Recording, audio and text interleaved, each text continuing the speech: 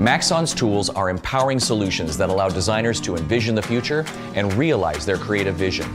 We've brought these great tools together under the Maxon banner to provide an integrated solution for the entire creative process. Everything an artist needs to create in all dimensions. Beautiful, inspiring imagery is how artists express themselves and tell a story. We're tearing down the barriers so creatives can use Redshift everywhere to create those images. Our community of artists shine in every area of design. From motion graphics, visual effects, characters, creatures, interactive NFTs, mixed realities, and all types of visualization. Our goal is to take the creative impulse and make the process as smooth as possible, enabling artists to express themselves without being bogged down by technology. We are dedicated to bringing as much value to Maxon One as possible through constant innovation and now the regular release of dynamic assets, Maxon Capsules. I'm pleased to announce that ZBrush is now included in Maxon One. All of our tools, Cinema 4D, Redshift, Red Giant, Universe, Forger, and now ZBrush, all included at the same affordable price. And there's more. We'd like to share with you some exciting new enhancements and upgrades coming from all of our products. We kick things off with the newest addition to the Maxon family, ZBrush. Please welcome Paul Gabbery. In ZBrush, we've always pushed for innovation in digital sculpting and continue to offer unique features that push the boundaries for artists to create their next creatures, characters, environments, toys, collectibles, jewelry design, and so much more. I'd like to take a moment and highlight some of the newest features that we've put in the last 4 versions of ZBrush, all done within the last 18 months. ZBrush Features enable you to use customizable brushes to shape, texture, and paint virtual clay in real time, providing an instant feedback. Let's take a look at some of the features that have set ZBrush as the standard for digital sculpting and digital painting. Creating a bas-relief in models has never been easier. Create Alpha is perfect for stamping details into jewelry, armor, props, vehicles, and so much more. Not only can you create an alpha, but load any model to project as a bas-relief into another. Apply one stroke to your surface, apply another stroke, and let ZBrush take care of the rest by interpolating the in-between strokes that can even change in size, color, or shape. Not only does this feature work with 2 sculpted strokes, but use it with our stager feature to interpolate the size, orientation, or color of one piece of geometry. Enhance your sculpting with a dynamic system that allows any surface to be contracted, expanded, inflated, or draped with gravity over any other meshes. Even use the dynamic feature with ZBrush's powerful brush system to create a superhero cape, a pillow, or provide that perfect wrinkle on any garment. Use masking to pin a portion of the mesh to create a point of interest, or use masks to provide a controlled wrinkle. Combine the dynamic system with our unique micro-poly meshes to give that extra realism to any article of clothing. Adjust and tweak all in real time, even with a single plane of geometry. Once you've achieved that perfect design, convert the micro-poly into geometry to add that extra bit of sculpted detail. The knife brushes cut through the surface with precision, removing volume, but closing the surface that is ready for sculpting. These brushes even work symmetrically in real time to provide an artist with an expanded freedom to design. This makes it perfect for hard surface design, 3D printing preparation, or establishing a flat surface across any type of topology. Release the constraints of designing low polygons with the bevel arc and bevel flat brushes. These brushes allow you to apply various bevel widths or create unique chamfer to any mesh. They will work perfectly with dense pieces of geometry to provide unique freedom designing without having to worry about your topology flow. Continue to refine your hard surface designs with Bevel Pro, as this feature works hand in hand with our live boolean system to provide an interactive real-time bevel or chamfer to any hard edge. The Mesh for Mask is an amazing, fast, and simple set of brushes that allow you to create base messages from any mask. These are perfect to work with an existing mesh to create a piece of armor for your next sci-fi suit. You can either jump directly to sculpting, or you can continue to refine the outline by adding it, subtracting it, or cutting holes. Not only is this perfect for hard surface modeling, but you can use these masking shapes to create just about anything you can imagine. Use a mask balloon brush to outline your desired shape to create a volume, any design fit for an ocean, and so much more. Even use these unique brushes to create a three-dimensional graphical scene, perfect for your next holiday card, illustration, or billboard.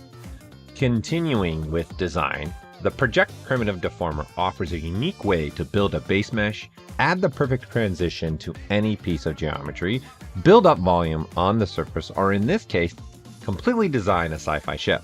This system allows you to project additive or subtractive primitive shapes directly into your surface by using a cylinder, a sphere, a cube, a diamond, or so many other unique shapes to create a workflow that opens up creative freedom.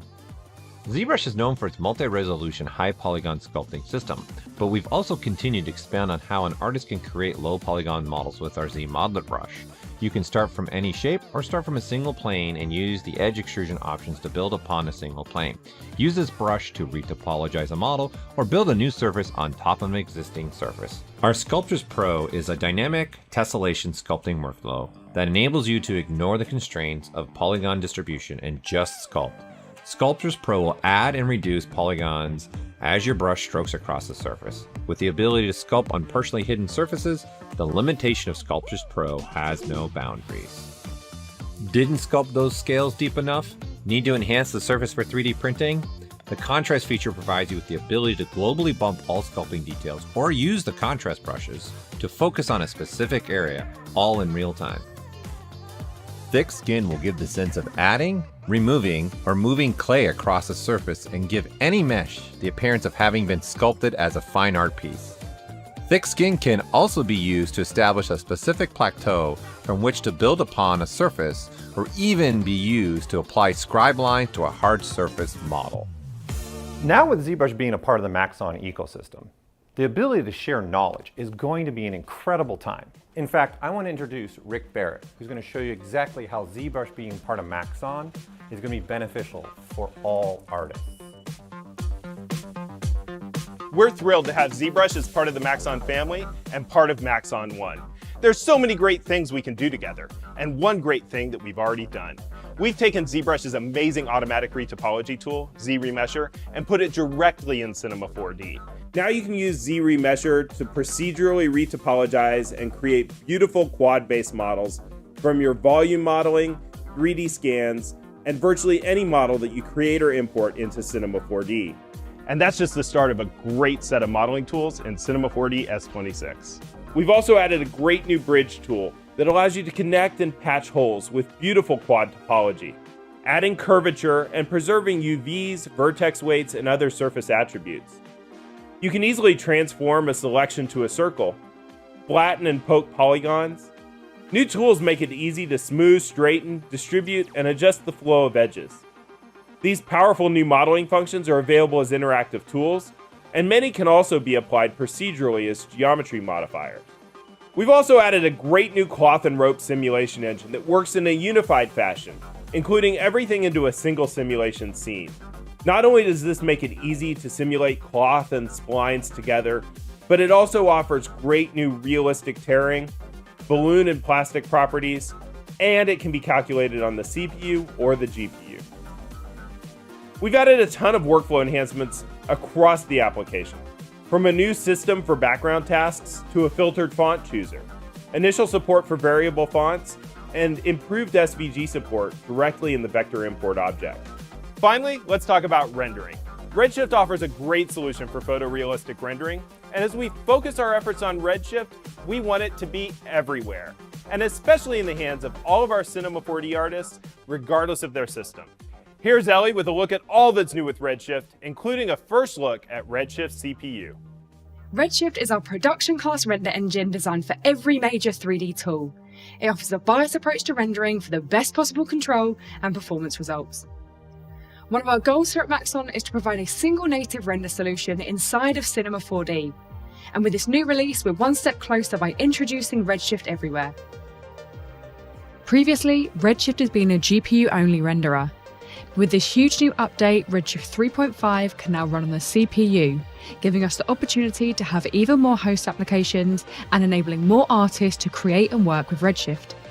Now every Cinema 4D subscriber can create photorealistic imagery with Redshift, no matter what computer they use. With S26, we're continuing to better integrate Redshift into Cinema 4D, with the aim of making it feel like a native part of the app. These new updates include a dynamic palette workflow, which update to show only Redshift tools when changing your renderer, as well as an improved viewport preview for node-based materials. Prior to this release, materials were seen in a simplistic way, making it harder for users to visualize. But as of S26, our node material previews are now a lot more visually accurate inside the viewport, with improved support for Maxon noise, MoGraph color, and other material properties like reflections from HDRIs. We've also increased the integration between Redshift and Cinema 4D's node editor, allowing users to work more efficiently with plans for more upgraded functionality in the future. Alongside these features comes an all-new Redshift standard surface, which offers incredible realism with intuitive controls, including a Lambert Spheres BRDF for porous materials and a thin film BRDF. You can now create beautiful materials using industry standard parameters, as well as translate materials from other rendering systems with ease.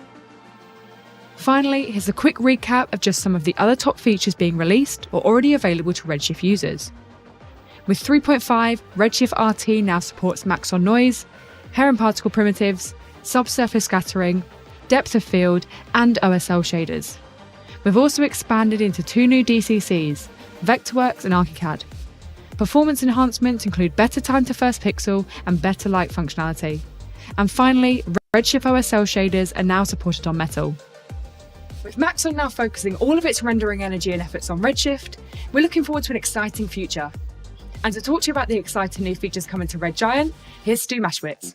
Hey, this is Stu, and I'm super excited to show you what's new in Magic Bullet and VFX. Let's start with Magic Bullet Looks. I'm going to apply it to this clip here.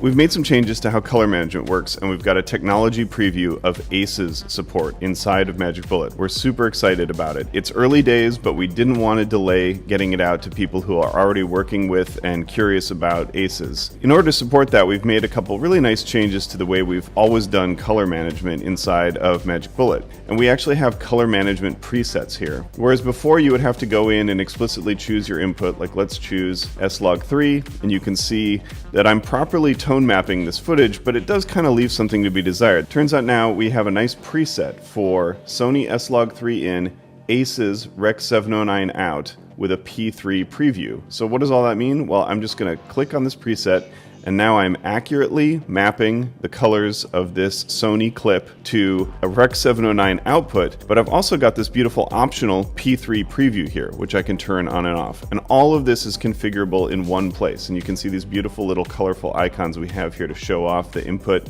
and output color spaces. We can also do some additional super fun stuff. We've got 2 amazing new tools in Magic Bullet that I'm so excited about. The first one is called Optical Diffusion. Optical Diffusion uses our optical glow engine to create an energy-conserving diffusion effect that can match many real on-camera filters. It also makes a beautiful bloom. Look at all these presets. A lot of these are based on real on-the-lens filters. Like here's a double Pro Mist filter, right? And then I can go down and choose a Pro Mist 1/4 for a more subtle effect. I can also choose some various bloom effects designed specifically to enhance 3D rendering. So I'm going to choose Subtle Bloom, and you'll notice that just the highlights are getting this beautiful little soft bloom. And it's got that beautiful optical glow inverse square fall off look. So now you've got a recipe for ACES that is more than just a lookup. You've got this beautiful all-in-one solution for improving your renders. That's optical diffusion. We've also got an amazing tool called halation. And this models real film halation, the way light bounces off the back surface of a piece of celluloid film. We've got great presets here for modern 35mm film stock, which is super subtle, all the way up to Super 16, which has a much more pronounced effect. And we've got this Wild West anamorphic preset that uses the anamorphic toggle to create halation that streaks. Next, I'm super excited to show you real lens flares. This is a brand new lens flare effect, created from scratch using an entirely new technology. Let's open the designer and check out real lens flares. The first thing you'll notice is this picture of a lens down here. That's not just for show. Real lens flares works by actually tracing paths of light through a model of a real-world lens. That's right, it's a ray-traced lens flare, and that's why we can get some effects that are just not possible any other way. You can see these beautiful reflections moving around here. That is because we are actually tracing rays of light through this real model of a lens. And it's super easy to customize and make it your own, and you don't have to know anything about how a lens works to do it, other than what you might do with a real-world lens, like for instance, adjust the f-stop. So you can see if I open up the aperture, the reflections change shape. And if I stop down, like here I am at f8-ish, not only do my reflections get smaller, but the spikes in my starburst also got spikier. We've got a ton of great presets here based on real lenses. These are actual simulations of real-world lenses. So here's a Canon 18-55 lens, and here's that same lens zoomed into 35 millimeters. And you can see, we call these little guys the squids, these little reflections that fold back on themselves. This is not something you're gonna get from sliding two-dimensional sprites around on top of each other. In fact, the fact that it's real ray trace light makes it super fun and easy to customize because you can actually adjust the color temperature of the light. And look how organic and beautiful this is. We're not just multiplying a color by the light, we're actually changing the color temperature of a real spectral light source that we're spectrally rendering. That's why you get these beautiful chromatic edges on some of these reflections. If I select the light source, I get even more control. So of course I can change the brightness of the light, but I can also change the size of the light, which is really nice because not only does it make a nice big flare, but it makes softer reflections, which I think look really great. So we've got a bunch of amazing presets here based on real lenses. Here's a Panavision lens. Here's a Nikon 24-70. Here's a Zeiss 75mm. Here's a crazy Panavision. Look at all these elements, including stylized ones that are based on these real lens models, but that give you a little more artistic control here. This is literally a 1.5 inch tall toy, and it just has no business looking this good. That's the power, the transformative power of applying simple but beautiful, realistic lens flares to something as ridiculous as, you know, my favorite thing, a toy on a stick. We have so much more that we want to do with real lens flares. We're still working on it as I speak, adding more features and more realism, but we couldn't wait to get it into your hands to get some early feedback. So that's an early look at Open Color I/O support in Magic Bullet Looks, our two exciting new tools, Optical Diffusion and Halation, and then of course our brand new tool for VFX, Real Lens Flares. Red Giant Universe is a suite of powerful GPU-accelerated plugins for video editors and filmmakers, used for motion graphics, image stylizing effects, transitions, text treatments, and animated backgrounds. Building on the performance enhancements introduced in Universe 5.1, including support for multi-frame rendering in After Effects, and M1 support for Mac, Universe 6 now comes with even more tools for adding visual flourishes, effects, and transitions right on the timeline. Chromatown is a chromatic streak and blur tool that splits an image into colorized subdivisions, enabling you to add morphing color distortions to your footage and motion graphics. Chromatown combines the power of directional, linear, and radial blurs with chromatic separation all in one place, and of course comes with fully customizable presets that help you create chromatic warping effects. Use the Chroma Style presets to switch between spectrum, tint, and colorize to find the look you're going for, and control how the chroma warp begins and ends with a series of controls that include color, position, scale rotation, lens distortion, and blur. Sketchify enables you to very quickly and easily give your video and designs the look of a cartoon, comic book, or painting. Using unique algorithms, Sketchify transforms your images into cartoon shading and lines. Sketchify allows you to dial in the intensity of the ink contour lines. Use the ink texture presets to add treatments like concrete, crumpled paper, crayon, and marker pen. It also pairs nicely with other Universe effects, such as texturized motion. Box Bokeh is a fast blur bokeh, which uses logarithmic image processing to make for a faster rendering pseudo-lens blur effect. Adjust the blur amount to turn up the bokeh effect, and adjust the gamma to control the intensity of the blur, and control the rotation of the bokeh shape to go from square to diamond. Stretch Transition performs a stretchy crossfade between two clips. It does this by generating a gradient and using displacement distortion. It allows additional creativity with exposure and blur controls, giving you the ability to instantly add dynamic energy to edits. And don't forget, the presets in Universe can be shared across multiple hosts, including the ability to design and save your own custom presets, allowing you to save time and also share and standardize design elements with colleagues and team members. Maxon has tools that span the entire creative process. Here's Garrett to tell you more about the new features in Forger. Forger is Maxon's professional sculpting solution for iPad. It offers an intimate and immediate experience for creators, anywhere they want to work. Forger offers a broad array of sculpting tools. This includes intuitive symmetry capabilities. And Forger offers sculpt layers for complex interactions like these facial movements. These can be used to create blend morphs and animation workflows. Forger already offers the ability to exchange models with Maxon's venerable Cinema 4D. Now we are bringing Cinema 4D's powerful polygonal modeling tools to Forger. The latest version of Forger now offers a large gallery of polygonal primitives, cubes, spheres, platonics, cones, pyramids, and many more shapes. These primitives can be used as the basis for powerful sculptures. Using this simple torus, we can quickly make a realistic donut sculpture, complete with icing and sprinkles.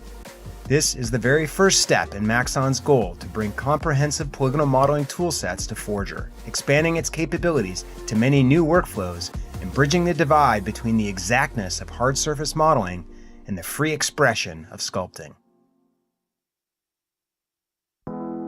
Everything you've just seen is available via Maxon app. Cinema 4D, Redshift, Red Giant, Universe, Forger, and now ZBrush, all included in Maxon 1 for the same affordable price. All these great additions are available to subscribers today. We are thrilled to return to in-person events with NAB next week, and hopefully we get to see a lot of you at the show. We have an amazing lineup of artists who are excited to show how they use Maxon tools in real-world projects. And don't worry, for anybody who can't attend, you'll be able to check it out because we'll be streaming the whole thing live. Even though we're returning to live in-person shows, doesn't mean we're backing off from our virtual events. The 3D Motion Design Show will continue every month. And don't forget, we have daily webinars showcasing a ton of inspirational and educational content across all of our products. These exciting updates show our commitment to regularly add value to Maxon 1 and inspire and empower your work. Thanks so much for joining us today and making us a part of your creative journey.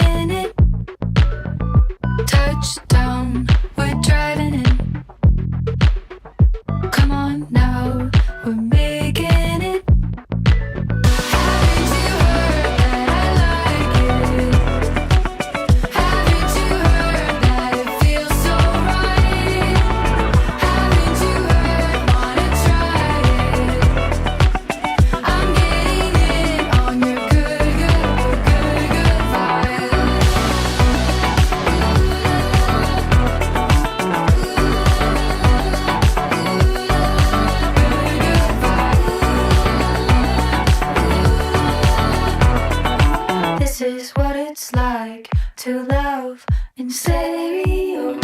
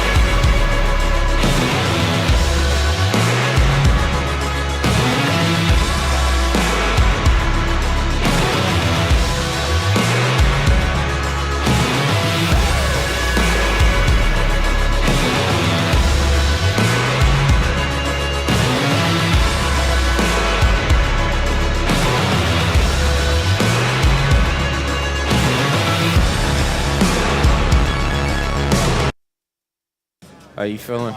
So good. Awesome. Welcome, ladies and gentlemen, creatives of all ages. We are here. We've made it to day 3 at NAB 2022. I am Matthias, aka Major VFX, on all of the social platforms. For those of you who don't know, we stream this show and all of our shows live every month at the 3D Motion Show. So check out 3dmotionshow.com for that and the lineup of all of today's and tomorrow's presenters. So to my left is an icon, a legend in the industry, a super strong supporter of the community, someone who's done more for the integration of cinema and Unreal and so many other things. My good friend, the one, the only, the legendary Jonathan Winbush. All right. What up, what up?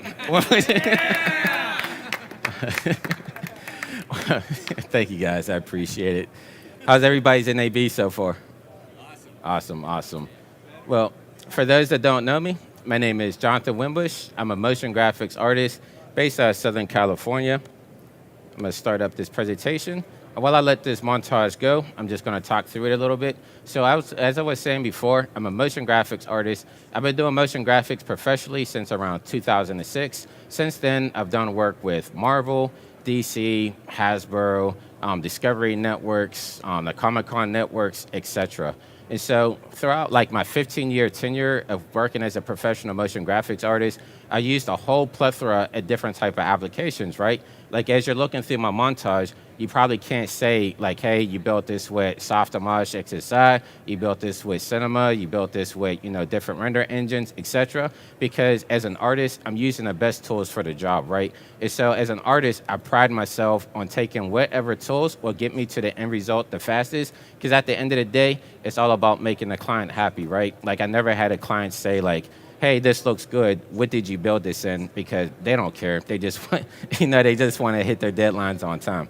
And so I'm going to move on to my next slide. I'm just going to do a couple of slides for you guys before I dive into a live presentation.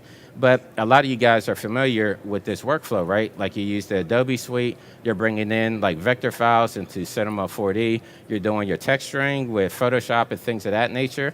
And then from there, you're going off into your offline render, whether you use, in my case, I've used Octane and Redshift respectively, and then take your multi-passes out to After Effects, and then from there, take it to whatever the platform that's your end result, whether that's the television screen or the theater. And so I'm gonna go through some of these slides here because a lot of you guys know me through my YouTube channel. And so for the past couple of years, I kind of prided myself on giving you guys tips and tricks on the different applications that I use as a professional motion graphics artist, bringing those tips to you guys absolutely free. And one of the biggest requests I get a lot from the audience is, how do I bring my Cinema 4D files into Unreal Engine so that I can work with both of them, whether it's for using the real-time aspects, whether it's for doing interactive stuff, even some virtual reality stuff, etc. And so even if you go to like my Unreal playlist, I have like over 100 videos specifically for Cinema 4D, the Unreal Engine integration. I kind of fell into this because of you guys keep asking me questions, right? It's not something that I particularly went into. I just love experimenting with different things. But I'm going to play a quick montage of some of the select work that I'm allowed to show. I can't show everything because of NDAs, but all these different works were done with the pipeline of Cinema 4D to Unreal Engine and to After Effects. Hello, everybody. My name's Joel Deadmau5. I've been following Jonathan Winbush for quite some time, and stay tuned here as he dives deep, really deep, into Cinema 4D and Unreal. Let's go!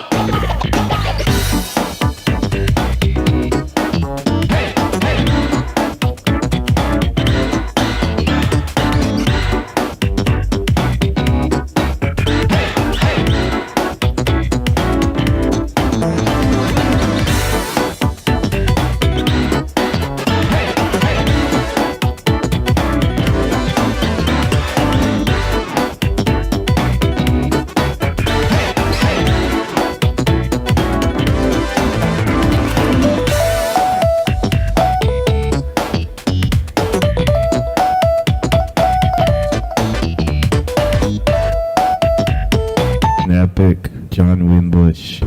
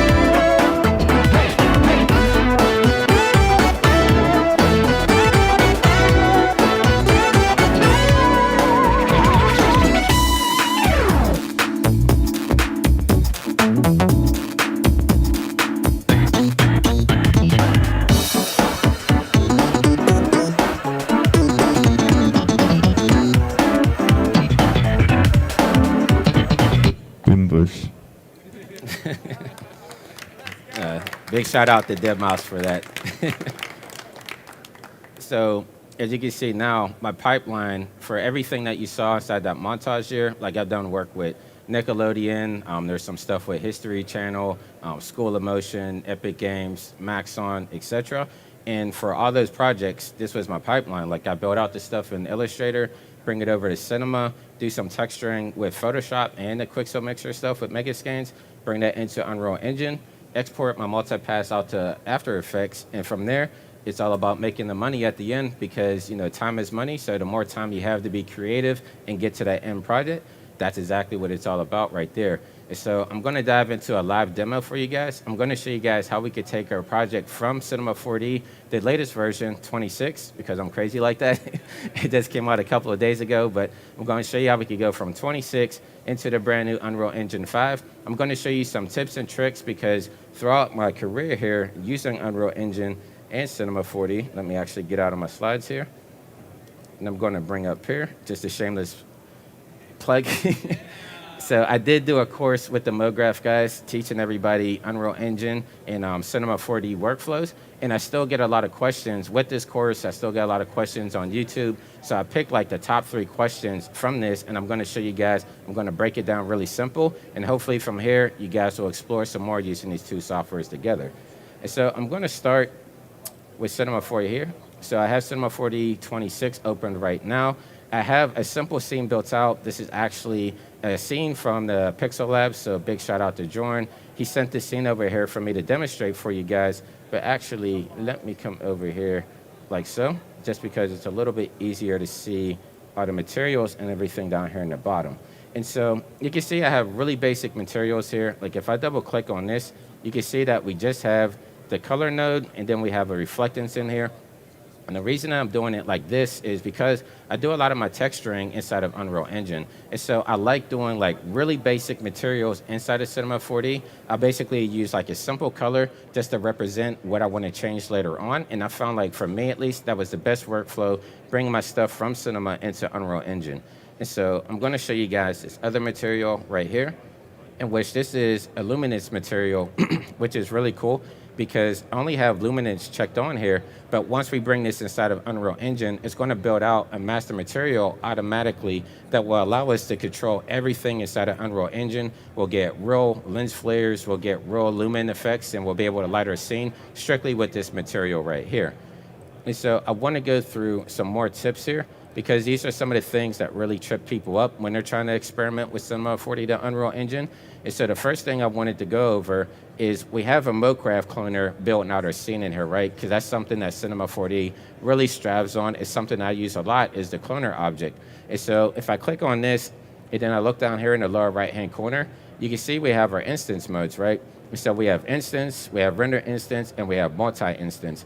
Now, as a motion graphics artist, most of us are kind of conditioned to either use the render instance or the multi-instance, because that will give us, you know, a faster viewport. It's going to render out faster on the back end. But Unreal Engine, like these are two separate companies. And so what Unreal and Epic are doing, they're converting your scene over on the fly once you bring it over. And the one thing it needs is all the geometry. Like it needs to know what it's bringing over. And if you're doing like a render instance, it's not going to know that there's an actual object there. So you're only going to have like the original object there. So that's a big thing right there. If you're using a cloner, you definitely want to have it in instance mode. And then I'm going to scroll this down in my top right-hand corner. I actually have an object instance here as well. And so this is another thing that really trips people up, because, you know, we use this a lot, again, for like speed and efficiency inside of Cinema 4D.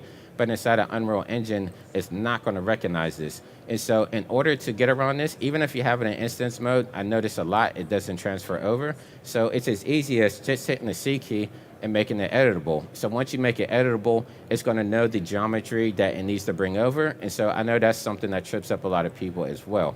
So I'm going to do that for some of this other stuff I have in here as well.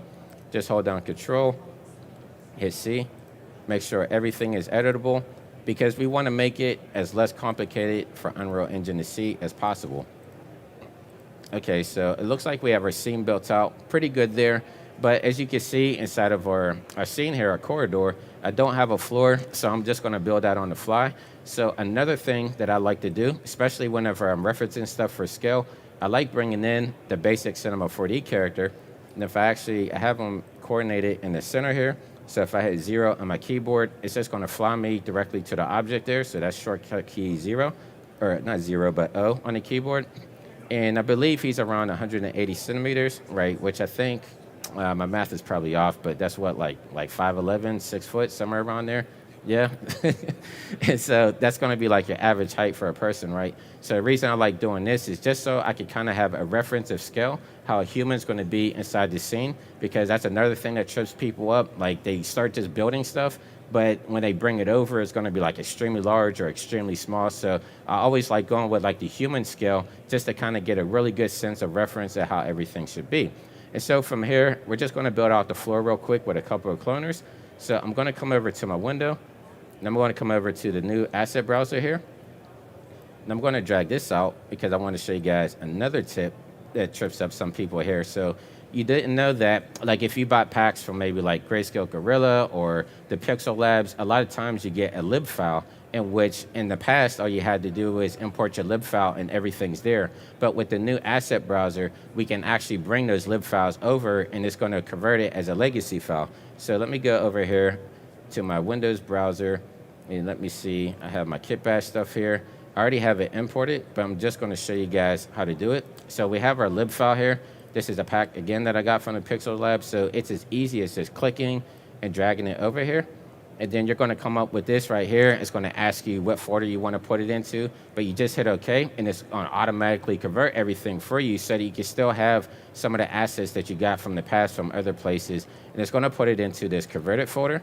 So as you can see here, now I have all my assets that I could do kit bashing with, right? So I'm just going to come over here down the floor, and I'm just going to pick a simple floor panel, maybe like this one right here. Just click and drag it into my scene. Come over to my coordinates. I'm just going to hit 0, tab 0. I love just zeroing everything out. It just gives me a good point of reference there. And then from here, I'm going to come back up to the objects panel. Just going to make a simple cloner like so. Drag this under here. Let me see, get it like that.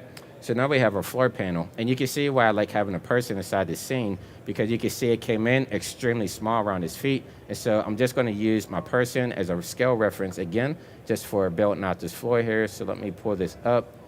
Maybe let's make this, let's try a 6x6 first. Something like that looks a little bit, I don't want to spend too much time on it, so I think I'm just going to go with that. So let me come back over here to Object, and I'm just going to extend this out exponentially, maybe like 35. And I'm just going to start extending these out a little bit like so. And we could probably scale it on the sides as well, so let me bring this up all the way to the edge. So it looks like it's about 7 on the length. And there we go. So we have a floor there and everything. And I think I'm going to keep it like that because I'm going to bring it into Unreal. And then I'm going to show you guys how we could do some more stuff going back and forth between Cinema 4D and Unreal Engine. So before I do that, I'm actually going to delete my character. Actually, no, let me keep my character because let's bring in the camera just so we could do a simple animation real quick. So I'm going to bring in my camera. I'm going to zero out the coordinates for this as well. So we got 0, 0, 0, 0, everything there. And then I'm going to bring it up to about the height of the person. So if I scroll in here, this is going to give us a good point of view. And that's another reason why it's good to have that person in there, just so you could get a good POV reference there. Now I'm going to delete my figure there. And then I'm just going to do a simple animation with my camera. So maybe let's make this like 120 frames, like so. So I'm just going to keyframe it on the Z here. Yeah, we're going to just push it forward. So I'm going to start back at 0, start a keyframe, go all the way back into the end. Then I'm going to push this forward like so. Then I'm just going to keyframe it again. And then I'm going to come into my animation panel here and hit H on my keyboard. Excuse me. And then I'm just going to make it linear, just so we don't have any ramp up or anything at the beginning and end there. So if I come through and play it, you can see we just have like a simple camera move, nothing going too crazy here. And we're just going to bring this all into Unreal Engine now. And so before we do that, I'm actually going to hit Control-D on my keyboard.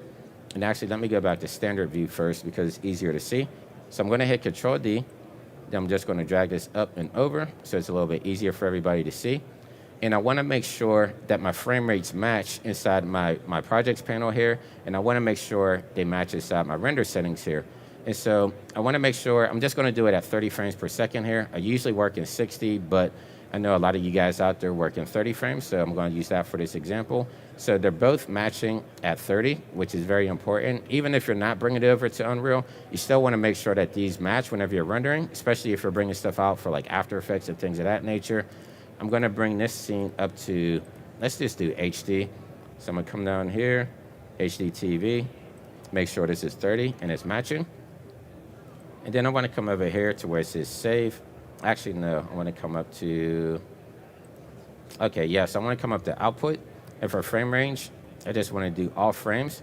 And so now that I have all that stuff selected, I want to make sure I come back over here to my projects panel. So again, you hit Control D. If that's not up, that's a shortcut for that.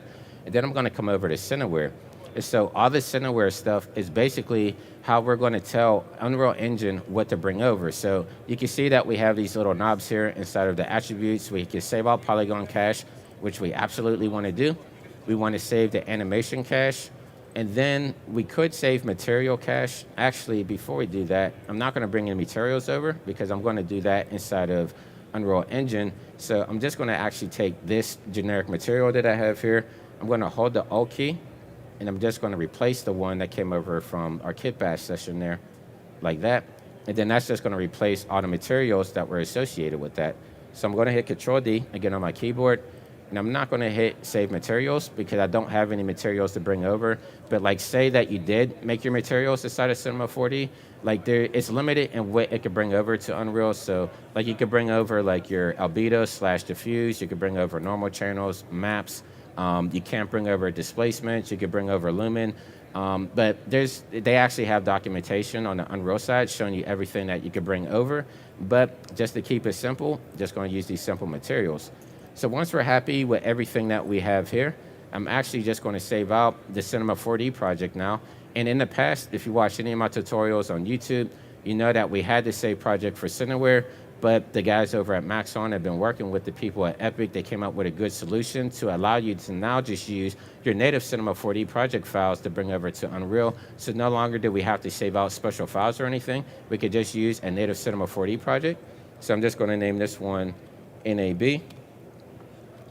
What up? Like so. And then I'm just going to save it here to my desktop. And while that's getting saved, I'm actually going to come over to Unreal Engine.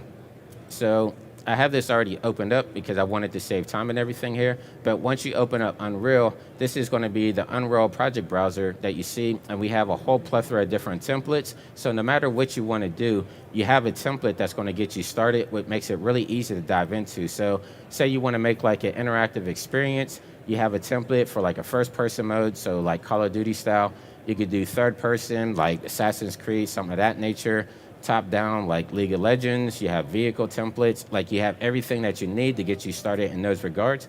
But it was really cool. They added this maybe like a year and a half ago. They added a template for film and television now. So we actually have a template to get us started if we're working in broadcast, if we're working in theatrical. And so what I like to do is click film, video, and live events. And then I'm going to start with a blank slate. And then down here in the right-hand corner, I'm going to turn ray tracing on because I do have an NVIDIA card inside of my system here that would allow me to use ray tracing. But what it's going to do, it's going to use ray tracing where it needs to use ray tracing. And then it's also going to allow you to use the new lumen settings as well for your lighting with our material and everything there. And so I'm just going to save this to my project, excuse me, to my desktop. Again, I'm just going to name this NAB. What up for my project file here? And click create and let this go. And then you can see that's the brand new Unreal Engine 5 that we're going to be working in here. And so while that's going, I'm going to get another, well, let me see how fast this is going to open up. Because I'm going to show you guys how we can bring character animation into Unreal Engine as well, because that's another big thing. But it looks like it opened up pretty fast. So I'm going to get this set up before I get into that. So I'm going to click update on my scene right here. That always pops up for some reason. I don't even know what that does, but I just click update because I figure it's better to than not to. But in order to be able to bring our Cinema 4D project file into Unreal, we have to activate the Datasmith plugin. So you're going to come up to the edit window, come down here to plugins, and make sure you have all plugins selected here at the top. And it's as simple as just searching for C4D. Now this is all built inside of Unreal Engine now because the guys have been working with each other. You can see this is version 1. It's no longer inside of beta. And so to activate this, we're just going to click the little check mark button here. And a tip with Unreal Engine, if you know that you have specific plugins that you need to activate, you probably want to do that all at the top because it's going to make you restart it just to activate it. And so usually, like if I know I'm diving into a project and I'm going to use like a certain set of plugins that aren't activated, I make sure I activate everything here first and then just hit restart just to make sure you do everything there at the top. And usually this one doesn't take too long. So I'm going to let this one load up real quick.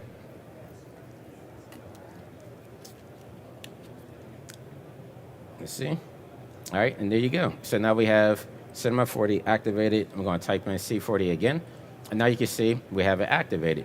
And so from here, to be able to bring that C4D file in, we're going to click on this little box that has a plus symbol here. And if you scroll down, you can see we have Datasmith here. And this is how we're going to bring our Cinema 4D file into Unreal Engine. So I'm going to click on File Import here. Then I'm just going to look for my desktop. It was this one right here, NAB. I'm going to click Open. It's going to bring up this other panel here. You're just going to click Content because this is going to be brought into your content browser, which is down here at the bottom as well. So I'm just going to click OK. Then it's going to open up this other panel. And this is going to ask us what we want to bring over from the C4D file into Unreal Engine. So you can see right here, our file right here is .c4d. And it's asking us, do we want to bring over the geometry, materials and textures, lights, camera, animation. I'm just going to leave everything checkmarked because I want to bring everything over from my project here. So I'm just going to click import. And hopefully this doesn't take too long. I only did 120 frames here. So it should go pretty quick, but yeah, there you go. So a caveat with that is like the longer your session, the longer it's going to take to import, right? Because it's converting all the frames over on the fly using the Cineware there. And let me actually show you guys what I'm talking about real quick. So I'm going to come down here into my content browser, open up the timeline. And I know I went a little bit fast. So it's down here under animations. You'll see this clipboard here. And this is called the sequencer inside of Unreal Engine, which is the timeline to us. So if you double click that, it's going to bring up your sequence window right here. And you can see I only had a simple camera animation brought over. But if I look at the transform, you can see it actually baked out all the frames. And so that's why it's good to take in respect on how long your project's going to be, because it has to bake all these frames once it brings it into Unreal Engine. So like I've done, you know, like 2,000 frame sessions, and it maybe took like 3 to 5 minutes to import. And I know a lot of people hit me up saying like, hey, it looks like it's hanging. Why isn't it going through? And I'm like, just leave it alone, because it has to, especially if you have like a lot of complex animation, it has to calculate those keyframes to make sure that everything comes in on par. So that's something to remember there. And then if you have your camera selected, another thing that trips a lot of people up, you can see right here, like in the right-hand corner of the viewport, that is actually like our first-person view through our camera. And you can see how large it's taking up our viewport. Like it's literally taking up a good chunk of it. And so if you want to make this smaller or actually get rid of it, you're going to come over here to where like you see this hamburger button, click on this, and I'm going to come down to advanced settings here. And then up here at the top, I'm just going to type in camera. And there's actually 2 things I want to show you guys in here, because this is some cool tricks too, that for especially for people that are coming from Cinema 4D into Unreal Engine, this will help you out a lot. And so the first thing I want to show you guys is how to actually bring down the camera size here. So I'm going to scroll this over here a little bit. And you can see right now our camera preview size is set to 5. So you can actually set this to 0, and it's going to shrink it on your screen. So I know that was something that tripped up a lot of people as well. And then another thing that trips up a lot of people is the way that we navigate inside of Unreal Engine is kind of different than Cinema 4D. Like I know a lot of people are used to being able to like click on your object and actually orbit around it, and just having that being like your selected center point. And so a way to make Unreal Engine work like Cinema 4D inside the viewport is actually just clicking this on right here where it says orbit camera around selection. We're going to click that on, and then that should make you feel more at home whenever you're trying to navigate inside of Unreal. So those are the 2 settings there that's going to help us out. And as you can see right now, if I look over here on the top right-hand side, this is our outliner. And so this is where everything that we bring into Unreal Engine is going to live on this side here. So everything that's inside our viewport is going to live inside the outliner. And so I'm just going to clean this up a little bit real quick. So I'm actually going to right-click, make a folder, and I'm just going to name this one C4D. And I'm going to drag all the files from Cinema 4D into that folder there, because it gets a little bit messy here. And actually, let me show you why. Because remember, we used the cloner from Cinema 4D to bring it to Unreal. And as you can see right here, it actually brought in every single piece of geometry as its own thing. And so that's another thing that takes some getting used to, like especially if you build like big cityscapes or, you know, something that uses a lot of cloners. With the cloner there, it's going to bring all those in as separate pieces, because again, it's trying to transform and make logic out of what we have in Cinema into Unreal. And so that's why I like kind of putting it in its own folder, just so we can kind of clean this up. And then another thing I like to do is make another folder for like my FX stuff. And so I'm going to get rid of my atmospheric fog. We don't need it. Get rid of this floor, but I'm going to put the light inside of the FX panel here. I'm going to get rid of player start. That always comes in as default because this is a game engine at the end of the day, but we don't need it. We're just going to do a render from here. Then I'm just going to drag these three into here as well, like so. And then I'm going to come down here and click Save All, because it's very important to save. This software just came out, so save your files. That's all I'm going to say. Save your files there. And so from here, you see we have our scene from Cinema 4D in Unreal Engine. But if I look at it from the outside, a lot of people are like, where the heck are my polygons? Like, you can see it on the faces on the inside, but on the back side, it's invisible. And we didn't actually lose our polygons for purposes inside the game engine. It's trying to move as efficiency as possible. And so it's really going to only have like one-sided materials in there just to speed everything up in the viewport. But we could easily get around this by basically just coming over and selecting our material and telling them that our material is double-sided so we can see everything in there. So I'm going to come down here to the white material that I have there. Just come all the way down like so. I'm going to come down here under material properties. And then you should see two-sided. So it's as easy as just turning this on, click save. I'm going to exit it out. And there's all your polygons. So no reason to freak out. Everything's still there. You don't have to keep importing everything. You should be good to go there. So now I'm just going to fly into my scene here, which is pretty cool because you can't see my keyboard, but I'm actually controlling this like a video game. So I'm just using the WASD, and I'm using the mouse, which is really intuitive. So like all my Halo players out there, you used to be a Master Chief. You're actually working as if you're Master Chief inside the game engine here, which is really dope. But I'm going to show you guys, we have like this big gap in here, and I actually did this on purpose because I want to show you guys that we can actually go back to Cinema 4D and fix this. Like, we could manually go through and select like all these panels, move them up into the place that we need to. But the beauty of having a Datasmith plugin is we can actually make our changes inside of Cinema 4D, update it, and then have it update inside of Unreal Engine. And it's even intuitive to the point to where, like, say I have this right here, I delete it on accident for whatever reason, or I delete it on purpose. And for whatever reason, I'm like, I want that back, but maybe I went too deep into my scene, and you can't hit Control-Z. We can actually bring this back in from Cinema 4D as well by just importing it. So I'm actually going to, again, I'm just going to save this, and then I'm going to jump back into Cinema 4D. Let me click on my panel here and just move it up a little bit. So let me see. That's one thing that does trip me up, moving back and forth between Cinema and Unreal, because it is different in the viewport. But I'm just going to move this up. Then I'm going to come back over to my objects panel, and I'm just going to tighten them up because I did see some light leaking in there a little bit. There we go. And then I'm just going to hit Save, Control-S. And so I just did some simple setup here in Cinema 4D, some fixes. I moved my panel up a little bit. So now I'm going to go back to Unreal Engine, like so. Then I'm going to come down here into my NAB with up folder, and you should see a little cube here with like a circle around it, and this represents the Datasmith plugin. So this is actually our Cinema 4D file. And so what's cool about it is if you right-click, you can actually re-import with the same exact file, or if you have like an iteration of it, like, a lot of times we work in iterations, like a version 2, you can actually re-import with the new files, and if it has the same files that you're working in Cinema 4D, we can import it with that. But I'm just gonna do re-import here, and it's gonna pop up with this window. I wanna bring everything over again, and remember, we deleted that panel there on the left-hand side, and so this is gonna be off by default, but this respawn deleted actors, this is gonna bring everything back over as it should be from Cinema 4D. It's almost like a hard reset for everything. So I'm just gonna click import here, give us a few moments to update. Hopefully it doesn't take too long to update here. Yeah, it looks like the panel's coming up here already. And there we go. So everything updated from Cinema 4D into Unreal Engine. It was easy enough. We see our floor panel moved up and everything, like so. And yeah, we have our scene there. So the next step I'm going to take from here, I'm actually going to bring in some geometry. I'm just going to block off this back here because I want my scene to be completely lit by lumen, just using the luminance channel that we brought over from Cinema 4D.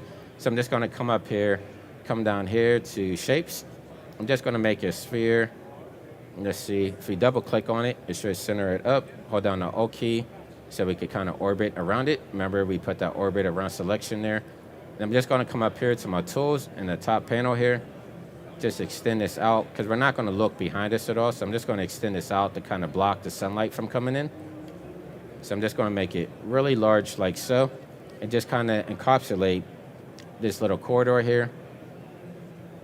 And cool, I don't see any light leaks or anything like that. So again, I'm just going to click save here. Make sure I save everything inside of my scene. So now let's get into some of the lumen aspects here, and then I'll show you guys how we can set everything up for real-time rendering. And so you see that we have some glowing panels here. We have it reflecting off the floor a little bit. Actually, let's get some better reflections in here. I'm just going to get a little bit crazy here for a minute. Just going to pull up Quixel Bridge. Hopefully this opens up and allows me to be logged in, which it is. All right, perfect. So I'm going to pull up, this is Quixel Bridge, and this is actually integrated inside of Unreal Engine now. So those that don't know what Quixel is, it's a photogrammetry library. It has about 16,000 assets. Like, they travel the world taking photo scans of everything from textures to objects and foliage. Like, basically everything that you need is inside this library, and you can use it absolutely free. And so I have some files that I actually downloaded here. Let me click this off. I have my email up there. Please don't email me. All right, so I'm just going to bring this in because it has some water petals in here, which will give us some cool reflections. And so I already have it downloaded, but I actually have the Nanite version downloaded because this gives us infinite polygons. Like I've showed in the past, like I've used objects with like 9 million polygons, brought it into Unreal Engine, it had no problem at all. So Nanite is the rawest that you get. Like, you don't have no normal maps, no displacement maps. Like, it's just all raw geometry, which gives us the best scene or the best scenario for a scene. So I'm going to click on Nanite there. I thought I clicked on Nanite. Did I not click on Nanite? Let me come back. All right, so I'm going to go back again. Let me click on local. Scroll down to the one with all the puddles in it. All right, click on quality, Nanite. There we go. So now I'm going to add it to my scene. And I know it doesn't really match the scene, but I just wanted to have something with a lot of cool reflectance and stuff in there. So I should have brought it down here into my content panel, like so.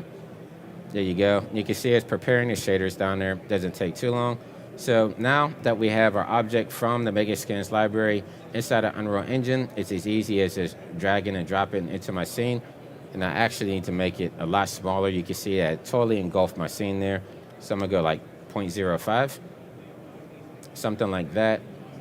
And that actually gives me a good reason to show you something cool in here, because that's kind of like an annoyance that we have inside of Unreal when you don't have it properly set up. Like, you saw that, like, whenever we're moving around, it's actually like with the lighting and stuff like that, it's trying to adjust for like how a person would be in the real world. So like, you know, when you're indoors, you go outside, your eyes have to adjust to the light. Like, being a game engine, it replicates that right off of the bat, which kind of could throw a lot of people off. And so whenever I put that Megascans asset in here, you saw like we're starting to get like some weird exposure and flickering and stuff happening, and that's just because that's the way the engine works just by default. And so a way to get around that, I'm actually going to add a post-process volume into my scene just so we can kind of control that exposure and everything in there.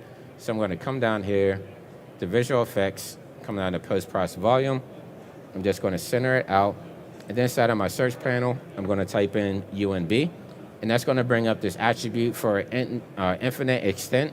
And that means that everything inside the scene that I do with this post-process volume is going to be affected. Because if I scroll back here, actually let me double click on it, you can see we actually have like a square panel in here. And so this is something that they use in gaming as well. Like say like you want to change the color of a particular scene, like once you walk into this volume, it's going to change it, but I want to make it so that everything that I change in here is going to affect like the entire scene. So I'm just going to turn this on right here. And then I'm going to come down here under exposure, and I'm just going to turn my exposure composition down to 0. And you can see the scene already got really dark. And then I'm going to come down here. I have one more attribute to change out. So speed up and speed down. This is actually what I was talking about with the exposure. So like speed up, like if you walk outside the house, the exposure of your eyes getting adjusted to the light, you can actually control that speed there. But I'm just going to bring it to 0 because we don't want to do any of that at all. So I don't know why it's doing 0.02, but all right, I'll take it. And so now you see like our scene is completely dark in here. And I'm just going to control it with the lighting from inside of our material there. And so now what I'm going to do, because we can't see anything in here, I'm going to come over to my light. I'm going to come down here. Actually, I'm going to come down here to my materials. NAB, what up? Come down to materials. Double click on light. And remember when I said that inside of Cinema 4D, whenever I just clicked on that luminance, it's going to make a master material automatically for us inside of Unreal Engine. And what you can see, it automatically built out our attributes here. So we don't have to do any type of nodes or anything inside of here. It automatically built it out for us. Because if I look at C4D Master, these are all the nodes for the material mode here. And Unreal Engine built this out automatically for us, so we don't have to go through and create this, because I know for me, nodes drive me crazy. So yeah, thank God that they automatically have that built for that. So I'm going to click back over here into my light material here. And it's as easy as just coming down here to emissive glow. Let's go crazy, type 25. You can see it's light in the entire scene there. I just wanted to go extreme just so you guys can see it. But now our scene is completely lit by lumen. Like there's no outside lights or anything. It's all being lit from the materials here. You can see the reflections here on the puddles and everything. And everything looks really cool, right? So I'm just going to come back over here. I'm just going to turn it down a little bit because I know we're running out of time. And so what I'm going to do now is, let's see. Do you guys want to see real-time rendering, or do you guys want to see character animation? We have a couple of minutes left, and so real-time? All right. So we'll jump into real-time. If I have enough time, I'll show you guys the character animation tools in Cinema, how to bring that over. But I'm going to really quickly set this up here. I'm going to come back down to my sequencer. And again, this scene was super basic. I just threw it together for you guys, just trying to show you guys some tips and tricks. But I'm going to come down here and click on my camera. And I'm just going to scroll this through. This is a basic camera move. I don't know why it's not centered up. So let me actually, I'm just going to move my camera here. Let me come back and see where it's at. So it might have got bumped somewhere in there. So let's move this back to the center right here. I wonder why I did that, but I'm just going to render this out real quick, and then we're going to move on to the character animation tools. So what I'm going to do from here, this is another thing that trips people out. Like whenever they come down here and they try to render it, they see that it's not going to render their scene, and that's because Unreal Engine has a nonlinear editor built inside of it. So if you use like Blackmagic Resolve or Adobe Premiere, we have that built inside of Unreal Engine. And so you make your animation clips and then you render out from there. But it's super simple. All you have to do is click on track, come down to camera cut track, click on this, and then from right here, I'm going to select camera, and I'm going to select my camera there. And then you see I came up with this animation clip. So the cool thing is, like say we had a couple of cameras in here that we want to render out in sequence, we can actually just take this and clip it down and actually make animation clips. So if you want to hit it at like different camera angles and stuff like that, you can render that all in real time inside the sequence here. But I'm just going to render out this simple animation here. If you want to see more complex stuff, of course, go to my YouTube channel, youtube.com/JonathanWinbush, where I'll show you some more stuff more in depth, or you can take my MoGraph.com class there. So what I'm going to do now is actually hit Save All. And then I'm going to come over here to where we have this clipboard. I'm just going to click on this, and this is going to bring up our movie render queue, in which this is brand new for Unreal Engine. It's more inclined for artists, because if I click on this, we actually have more options here. Like before, like I said, this is a game engine, so it didn't have like a lot of artist-friendly stuff like multi-pass rendering, but just working with both Maxon and Epic over there and kind of letting them know what artists want. Now we have multi-pass rendering, we have crypto mats, we have reflection passes, we have lighting passes. We even have a path tracer in here as well, which is really cool. That's something that they added recently. So path tracing is going to work more like your traditional GPU renderer, like Octane or Redshift, if you want to get a little bit better quality out of Unreal Engine. But I'm just going to render this out with the, the Lumen technology here. And so I'm going to go into, let's say, well, it has JPEG by default. I'll just do a JPEG sequence. I'm going to come down here to output. I'm just going to make a folder to render at. So let's say new folder. Just going to name this one render, like so. Select this folder. I'm going to leave the image sequence as is, 1920 by 1080. I'm not going to mess with any more of the stuff here. I'm just going to click accept. And then once you have everything set there, I'm just going to click save one more time. Come down here, hit the render button, and it should only take a few moments to get lit up, but there's the rendering right there. You can see that it's rendering the frames all in real time there. And that was, I know it was only 120 frames, but it was literally running at 60 frames per second. So we have our full render there on our desktop now. So if I go over to my desktop, come over to render, you can see we have our image sequence all in full here. So if I double click on it, like so, you can see that we have our scene rendered out there inside of Cinema 4D. So I did notice once I opened this up, I didn't texture these up top, which is another tip that I want to show some people out there, especially this guy that was taking my course. This was something that was really tripping him up, so I do want to make sure I address this. And so let's say whenever I brought the cloner over from Cinema 4D into Unreal Engine, and I just have like this simple material here, say that I want to retexture this with like a Megascans material, right? And if I come over here, actually let me go to Megascans and I'll add like a metal material. So I'm going to come back over here, Quicksub Bridge. I'm going to come down to my surfaces, and I'm going to pick this one right here for brush steel. I'm just going to click add to add this into my scene here. And there we go. So now we have the brush steel. And if I move up here, usually you could just click and drag it over it. But as you can see, before you had to do it one by one, which was really annoying, which was really throwing a lot of people off. Like a lot of people are hitting me up like, hey, why do I have to bring this over one by one instead of just being able to like render or texture everything at once, because it is coming from the same cloner. And so in this update, we can actually select our object there from our cloner. If we hold down Shift and E on the keyboard, that's going to give us a shortcut to engulf everything. So it's supposed to.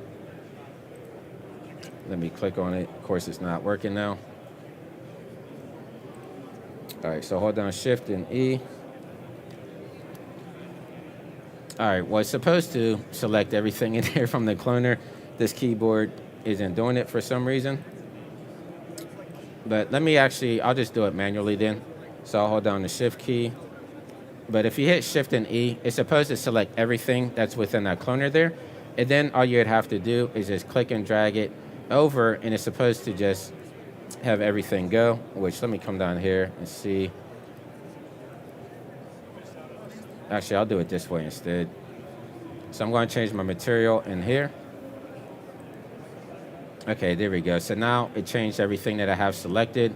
For whatever reason on this keyboard, Shift and E isn't working, but if I hit Shift and E, it would select everything inside that cloner, and then once you drag and drop it, it's supposed to change everything there, but trust me, it works. I'll do it on YouTube, and I'll show you guys from my keyboard that works. But I have a little bit more. Actually, no, that's it.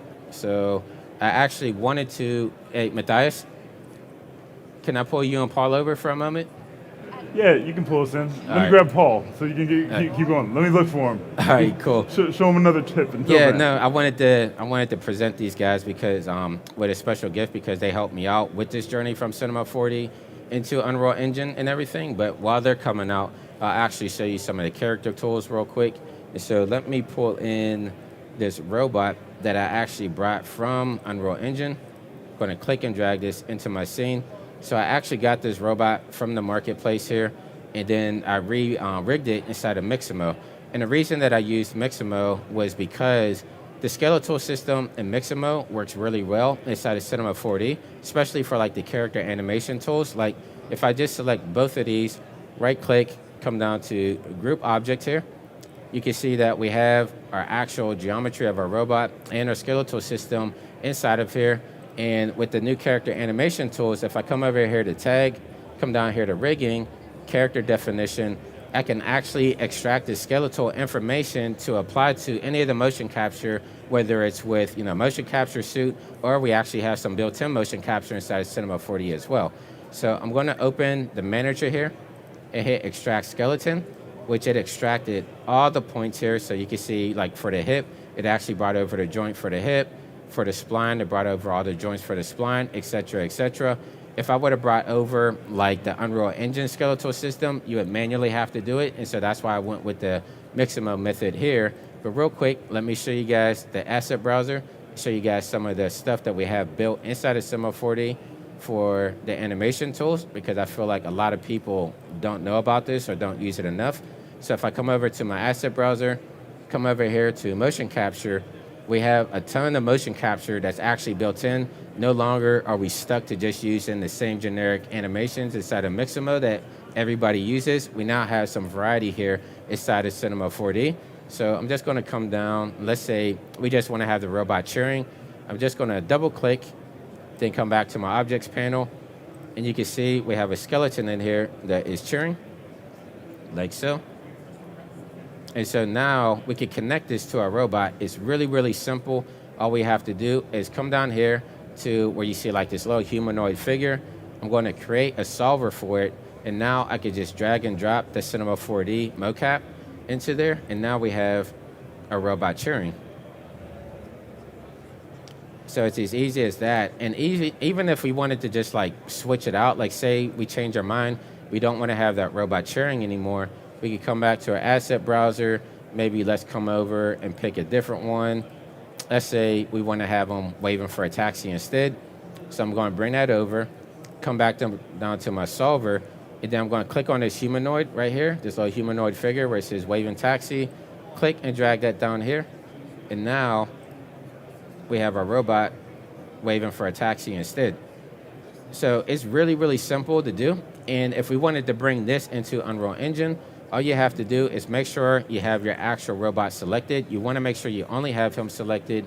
Come over to File, and then I'm just going to export out as an FBX. I'm just going to show you guys the settings that we want there. The main one that we really want to have in there is selection only. And then you want to have your animation track selected as well. If you have materials, make sure you baked your materials. But you're just going to hit OK on that, export it out, and then all you have to do is import it into Unreal Engine. And same thing I showed you guys before. Everything just comes in, drag and drop, and you're on your way. So, are you guys good? So yeah, we can show up.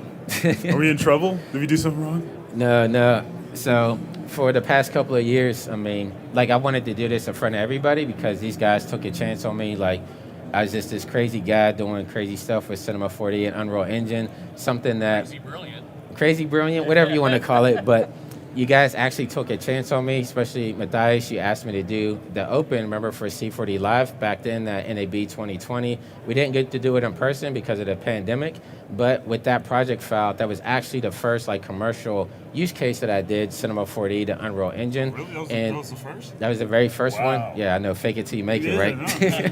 Nicely done, sir. But with that, I actually entered it in an award, and we actually did take home first place. I wanted to give it to you guys in person. I've been holding on this for a couple of years here. Wow. Wow. But here we go. So we took home the gold for the Nix Award. I wanted to present this to you Hi, guys. Internet. Look.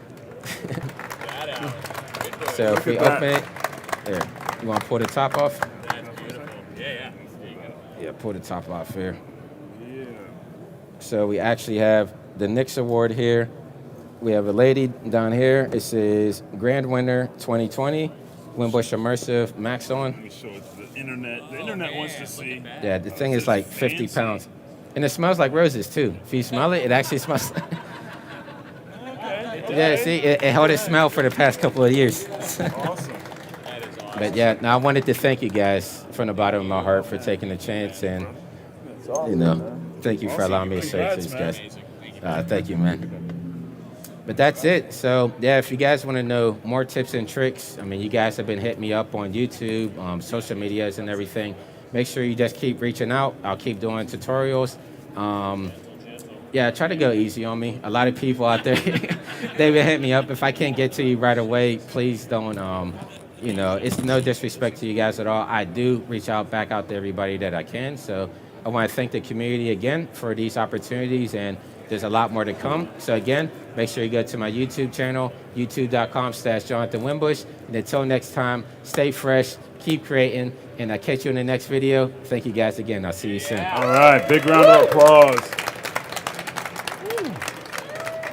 Dude, it's an honor always having you, brother. It really is, and I mean the community loves it. You can hear the applause. Internet, you can probably hear it through the mic, but I mean, yeah. I know we did like 50 minutes. I could go like 8 hours. I know. Stuff, so I'm like trying to. I know it's like. But we do have some questions. But guess what? Live takes priority. I'm sorry, Internet. I mean, we do love you, but they came all the way out here.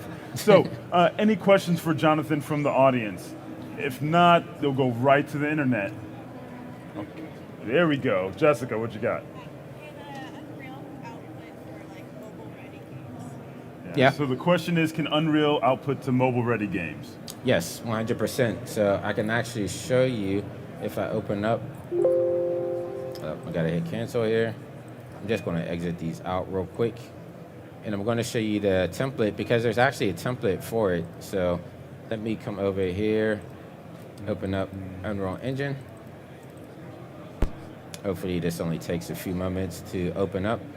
But this was something that I alluded to at the beginning, that once we open up the Unreal Project Browser, we do have like a whole plethora of different templates and stuff like that. And so you can see maybe like if you're making like a third-person mobile app right here where it says target platform, you would actually just click it for mobile, and then all the templates and everything that you need for a mobile, it will have everything there, and then you can export it from there for your tablet or your phone or wherever you're trying to put it to. Yeah, no worries. One and done. Let's see here. Another question? Or David? So you mentioned the limitations of bringing materials from C4D into Unreal. If you were to take materials and like find them in Unreal and bring them back to C4D, are there other limitations, or is it about the same? Okay, so the question was, there's limitations as far as bringing in materials? Is there limitations if you tweaked it and try and, you know, get them out? Unreal to Cinema. Unreal to Cinema, round tripping. I wouldn't call it limitations, but you know, there are some things you have to be aware of. But yeah, if you did want to bring your materials from Cinema or from Unreal into Cinema, it is possible, but you have to select it one by one. So like your albedo, you would export that out separately, your normal map, etc., etc. So you can do it, but it's just, you have to, it's manual work to do it. There's no one-to-one, like one-click solution. Just doesn't automate. Yeah. Down at the end.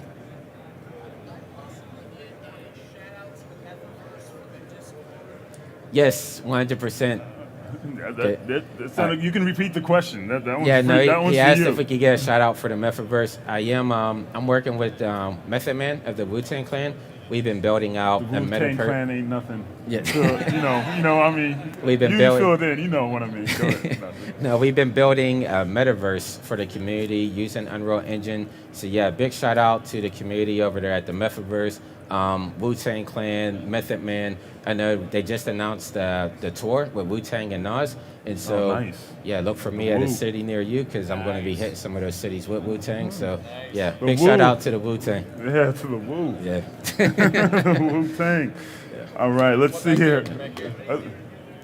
Question. I'm sorry, what's that? YouTube channel. How do they find you again on your YouTube? I'm glad you asked. So if you come, I'll type it out for you. So youtube.com/Jonathan Winbush. I can't even spell my name. Yeah, Jon. Oh, there we go. See, somebody was searching me out. So there you go. If you look for youtube.com/Jonathan Winbush, you can find me right there.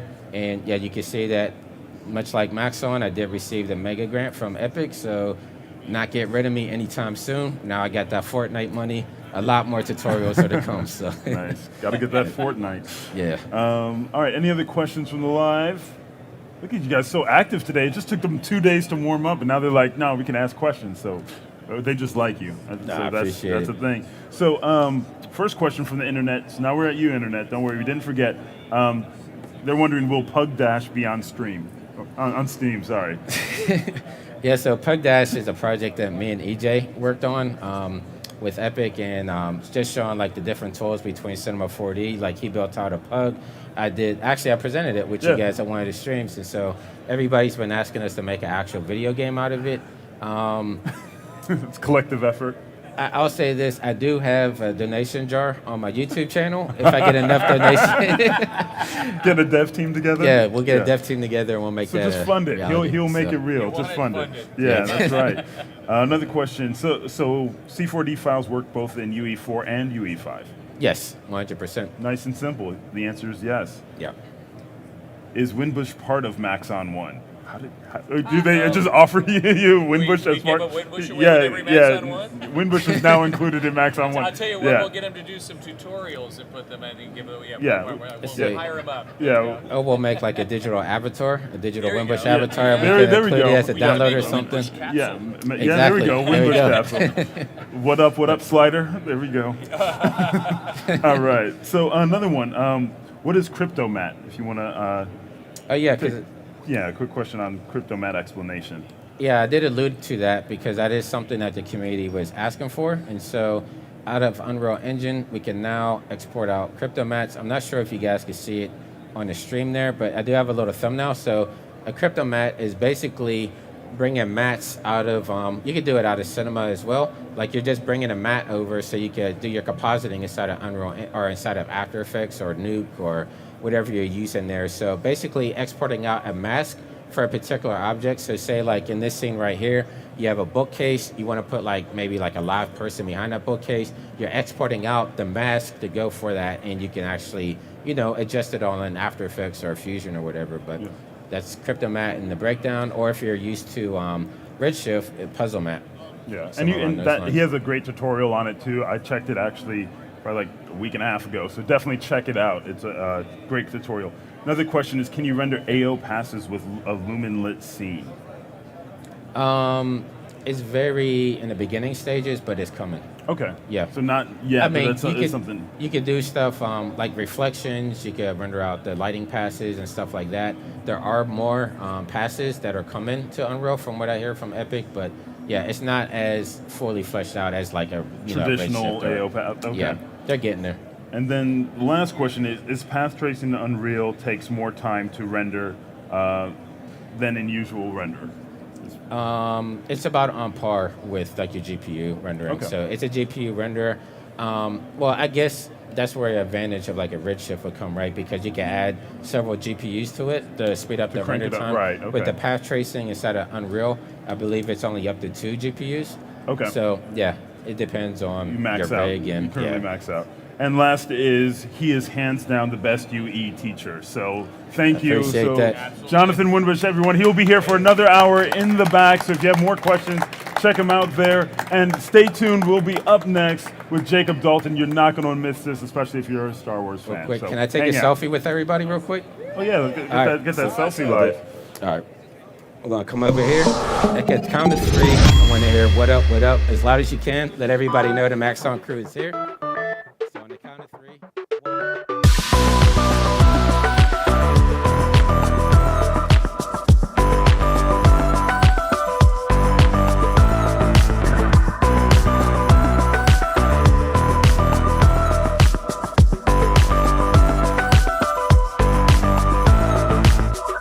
High, low, in stereo. Hot, cold, I carry it. In and out, I'm pushing it. Come on now, we're making it. Haven't you heard that I like it? Haven't you heard that it feels so right? Haven't you heard, wanna try it? I'm getting in on your good vibe.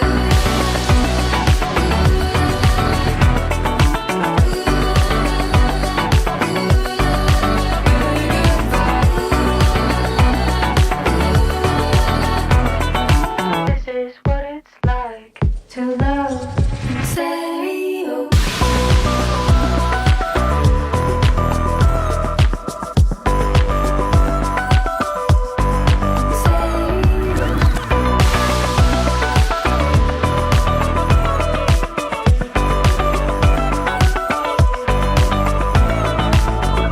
Time's slow when you're feeling it. I know you're needing it. Touchdown, we're driving in. Come on now, we're making it. Haven't you heard that I like it? Haven't you heard that it feels so right? Haven't you heard, wanna try it? I'm getting in on your good vibe.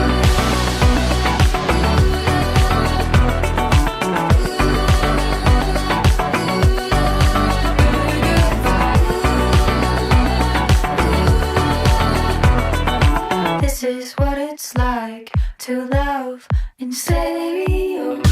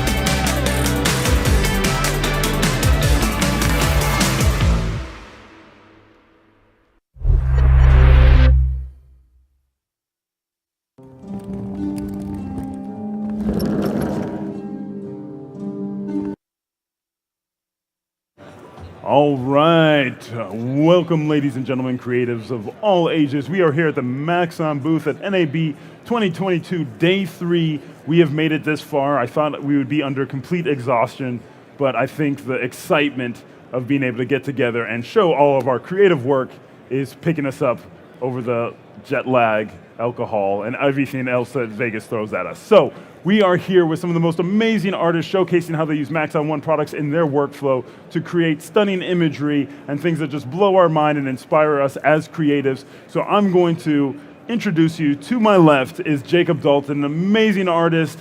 And I'm not going to say anything because you're going to see what happens next. So stay tuned, Internet, ask all the questions, and we will see you in about an hour.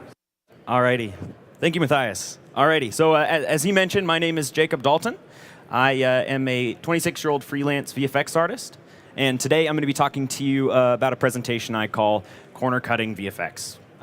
Now, what I mean by that is, you know how sometimes you don't necessarily have the optimal amount of time to do something the perfect way you'd like to do it, but you still got to make sure it looks cool, and you got to get it done in time. So sometimes you kind of use little tricks to get yourself to the finish line, make sure your clients are happy. So yeah, I will tell you a little bit more about myself, then I'll play my reel. Like I said, I am a freelance artist. I am Oregon located at the moment. I've been doing this for maybe close to a decade or so, since I was 16, and I could make terrible commercials for any local business. I spent the last handful of years working for a company called Video Copilot, which was really fun. The reason I bring that up is because while I was there, I got to work on a project for THX, which was cool. There's a camera fly-through, and that was my first foray into Cinema 4D and Redshift in general. And since then, I've kind of found my home, and this is my software of choice. So, tell your friends. I am going to play my reel, and then we can get right into it.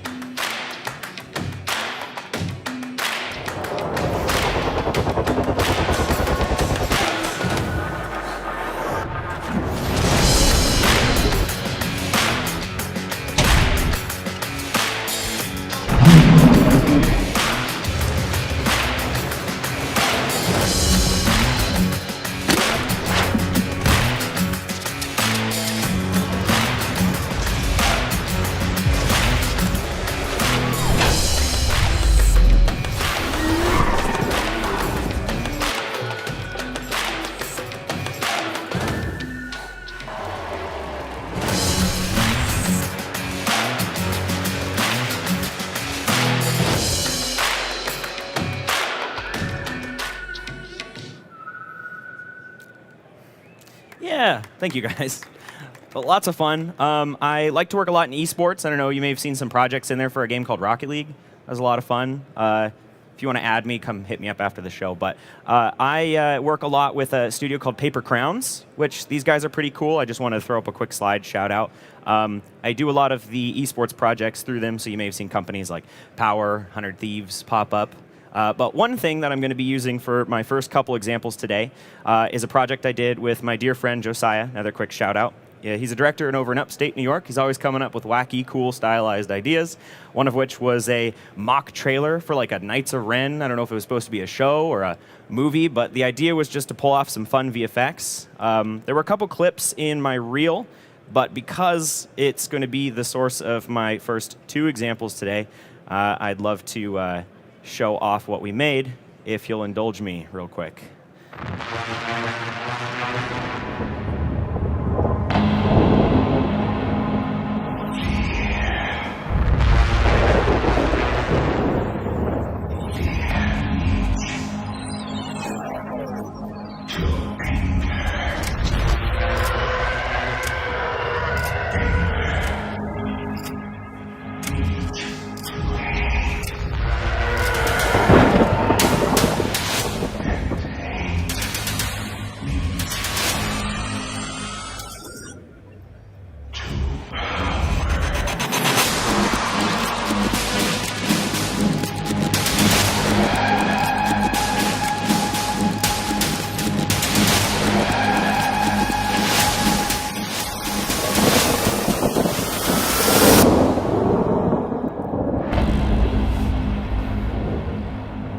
That was kind of a fun little goofy fan film we threw together last year.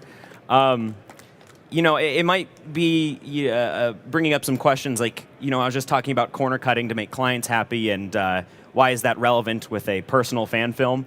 But let me tell you, there's only a handful of scenarios where you're allowed to leave both your kids with your wife to make your Star Wars fan film with your friend. So we had to be efficient, and we had to corner cut a little bit. I have some fun clips of kind of what those shots looked like. A lot of it was compositing. This is in Josiah's backyard. That's his brother Johnny in the cardboard mask jumping off the trampoline. And yeah, we kind of just saw how far we could push footage into looking kind of neat. So my first example is going to be talking about taking some 3D camera track data from After Effects, bringing it into Cinema 4D, and how you might use that to add 3D objects to your scene or set up a set extension. Right after that, we're going to be popping on back to After Effects, where we're going to be talking about taking a static character. This is something without camera movement. And we're going to be bringing our character into a existing 3D scene and adding some additional camera motion to him to make him more interesting. So, without any further ado, let's go ahead and pop right on over into After Effects, where I have my raw footage imported. This shot, I know from experience, is going to track quite nicely if you've done this before. Lots of great details. It's very simple After Effects-like shots like this where we kind of just slide forward. So I'm going to click my shot. I'm going to add the 3D camera tracker effect to it. And this is going to take just a minute to initialize. Look, I have 2 on there. No worries, it's OK. But instead of making you wait with the power of movie magic, we can pop over to our second comp where it's finished. Woohoo, OK. We have our shot tracked. And if you're not familiar with the 3D camera tracker, when it finishes, we get a lot of these points here on the ground. And one thing I like to do before we go anywhere outside of After Effects is add a couple reference solids, or nulls if you prefer, but I like the solids. And I do that by clicking and dragging, just grabbing a bunch of points, and that's going to give us the average of those points. We can right-click and say Create Solid. And let's scale this up since the scene is a little bit big and it's coming in small. OK, and you can notice tracked pretty well. It's stuck to our ground. So I've gone ahead and I've already added a few for us, ones I know that I'll like to see in cinema.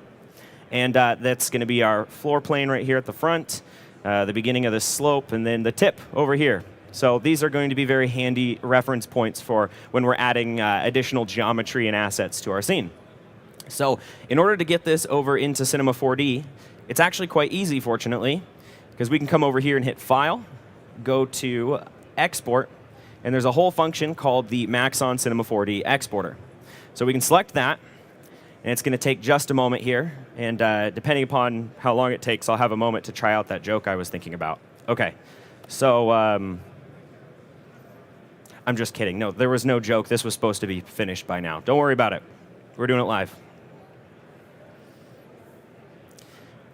Does anybody else know any jokes? What is going on? OK, we have a warning that pops up. And this pops up almost every time you use this function to export out from After Effects to Cinema 4D. And it's just letting us know that there are 2D layers in our comp that won't be brought over. That's very normal. We can go ahead and click OK. And it's going to ask us to save this in a location. And it's giving it the name automatically of our composition. Notice O2 camera track, O2 camera track. So I like to leave that as is. And instead of waiting again, you'll notice I already saved it, so I'll just hit cancel. The 2D layer it didn't bring over was our footage, as I had mentioned. So we're going to need to do that manually if we want to see our footage in Cinema 4D. Cinema 4D likes image sequences, so let's just go ahead and take our footage out as a PNG sequence. Obviously, if you're looking closely, you can tell it's already a PNG sequence. But suspension of disbelief, it's footage. We're going to solo this so we don't have our solids anymore. Quick shortcut, if you are an After Effects user, I like this one a lot. Control-M, we're in the render queue. Woohoo! Change it to high quality. And, click high quality, and we're going to change this to PNG sequence. Press OK. We need to specify where we're outputting this to. But the common theme here is that I have already done this, and we can go over into our first project. What's very cool about this, as I had mentioned before, if I'll show you, it just creates a already prepared Cinema 4D project. So when you open that up, we've saved a lot of time because our Cinema 4D scene is the correct length. If you look in the project settings over here, it's already the correct frames per second. If we go to our render settings, it's already the correct resolution, and it has the correct output frame rate. And if you're a Cinema 4D user, you'll notice that sometimes, I don't know about you guys, I might forget to change the output frame rate, and I'll just change the project frame rate, and that can get you in trouble. It's all taken care of for you. You just got to use that exporter. So we have our scene here, and as you can see, our camera is tracked, and we've got our planes in here. But we got one issue. If we exit our camera view and zoom out here real quick, our camera is shooting directly into the ground. And that's going to make it very hard for us to place assets. So if we look back through our camera here and I say, OK, I'm going to take this cube, which I'm going to pretend is a cool rock, and I want my cool rock in my scene. I'm going to need to line it up with my floor. And OK, we're going to drag this, and it is too hard. Let's normalize our scene. That's the first tip. I'm going to back out of our camera. And the quick way I like to do this is to grab the spot where I want my scene to be centered around, where I want to be my 0 point. And in this case, it's going to be my floor plane, which happens to be this solid.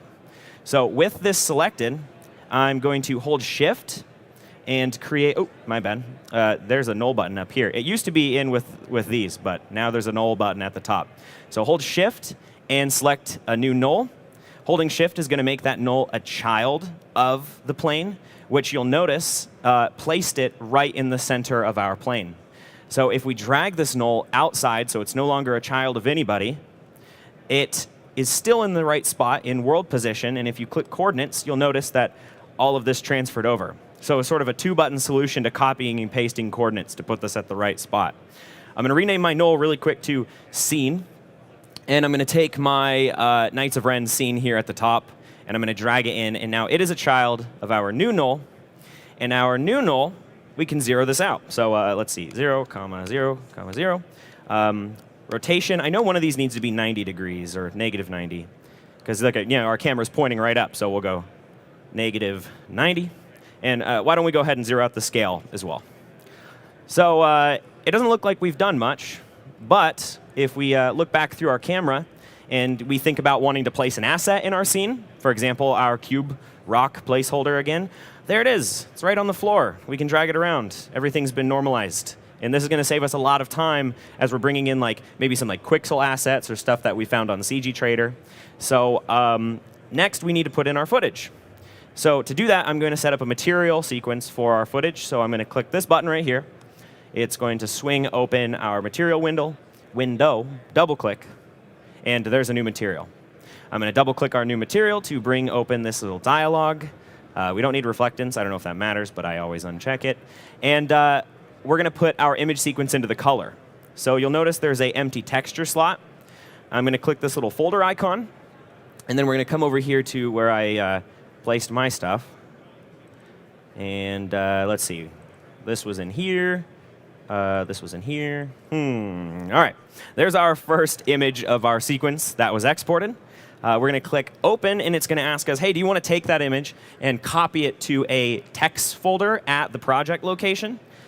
In this instance, I want to say no. Sometimes that's helpful, but we want to leave the first image that we selected in the location with all of the other ones. So that way later, when we try and turn this into a sequence, Cinema knows where they are. So I'll hit no. Select the path. That's going to toggle open some settings. There's an animation tab up here at the top. And our movie frame rate is already set to 24, which is another handy symptom of using the exporter out of After Effects, because all of this got copied over. Usually this is defaulted to 30, which is cool. So we're going to click this Calculate button. And we know it worked when a new movie end frame rate popped in there. It said, all right, we found all your frames. There are 353 of them. And before we close out of this dialog, there's a couple more buttons we need to push. I'm going to go to my Viewport tab down here. And we need to check on Animate Preview. And I also like to change my texture preview size to 2K. And that's just going to keep things looking nice. So we've done it. We got our material, but we need this as our viewport background. So fortunately, Cinema 4D already has a nice function for that, which I am in the newest version. Excuse me. What folder is this in now? Background. OK. This is the new icon. I'm in R26, so we're still getting the UI figured out. But if you click and hover on this, there's a whole background object. We can select that. and we're going to apply our material directly to it, and ta-da! Everything from After Effects has been brought over, and we're ready to start building out our scene. So this is where the fun part comes in. A few buttons clicked, and we're ready to add stuff in here. So the first thing I do when I'm doing a set extension is I'll usually do a layout first with some primitives before I worry about bringing any assets. So for example, I'll click on this cube and hold to bring open a bunch of other options of primitives, and I'll grab something like a landscape. And then, okay, I'll scale this up, and maybe I'll exit my camera view and use this option here. It's the top of these two dots to hide, 2 clicks to turn it red, to hide our background so we're less distracted. And maybe I can slide this over. Oops, excuse me. I'll slide over my new primitive of a landscape, scale this guy up some, and you could maybe line this up, see we had the slope of our hill. And maybe we'll make another one by holding Control and dragging. And I'm not going to make you watch me build out a whole scene, but just for example, if we look back through our camera here and we unhide our background, you can kind of see we have some objects now placed in our scene that are lining up quite nicely.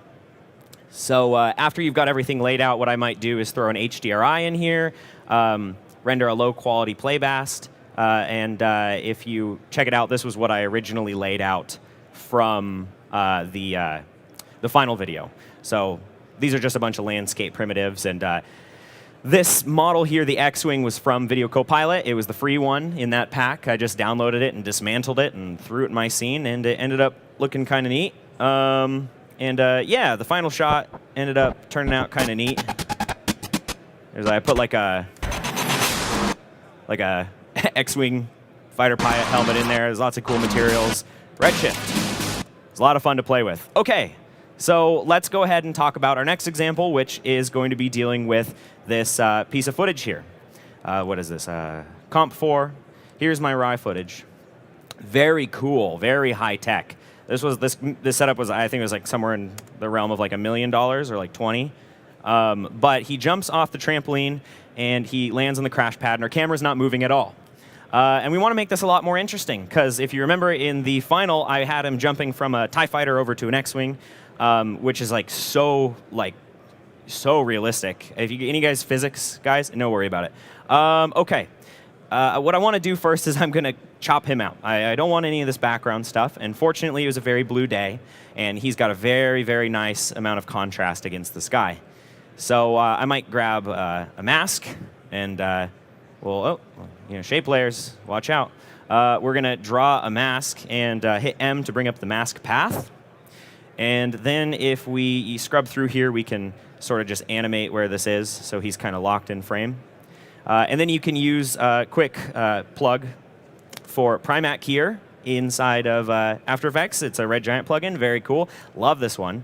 So I'm going to throw out Primac here, and we can click this button here, and this is going to allow us to select our color. And unlike Keylight, where you select one color, we can actually select a gradient with Primac here. So maybe I'll click down here in the light area, hold, and drag up to the top, and let go. And it did a pretty good job already. The good news is, instead of waiting for anything to load, no surprise to anybody who's been watching, I already have it done. So woohoo, there he is, he's cut out. We need to bring him out of After Effects and into Cinema 4D. The way to do that, again, Control M. We're in the render queue. We want him to be an image sequence, again, because Cinema likes image sequences. And I'm only showing you this a second time to show you that if you have a piece of footage or something with an alpha channel, you need to manually click the channels, change it from RGB to RGB plus alpha in order to carry this alpha channel over when we export. So, okay, specify where you want it, and then we can pop on over into Cinema 4D. Now, I've got this project already open here. There's a TIE fighter and an X-Wing model, and these are just going to be used as reference for how we animate this camera, because again, we're trying to add more life to this static shot. But unfortunately, we didn't have all of our settings carry over from After Effects because we manually set this project up. So what you're going to want to do is hit Control D. That's going to pop open your project panel, and I'm going to change the frames per second, which is defaulted to 30, down to 24. And now we've got 72 frames, which fortunately happens to be the exact length of this composition. If you control-click this, you can see the number of frames. So this is all working out. This is great. I was very lucky. I didn't plan that. We got 72 frames in here, and we want to bring in our character. So same as before with the background, we wanted to create a new material and apply that image sequence. Fortunately, I've already done this. The only extra step that I'm skipping by having this set up is that because this has an alpha channel, we need to check alpha down here, which is towards the bottom of the list, and just bring him in a second time. So again, yeah, you click the first one, click calculate, 24 frames per second. All right. So I want to assign this guy to a plane in my scene. So we're going to click and drag on this cube, create a plane, and I'm going to apply my material to it.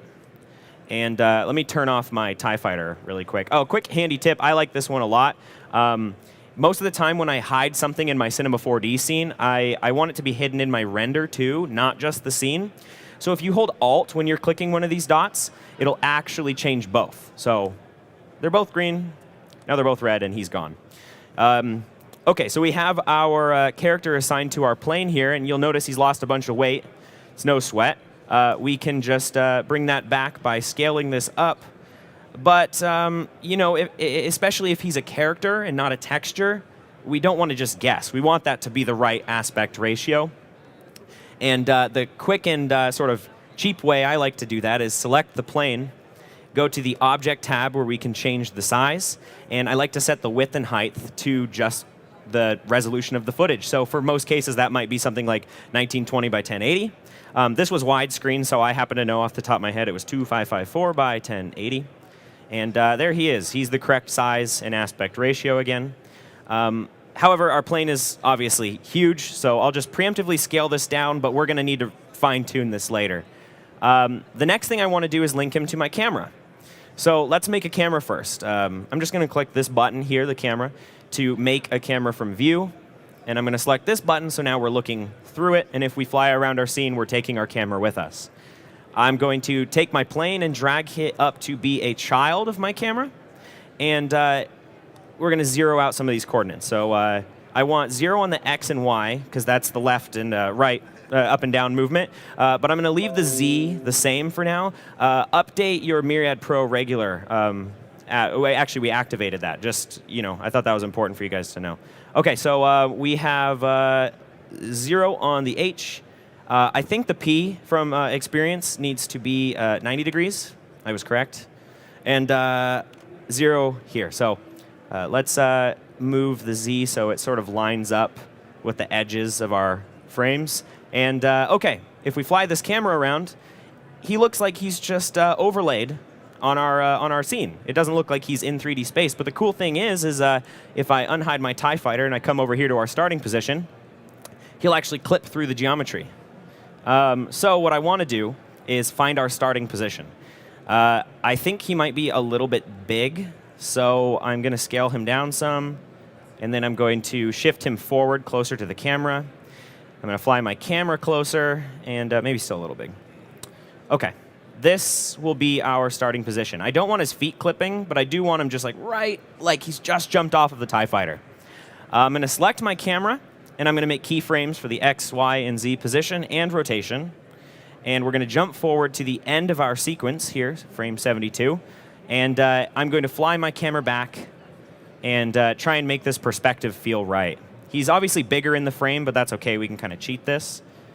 Something like this looks right. Maybe he's the right size compared to this X-Wing. New keyframes, so click these buttons again. And real quick before we preview this, I want to right-click my camera and choose Show F-Curves. We could also go to the Animation tab, but that's not too big of a deal. It looks like this is docked down here, and the Cintiq is blocking me. But we essentially just want to click this button to make our keyframes linear, so that way our camera doesn't ease in and ease out. But OK, so if we play this back, you can see, where are our camera keyframes? OK. Hold on. There's our camera. Where'd the keyframes go? I want to be in the F curve. There we go. All right. I'm going to select my keyframes. We did not successfully make them linear, so now we're going to do it. It's this button right here, top middle, linear. All right. So now our camera is not going to ease out of that position and back in. It's just going to be the same speed the whole time. So if we play this back, kind of looks like our guy is jumping between these two ships, which is cool because we also have this plane here, which we won't want to render into our final composition, but we will use the position in 3D space for compositing later in After Effects, which will be super handy. However, this camera is like entirely uninteresting. We don't like it being so static, but we also don't want to mess with the link between our character, which is actually in 3D space, and our camera's movement and speed, because we already like the perspective and where he's at. So we're just going to create another camera. Camera 1, we're going to look through this one. We're going to make it a child of the original. So if we scrub through, it looks like we've changed nothing, except now we can fly this around. So I'm going to zoom in here. Maybe we'll start up close. We'll create some keyframes for position and rotation.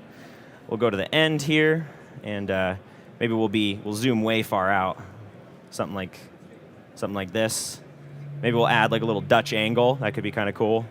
And let's see. How's this look? If we go back to the beginning, hit play. Oh man, our camera's got so much energy. I don't know, is it worse? But it's cool. We can do a lot with this. The only thing you got to be sure not to do is get too side on, because then you can tell he's a plane. We kind of want to stay looking directly at his front. And yeah, so just a fun way to add some extra motion to your guy. The cool thing is once you have your camera animated and you know, okay, I like how this moves, you can start rendering different layers out. So for example, I just did this like VDB cloud pass from the same perspective. And so once it's all comped together, you know, with some cool red giant stuff, it ended up looking something like this. Which it's like, okay, is this very cheesy? Like, for sure. But it looks kind of fun, I guess, in my opinion. So yeah, that was a really cool project. I had a lot of fun with it. And we can move on into our next example. Let's see. Where were we at? Oh, okay, cool. So this was another really fun one. And this was another kind of wanting to do it quick type idea. I wanted it to be something that we could just get through fast. It was a project that had some monsters in it. So I'll just show you some of the effects. I just have a little breakdown here. And then we can talk about the first example.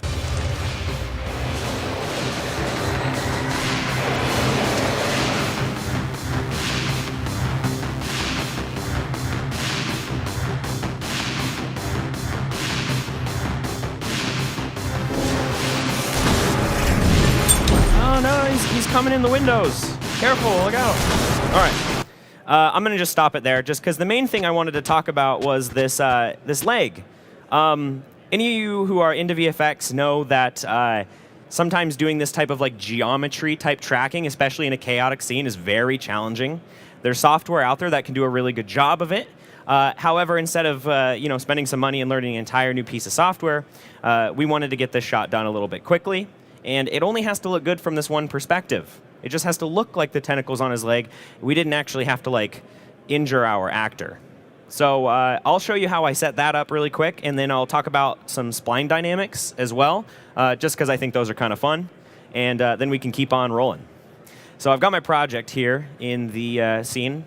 I've got this boot model. I found this on CG Trader. It was free. I did not find a left leg. I had to download the whole guy.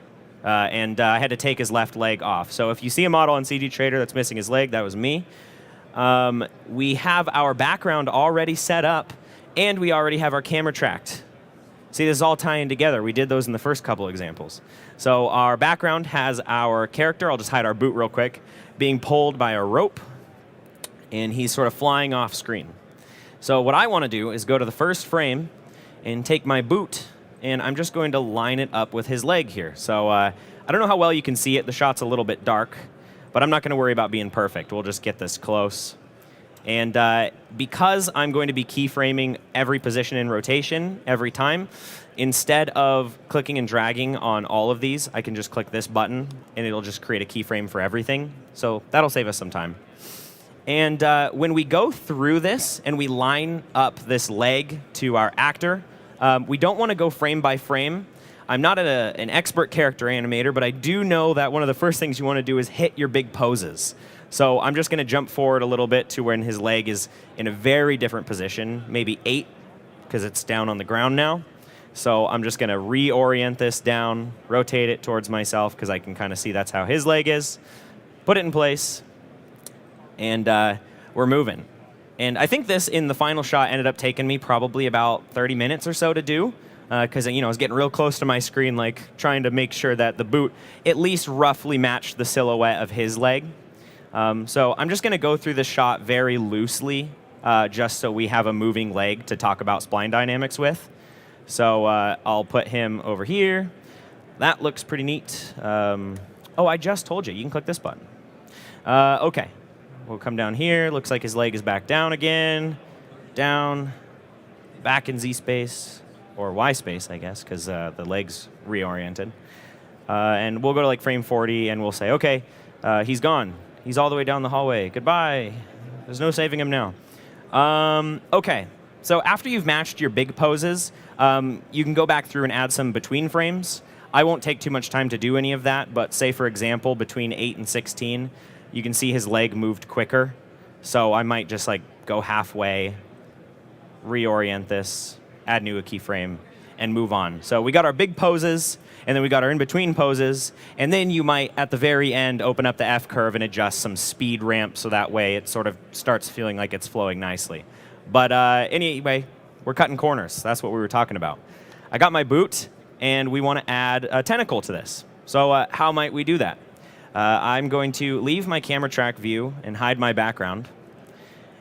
And if you see, just sort of flying along. It's very chaotic. Looks fun.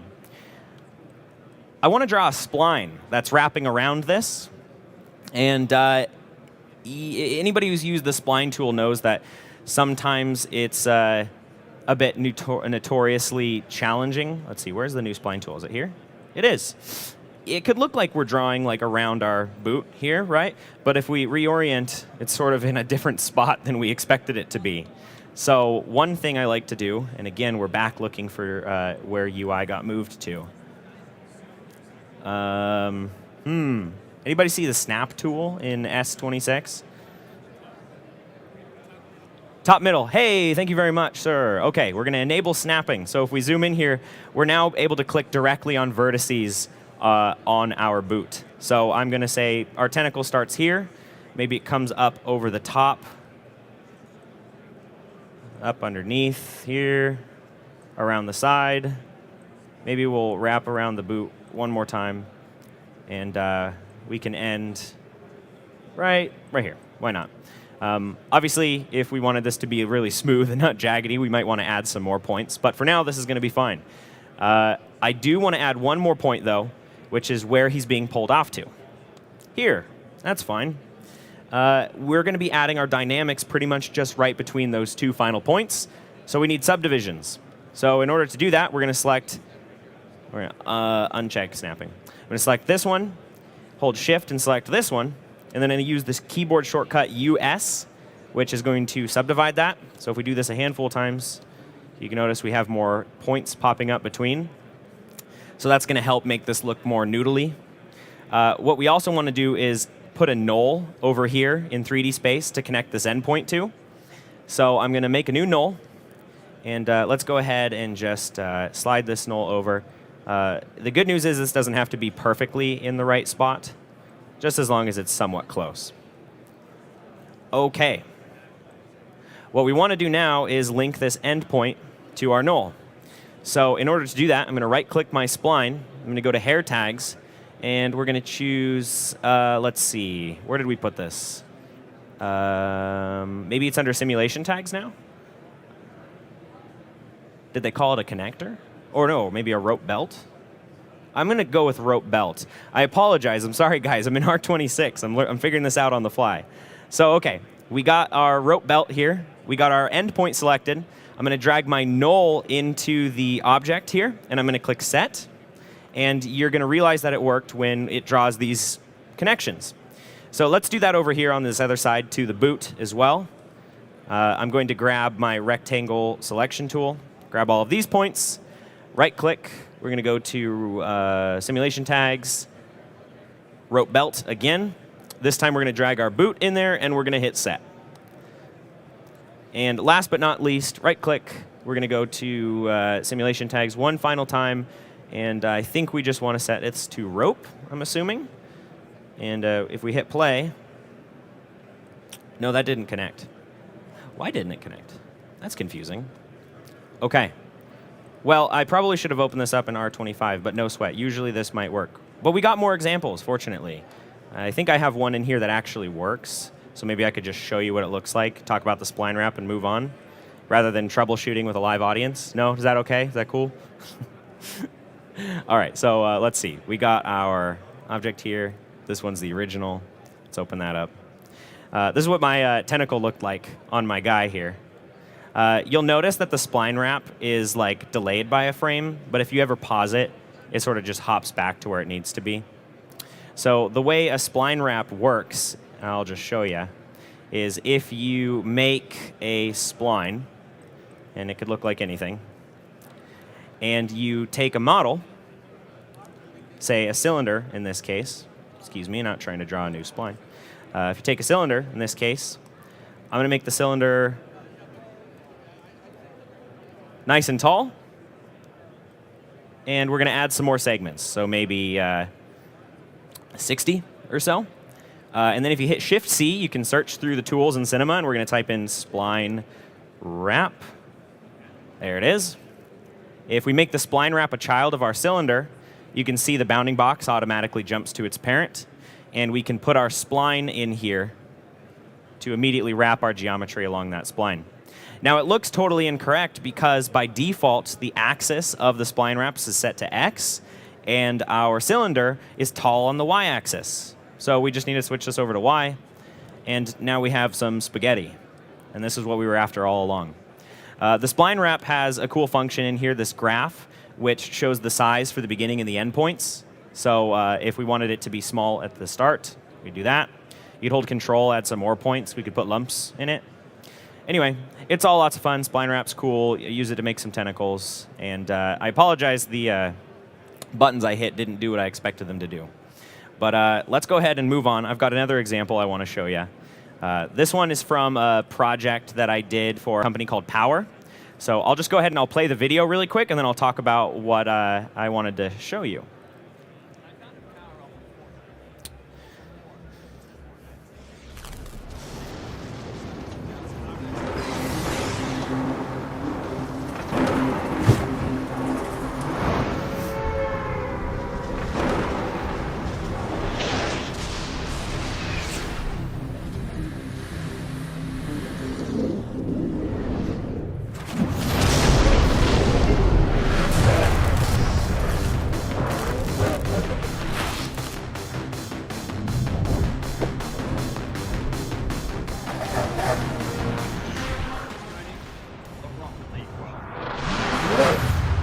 More Rocket League, car, ball, soccer. Very fun.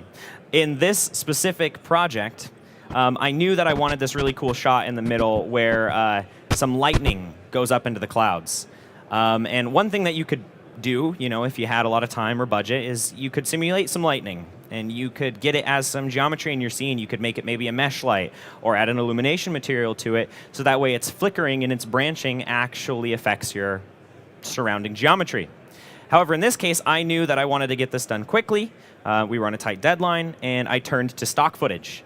And the thing with stock footage is, you know, I downloaded some lightning from Production Crate, and I don't know exactly what the stock footage is going to do. It's going to be brighter at this point and darker at this point, and you could go into your light settings and animate the intensity. Be like, okay, frame 0, or obviously it's off, but on frame 4, okay, maybe it's a little brighter, and that's going to just be annoying, and it's not very flexible. So what I did is I utilized something called light groups inside of Redshift. So that way I could individually export different light passes all within the same render, save myself a bit of time. So I'll just show you how you can set that up in Redshift really quick. So I've got my scene here. I've removed my VDBs just to keep it moving quickly. So let's go ahead and fire up our Redshift render view. Go to Redshift, render view, hit play. I'll give this just a moment. All right, so we've got our scene in here. I've already got some lights set up. I've got some volumetrics. I apologize, it's a little bit hazy. But I've got this yellow point light here, which is going to be the source of my lightning. If I enable this, you can see what that looks like. The main thing I don't want to do is bake this directly into the entire render. I want to be able to turn it on and off on the fly in After Effects. So I'm going to separate this out into its own light group and set up a custom AOV for, or not a custom AOV, a light group AOV for it. So we're going to select the light that we want isolated, come over here to the Details tab, and we're going to go to AOV Light Group. It's its own tab down here. And I'm just going to select Add New Light Group. It's going to ask for us to name this. I'll call this Lightning. Click OK. And now our yellow light has been added to the Lightning AOV group. And just for fun, I'm going to grab my other three, holding Shift, and we're going to add a new light group for these guys too. I'll just call this Base Lights. OK. So now we've got two different light groups. And if we switch our render view over to bucket mode, I'm pretty sure that we can see our light groups in action if this is going to render in any timely fashion. Nope, don't worry about it. It popped up last time, but it's fine. We're going to go to the render settings. And I'll show you where we need to go set up some AOV. So go to Redshift. We're going to go to AOV. Make sure really quick you're on the Advanced tab. So AOV, Show AOV Manager. And we need to drag out a Beauty Pass. The Beauty Pass is going to have over here on the right-hand side an option for your light groups. So I just like to check this All Light Groups option. I suppose if you had a lot and you only wanted a few of them, you could individually select these. But All Light Groups, and then we should be fine. And I did this in the wrong order. So now if we were to return to our render view, which I'll just show you really quick, it should pop up. Yep, there they are. So I'll just give this a moment so we can see what it looks like in Cinema before we pop over to After Effects. I guess for the sake of time, maybe we'll just toggle the boxes you can see. So if we go to Base Lights, obviously there's no yellow. If we go to Lightning, there's our yellow. I do have this already imported into After Effects, so you can see what it looked like when it was finished rendering. So let me just open up that project really quick.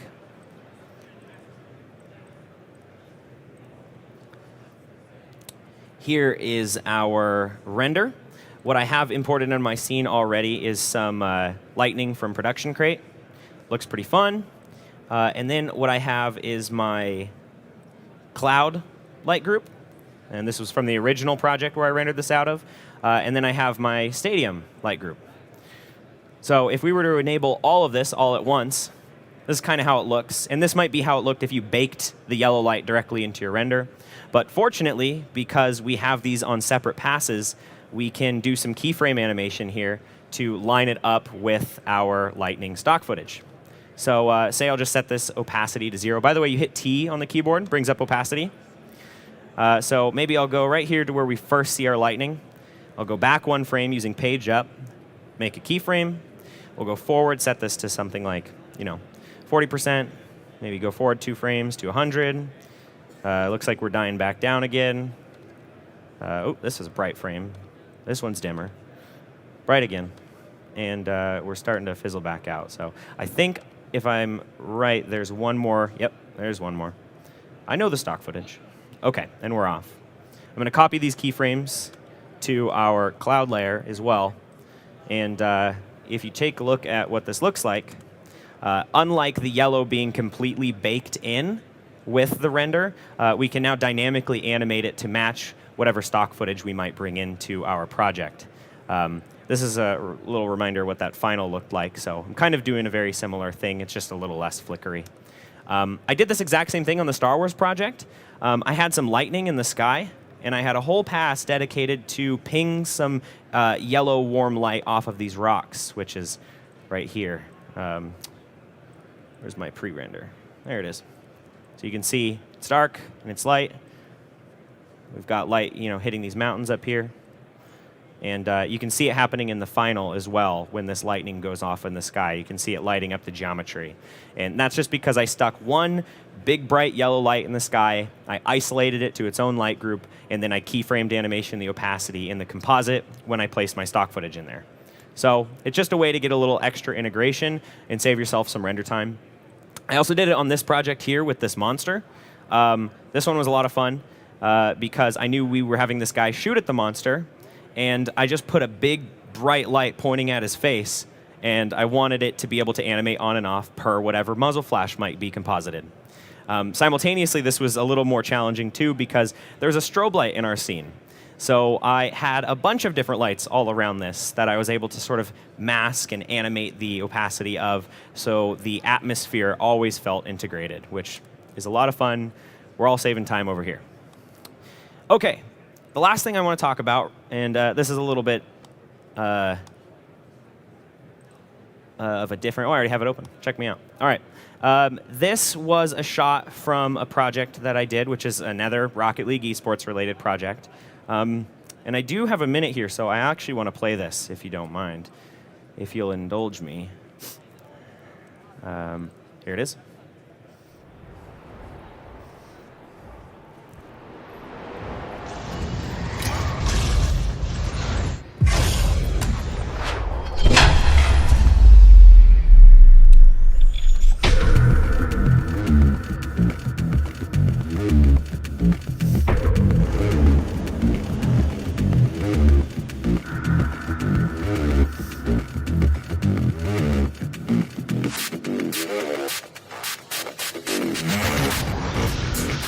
All right, we'll stop it here. The rest of this is all gameplay. It's a cool edit, but if you're looking for Rocket League gameplay, I stream on Twitch weekdays at 7, so no, I'm just kidding. I have, yeah, some boost trails going on in there. There was that shot where the car drifts around, and the boost comes out the back, and he jumps up into the air. And what we could have done is simulate some fire, but anybody who's used to simulations know that that can sometimes take hours or even days occasionally, depending upon how high quality you want it to be. I know there's some great tools out there, but I wanted to keep this fast as per the topic of the presentation and do it in particular. So in order to get a particular boost trail lined up with the back of this 3D render, we're going to be using what's called a compositing file coming out of Cinema 4D and over into After Effects. Anybody who hasn't used this, it's very handy. You can mark things for export, such as pieces of geometry and nulls, and it'll give you the 3D animated position of those, as well as your camera. And similar to how using the Cinema 4D exporter from After Effects sets your project up for you in Cinema, right length, right resolution, right frame rate, using the compositing file from Cinema does the same thing for you in After Effects. So we're kind of coming full circle. We're going back. So the first thing I want to do is stick a null right on the tail. So in order to do that, it's very similar to what we were doing earlier, where I'm going to select this. I'm going to hold Shift to make a null at that position. Find that null. I'm just going to call this Boost. And I'm going to slide my null back to roughly where the boost tail is. And if we scrub through this, obviously that null follows the car since it is a child. We held Shift. It became a child automatically. Less steps. It's working out fine. Now we need to mark this for export. So we're going to right-click on the boost, and we need to come over here to Render Tags. And there's something called an external compositing tag. And this is just going to tell Cinema that we want to be able to reference this in After Effects or whatever your compositor of choice, because there's a few export options. And it's just going to mark that for export. So external compositing. I'm going to go look back through my camera here, make sure that looks all right. And then we're going to go to the render settings. And if your output settings are all great, we've got my frame range set, we've got your resolution, you got a spot where you have saved this, you do have to set up a save path. You can come drop down at the very bottom the compositing project file. Check on save, check your target application, default it to After Effects, which is my software of choice, and then select include 3D data, and then you're going to hit save project file. The type of project file this saves is called an AEC file. which you need to have installed the Exchange plugin in After Effects. That comes free with Cinema 4D. It's just like a drag and drop type of thing. But once you save your AEC file, you can come on into After Effects, and I'll show you what it looks like when it's imported.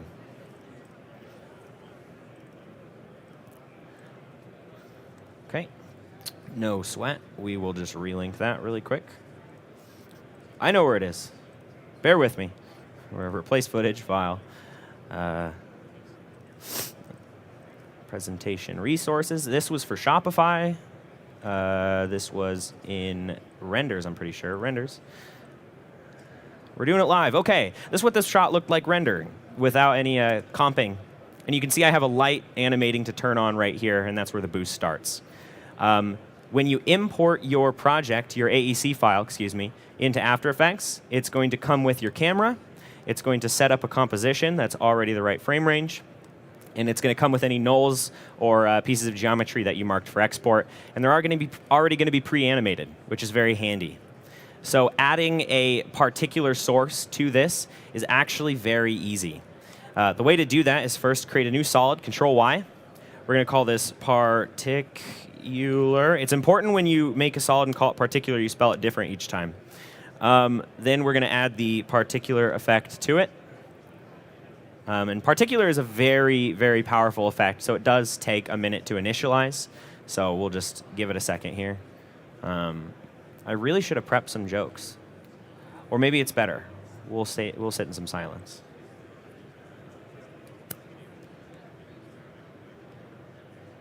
Is this weird for you guys too? Don't worry about it. Okay, particular is loaded. If we drop down the emitter here, you can see there's this very handy function, and this was added a few updates ago, where we can just click Create Null. And this creates a null in our scene that the particles are already linked to. So if we, and this is a handy After Effects tip, if you hold Shift when parenting something, it's going to move that null to its parent location, and just in a couple buttons, we already have some particles in the 3D spot that we wanted them to be in. So if we go over here to the particular settings, I'm not going to talk too much about how you would make this into a boost trail, just since we're running low on time, but a couple buttons I might press are changing this to directional, maybe giving it some additional velocity, and maybe upping the particles per second. We would actually probably, that's a little high. I was trying to go for 500, but 5003 was my fated number. And we're just going to load here for a minute. And particular has actually disappeared. The demo computer is out to get me today. No sweat. Well, I think you guys get the point. I am running a little bit low on time, so I will conclude here. Add a particular boost trail. Mark a compositing file for export in Cinema 4D. And yeah, those were all the examples I had for you guys today. This was really fun. That opening shot was actually, it was actually a composite. Anyway, my point of this whole thing is you don't have to do things perfectly, just as long as they look cool and your clients are happy. Make the software work for you instead of you for the software. My name is Jacob Dalton, and thank you guys very much for listening to me today.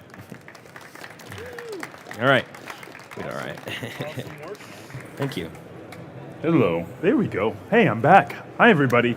So, as in true NAB fashion, live audience gets priority. Internet, we always love you. They have questions, so let's see if you have better ones. Better questions than the internet. Anthony, what do you got?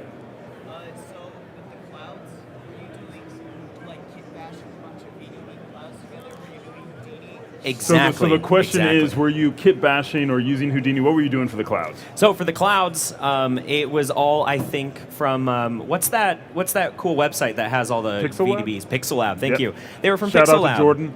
Yes, shout out to that guy. I love the Pixel Lab assets. They're all very cool. But yes, no, I bought a pack of VDBs, scattered them. Same for the Star Wars project that had all the clouds rendered in. Those are all from Pixel Lab as well. So save some time, cutting some corners. Live questions. All right, well, I think they know that you're going to be in the back for another hour, so they want to get that personalized one-on-one. But since the internet can't, they do have questions. So First question is there a creative planning process? Do you make storyboards? Do you go through that whole thing, or do you just start slapping stuff up there? So I'm very quick to just start slapping stuff together. If anybody works in esports, I'm sure a lot of you guys are familiar that the timelines are sometimes outrageous, so you kind of just got to get it done. But I'm a big fan of making 3D storyboards. So just using primitives and viewport exports, putting together cuts in Premiere, making sure the client likes the vibe and the feel and the timing, and we can edit it down to music.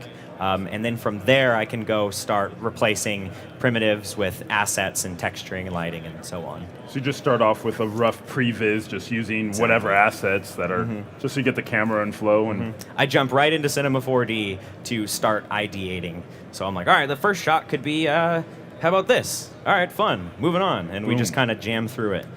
Love it. Someone mentioned, I think this is one of our own, hi Michael, he was wondering, Red Giant stuff. So would you go over some of the Red Giant stuff you used in the composite for the Star Wars shot? So what are your go-to tools in that?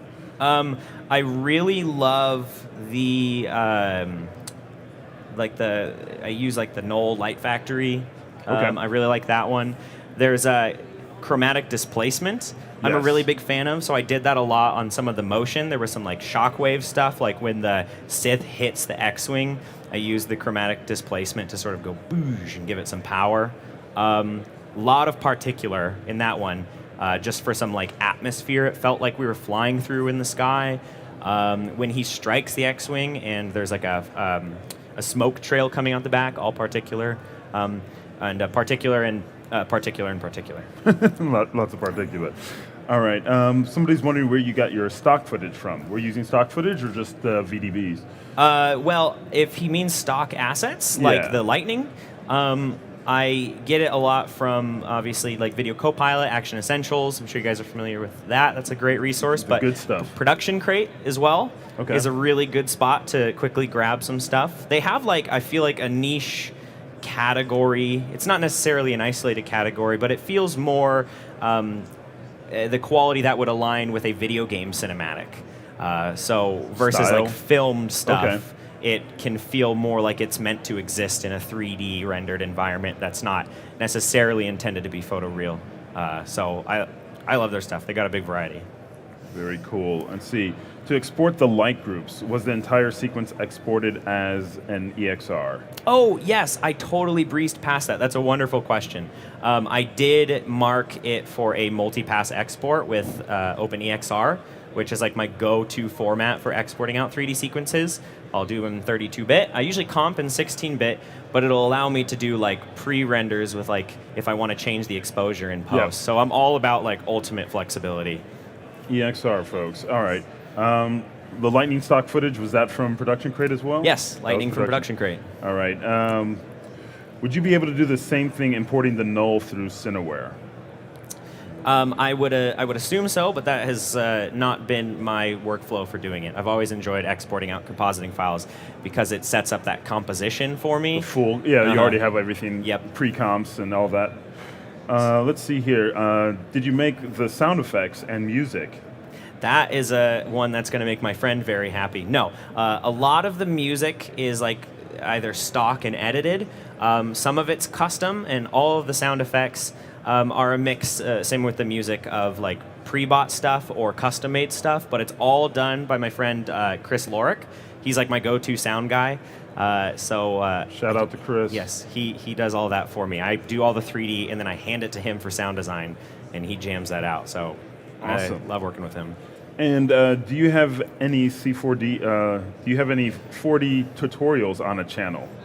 I do not. I am. Cineversity is a great place that has tutorials. No, we'll try and get you back, as well as training, because I'm sure there's a lot of the Red Giant stuff, the stuff that you missed here. We would love to have you back, Simon. I'm sure you'd like to have him on the show. Oh, I got a thumbs up from Simon. So we'd love to just have you share more with the community if you'd be up for that. I would absolutely love to. I try and make time for doing that type of stuff. I used to, but my my YouTube channel is all After Effects tutorials. So you're welcome to check that out. It's Jacob Dalton VFX. But the last one I posted was like 4 years ago. We're gonna make time for more though, and I'd love to do it with you guys. Yeah, we'll definitely work it out. So let's give Jacob another round of applause. Thank you. And if you enjoyed some of the Red Giant stuff, you're going to be in for a real treat because up next is our very own action movie dad, Hashi. So stay tuned for Hashi.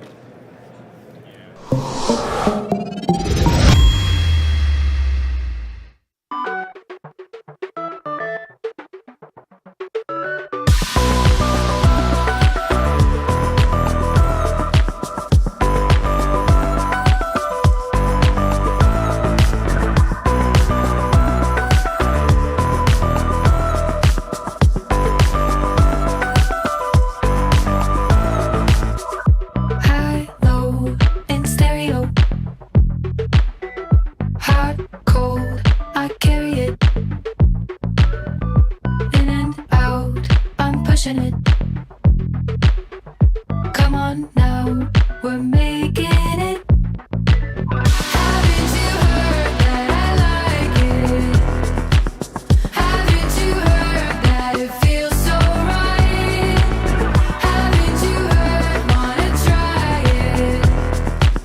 I'm getting in on your good vibe.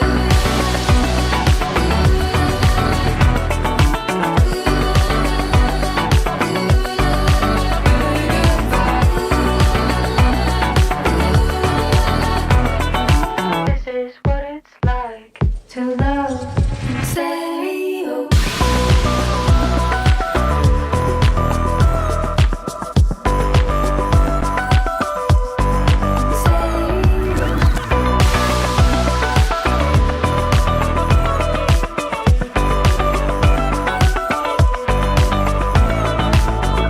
Time's slow when you're feeling it.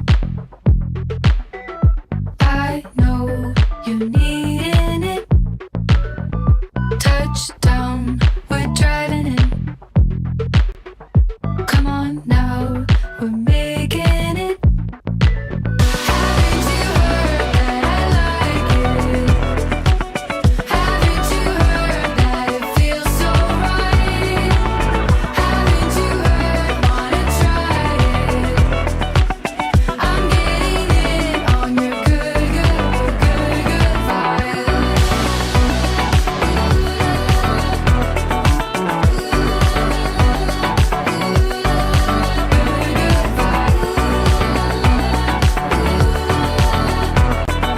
This is what it's like to love in stereo.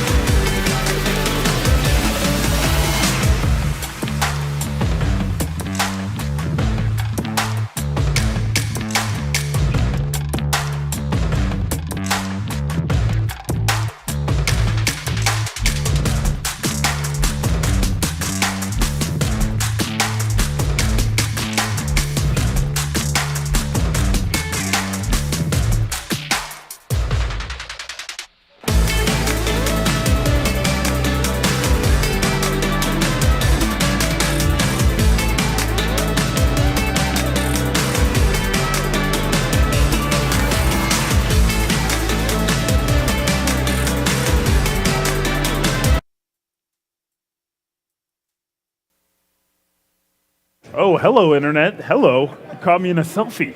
Look at that. I am here at the Maxon booth with my very own Daniel Hashimoto. For those of you who don't know, the action movie dad. He is inspired people all around the world, showing his crazy composites of some of the most important things. Also, one of the hosts of VFX and Chill.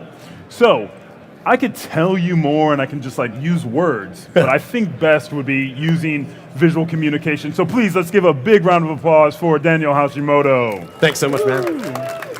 Awesome. Thank you, and thank you, Maxon, for all the crazy organization. It's been amazing. So, hi, I've been asked to come and talk a little bit about Trapcode Particular and some of its new features. And in traditional me fashion, I've made it all about myself. So, so don't worry, it's not going to get too techy. But I do talk a lot about myself. And then I will go over some Trapcode features. And then, we'll try to close, bring it all together, maybe have a little discussion, fun stuff like that. So, let's get started. This is called You've Changed, featuring Trapcode Particular. And I'm Daniel Hashimoto, which is where Hashi comes from. And so, please call me Hashi if you come up to meet me later. Also known as Action Movie Dad sometimes. And also, my parents still call me Danny, which is really weird to anyone who knows me. I had wanted to be a filmmaker for a very long time. And so I went to film school and was super hip and really cool there. And after film school, I decided to, I ended up focusing a lot on visual effects, filmmaking, and exciting projects that had, everything is a little zoomed in here. Working on stuff shot on film, but doing some cool sleight of hand visual effects with a digital intermediary, and that was a lot of fun. My college career transitioned into me working at DreamWorks Animation, where I was able to put some of the concepts I had learned to use, but I was diving headfirst into an animation pipeline instead of a visual effects live action pipeline, which was sort of my bag at the time. So here's one of the most challenging shots we did. This is a not only that's cool. Not only After Effects animation and compositing, but this is also all in stereoscopic. So that was a fun challenge. We got to build our stereoscopic pipeline as we were putting this together.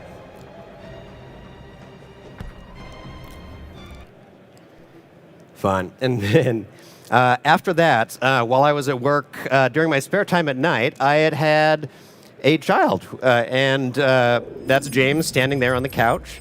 This is he and his friend being mesmerized and holding absolutely still, watching some episode of TV.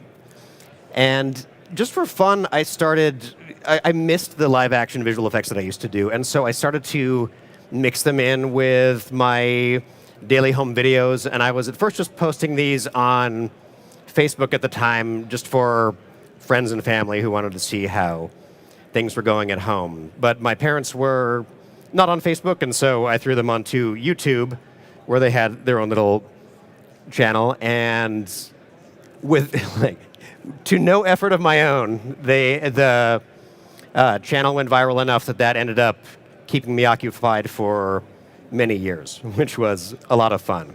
So if you ever have the chance to work with your children making something cool happen, do that. Just a few more exciting clips. You get it.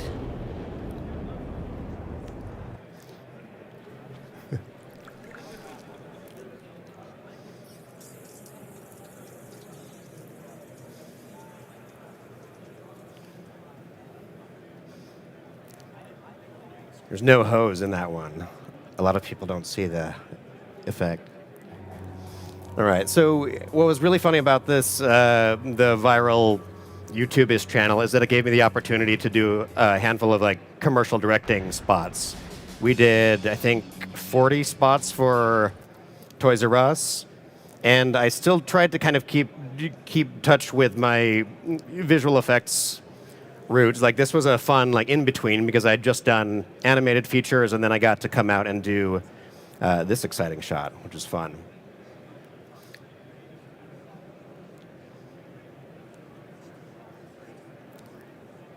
This thing had 68 versions. So lots of fun. All the while, because I use a lot of Trapcode particular in my things, as evidenced by, like this frame, I'd been in touch with Red Giant a bunch and ultimately ended up doing some like part-timey, freelancey things and tutorials for them, and then eventually was wooed over to work full-time at Red Giant. So the pipeline for that is like make films as kid, film school, and an animation studio, viral YouTube-y stuff, then teaching other people how to do the viral YouTube-y stuff. So from here, pardon me while I try to bring up a file I forgot to preload.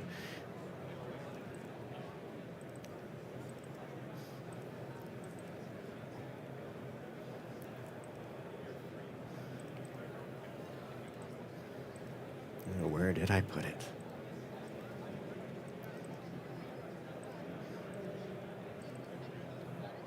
We don't need it. Maybe it's in here. I had to collect my files, and so now I've got to double click everything. Oh, here we go. All right, just because, more of me. Here's a reel of a handful of things that I taught for Red Giant tutorials, and mixed in with some other stuff. It's a reel, but the majority of these shots that aren't clearly from a motion picture are from Red Giant tutorials, a series I did called Cheap Tricks.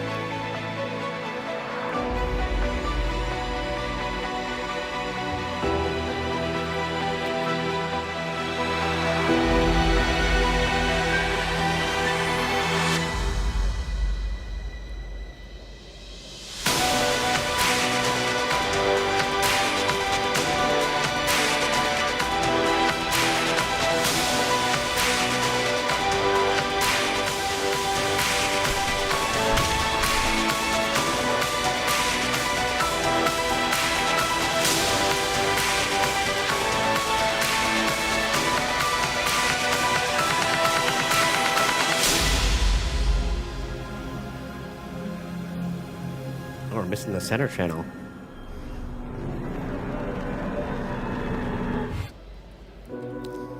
Excellent. So that's some fun, exciting kind of stuff that I like to do. And so lots and lots of change in my career, and I feel like that's a very universal thing for most people in this industry. Like there's not a specifically clear path forward for anybody. And so if you ever feel like you're not on a specifically clear path, I think you'd find yourself in very good company. The very last thing I will share with you before I get to actually telling you about the exciting history of changes in Trapcode is a little promo of a show that I host I host every Friday at 10 with Seth Worley, if you're familiar with his work. We have a little show called VFX and Chill, where we try to use our 2-hour block to wholly put together a Hollywood-level visual effect using whatever skill set we can. So here is a small teaser of what you can expect from a typical episode. It's a very dignified learning experience,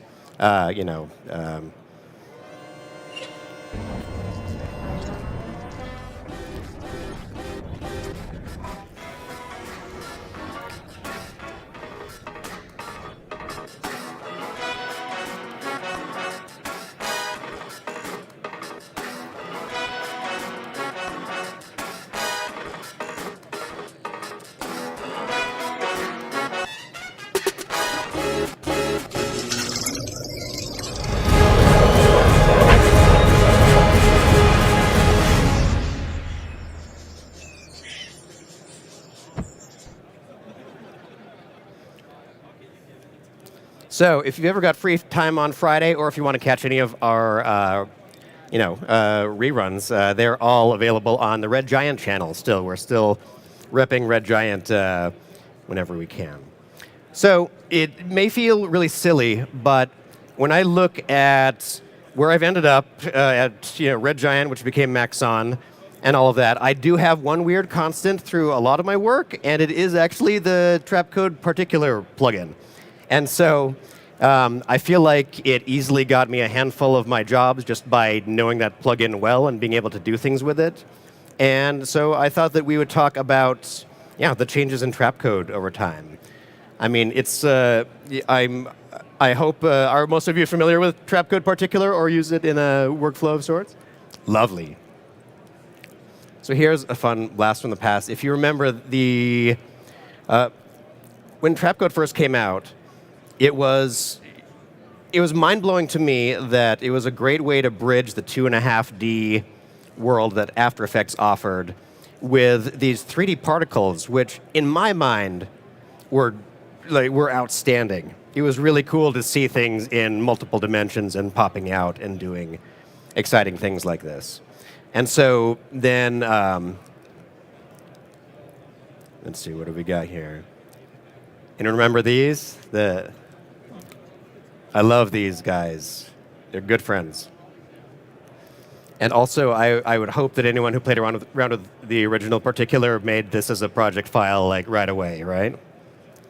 So one of the ways that this fed into my career path was that we were trying to do some visualizations for a movie called that eventually ended up being called Rise of the Guardians at DreamWorks Animation. And some of this doesn't have to do with particular, but it has to do with my obsessiveness, and so I'm just sharing it anyway. We wanted to do some previs of this really crazy mid-air action sequence but in storyboard land before we had built any CG assets. And so,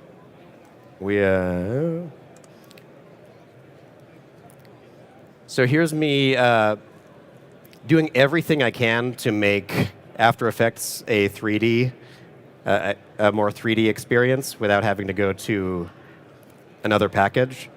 And what was really great about Particular is I could use it for things like this, like atmospherics and building, and those are just motion blurred, simple particles, and that's what it could offer at the time. But it was this incredible Z layer of depth that you could add to things, and for that reason, I really, really fell in love with it. So there's some fun example of that. And when I moved on to Kung Fu Panda, actually doing shot work on that, we started using Particular for all of these fire and spark elements. And so this fire was designed by Ramon Zebach and Tang Heng from DreamWorks. Really cool designers, and they did some really cool stuff to make these happen. But they had sort of drawn them in Photoshop, just by basically drawing some fire shapes and then erasing some scattered shapes through them, and they really liked the look of that. And so I took their art and I thought, that looks a little bit like, let's see, if I had my old Particular, I would do a sphere emitter. It's not too big. Yeah, and in old Trapcode, you just have this little pull down over here to do everything. No feather on the spheres, some size randomness on the things there. Not much velocity, I don't think. I'll turn that down to 10. And then let's drag this, whoops. Oh, what did I do? Did I?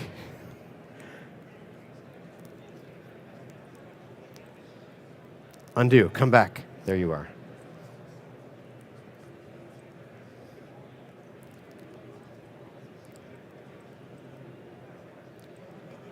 Sorry, my keyboard shortcuts are not doing what I expect them to do.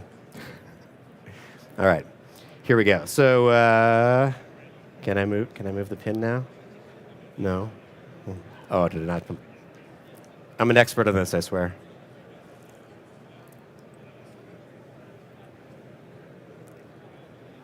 There he is. All right, so in the old Particular, you did have a wind X and Y, which was easy. So I would always go over, they're now located in this thing called environment. And you could blow the particles kind of over the course of their life in one direction, like that.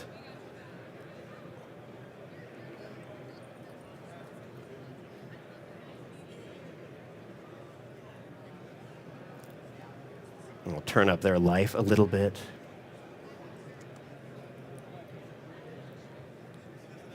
And turn up their size a bit. All right.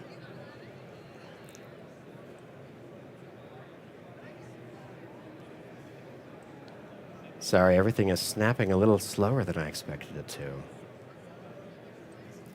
So yeah, let's blow this with even more wind in the X direction and then some in the Y direction so we get a nice like 45-degree angle going on.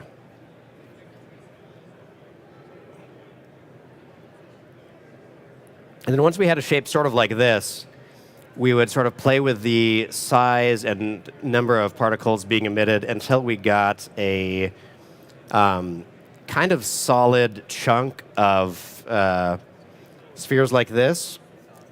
Yeah, there we go. So now we've got solid white going through them. And this edge that was created here worked really well as a cool kind of stylized fire element. So what happened with this was we could take elements like this, and for do the short version of them, we would have a couple of copies of them. Oops, I should make that a guide layer.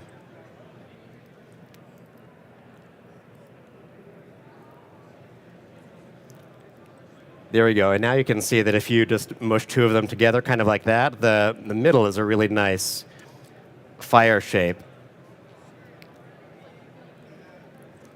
And so that was my gateway into getting After Effects and Trapcode into Kung Fu Panda. And after that, we got to use it for snow and atmospherics and all of the TV shows and things like that. And because of Particular, we got to move to an After Effects pipeline for the 2D animated shorts, which was really fun. So getting to work in After Effects was nice because I'm very comfortable in After Effects. So this is a fun example of something you can do with old Particular, the original out of the box. And then there started to be some changes to Particular. And overall, I want to talk about change today because when a plugin or something changes, it can be it's scary. Like seeing an update available button or a new version of a plugin is coming out, can be super exciting, and it can also be really nerve-wracking. And so at this point, the Particular 2.5 came out in 2015, and they had this new designer window. I can't remember. I think it was called the Effects Builder. Here we go. And it was a pop-out interface for you to work with the particle creator that was a little bit more visual and a little bit faster because you could get a nice video preview of what you were about to create that was actually interactive. And I was very stubborn at the time, and I kind of refused to use the effects builder for many versions of After Effects because I really liked being able to open up all the things and feel like a mad scientist. And so I think it wasn't until they introduced the concept of multiple systems that I realized, okay, that's kind of cool that I can add multiple systems to it. It's really neat, but when can I have them interact with the same space as form? And they were like, right around the corner in 2015. But the new features did keep on coming out in Teams, or not Teams, systems, like I said, became available in 2017 with Particular 3.0. And Nate can probably fact check me on these. Some of these are probably not accurate, but you could start to add multiple systems of Particular all interacting within the same 3D space, which is really advantageous for doing shots like this. This shot, I think, had 8 instances of Particular for the wide, and 8 systems of Particular in the wide.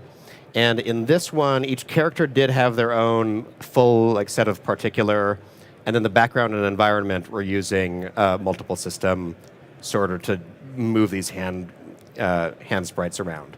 So Particular allowing you to mix multiple systems at once ended up being really advantageous because I was trying to cheat things like that before, and so I did eventually accept the change that they were trying to make more happen within it. Several more cool things came out. I don't remember the order of this, but I do remember that when motion paths were introduced to Trapcode, it was really wonderful for animators because that's the way that they would do their traditional 2D effects or sprites or splashes or bubbles, something flying around. They really want a clean vector that you can see and things are moving along. And the standard particle system didn't really do that. You could try warping the render or something like that. But then Particular started offering this, which is where you, I think it was demonstrated earlier maybe, but you animate a light through space to do stuff, and you can tell all these particles to follow it. One of the drawbacks of the way it was set up when I was working on Mary Poppins was that to get the nice spread out of the particles like this, you could keyframe the emitter to be small and then big and then small again to sort of try to control how big everything was. But at that point, they were somewhat locked to the path that they were on, and there was a little bit of rigidity in the way you'd see them move. And so you'd try to really set up your banking as carefully and gently as you could so you didn't get abrupt movements and things like that from them, because the particles weren't really aware of each other. They were just sort of doing their thing. And it did end up looking very pretty. But now After Effects offers a flocking system, which is absurd. And I'm catching you up with this as if we haven't been here for the last 2 years. And Trapcode is like an old friend to everybody who, it's good to keep in touch with, because there are a lot of things that I would have missed, I think, about Particular. Let me pull up an example of, this is an example of several things. This is flocking and predator-prey behavior, which is a really cool feature of Particular. So in this case, we're utilizing multiple things that have evolved along with Particular. So it's clearly two systems, primary systems, the blue ones who are the prey, the red ones that are the predator. And I remember that at one point I heard that they were getting rid of aux particles, and I was very upset for a little bit because I use them for a lot of things. And then I found out that I wasn't losing aux particles, I was getting 11 other systems, basically. And which one could function as an aux particle, just like it did here. So again, each time a change was proposed to Particular that felt like it could take away something that I used in the past, it did end up offering more than I thought it would, and then some, which is really fun. Also integrated over time was a Z-depth buffer. I know that interactions for that Mary Poppins thing would have been really nice to actually have a Z-depth. They had a layer map where you could use a 3D card of your 2D footage with the same alpha, and you can still use that pipeline to try to sandwich something in the middle of a group of particles, but there's now a really great depth buffer, so you could, for example, render a 3D object in Mirror, have a hidden export of its depth mat also rendering in Mirror, and tell Particular, which all by itself could be interacting with that Z-depth buffer, which is really nice. And so one of the last things that I've been really excited about is, first of all, the flocking and predator-prey behavior are things that I think could be really amazing for motion designers, because you can set up things that feel... I love watching simulations. I don't know if everyone else loves watching simulations as much as I do, but they're just so mesmerizing and entertaining. I'm going to pop up in the designer window for just a second because it's so fun to watch them. I'm going to show you that just like all Red Giant stuff, there are a billion completely customizable presets, which I really like, especially if you're new and are trying to learn things. So for example, to show off what I'm going to now, there's flocking systems. So for example, you could see a demonstration of, whoops. I know, there we go. So these particles move around, and they have some draw to touch the other particles. And when they do, the the good particles are getting killed by the virus or whatever, and triggered to disappear within a specific radius, which is really cool. I don't know why this is playing back so slowly. You could do something as complicated as let me see here. Here is a multi-system preset that is pretty exciting.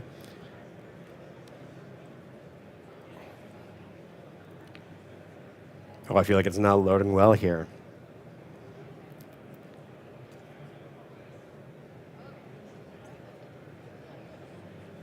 Let's see how this one plays. That one's playing a little more nice.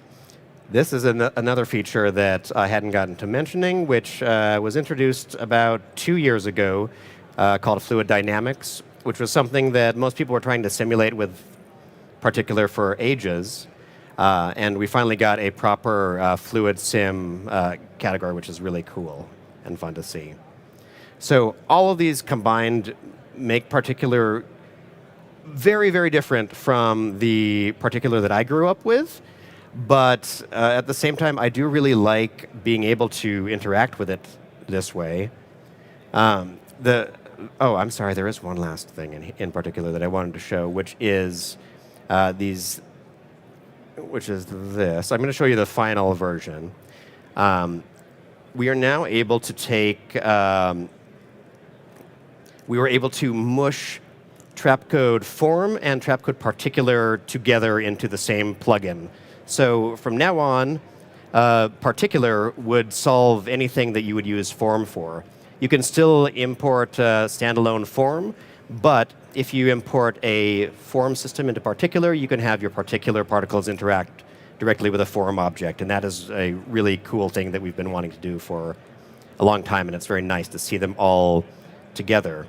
And one of the drawbacks of Particular was it didn't use displacement or layer maps the same way that Form could. And Form was great for being able to map, your image to a bunch of colors of particles and things like that. And Particular had a layer emitter, which was similar, where you could draw your RGB from a layer, but I always found that the time cost was too great.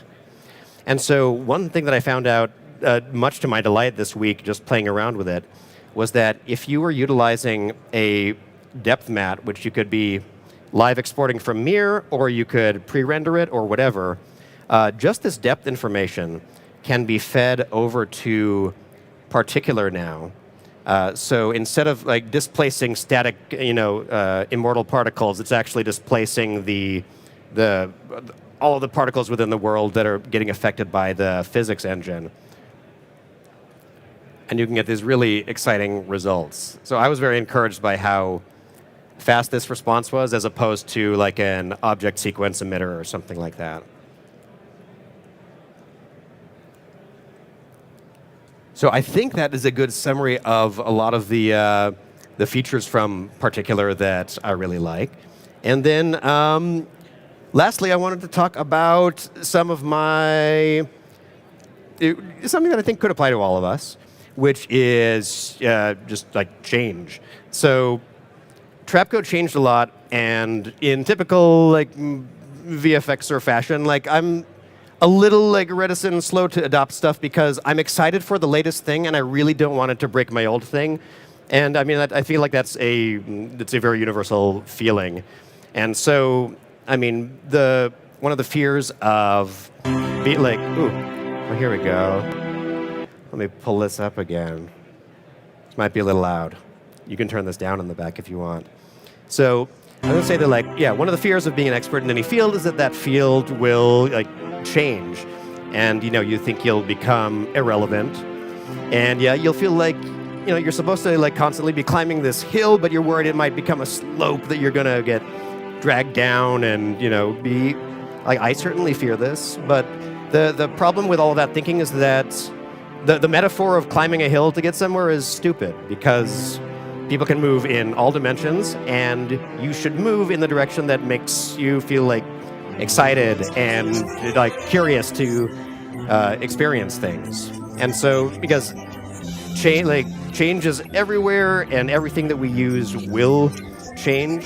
And I'll be honest, like Maxon grew really, really fast after we got it, like sucked into the Maxon portal. And so, to me, it was like there was a lot of growing pains and things like that go with rapid expansion and trying to mush a bunch of people together in the same spot. But like really, it could be an opportunity for like you could be upset at the change, or you could also embrace it as an opportunity for personal growth. So so I feel optimistic about this at this point because I feel like we're finding a really cool step between all of these crazy things that we're doing together.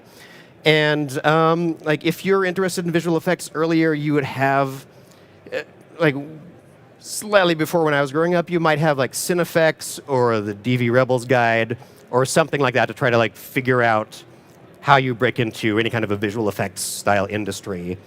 And I don't even know what you would do before that if you wanted to. You could like move to Van Nuys and like drive around and ask people until you found a visual effects artist perhaps. But what I like about Maxon is that it comes with so many new resources, and people like Stu Maschwitz, like author of the DV Rebels Guide, is a chief creative officer like who has resources to make people do and put together amazing things. And what's fun about Stu is that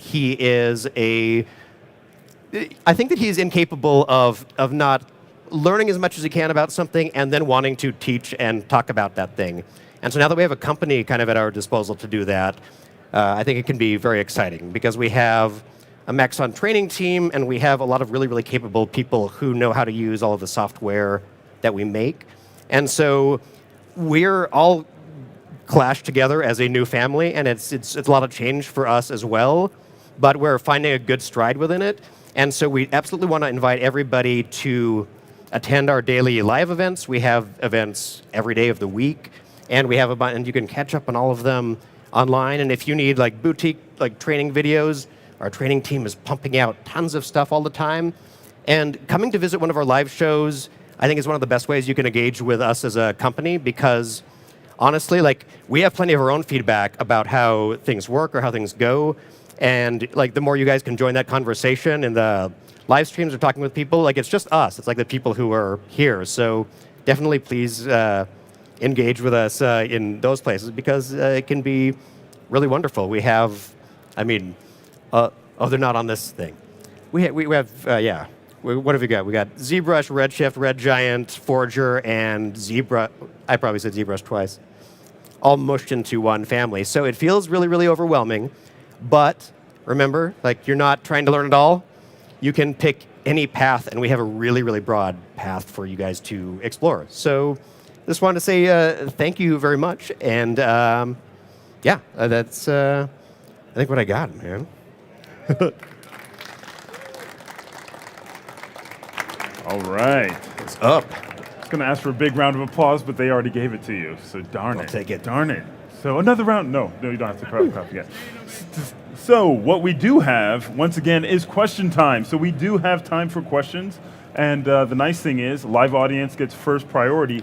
Otherwise, we kick it to our family on the interwebs. Come on, who got questions? Lovely. See, this is the problem with being so thorough. Like, next time I'm tell you, like, leave out half of your presentation. Just like me. I'll just like play the reel and then just sit down. Yeah, just next time. No, make it confusing. Like, so I'm gonna go ahead and start this and like don't explain anything. And then that's a good call. That's how we get them more engaged. All right, so we don't have any questions here, but we do have one from the audience at home, and that is, can you set the attributes to particles based on properties like velocity, like color by velocity? Yes, you can. Let me see if I Internet. can do. Let me find a good, just empty sample here. So I guess this would be a great effect for like smoke and fire for trails or things like that. Mm-hmm.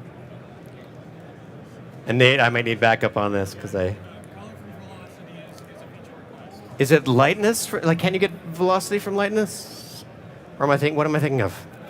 I might have answered that incorrectly. Oh, that's what I'm thinking of. I'm sorry. So we used to not have a velocity over life, which is great. So you can have particles that explode quickly and then slow down. or you can have ones that do the opposite. They're like slow and then they get anxious. Okay. So currently you can draw a curve for the velocity of a particle over its life, but I'm sorry, yeah, you cannot use the layer map to determine the velocity. Not yet. Feature request. So, Feature request. But it's a known feature request because Nate knew that. That's right. So that it's not means a it's like mystery. it's on his desk, which is wonderful. Yeah, and it's where you want it to be. And those feature requests, again, come from people. I mean, we're the other people over here, and we want to make it good. So let us know. Yeah. The thing is, a lot of us are also artists, so we probably like, ooh, that's a good idea, but it's just implementation is always like, oh, it's a good idea. It's going to take a lot of work, or whatever it's going to take. So awesome. For more questions for Hashi, he will be in the back of the booth. He's also with us tomorrow, but please grab him then. We will have up next our very next presenter, so stay tuned. I think we have another member of the internal team, but I'll double check on that. Internet, you know, but for those of you who don't, go to the 3dmotionshow.com, check us out, and register. Just go hit sign up. It's right under the little player, and you'll be entered to win. We have thousands and thousands of dollars from partners and prizes, so definitely check that out, and we will see you here in the next 5 minutes. So stay tuned, and we'll see you back after this. Amazing. Thanks, Matthias. Thank you, brother.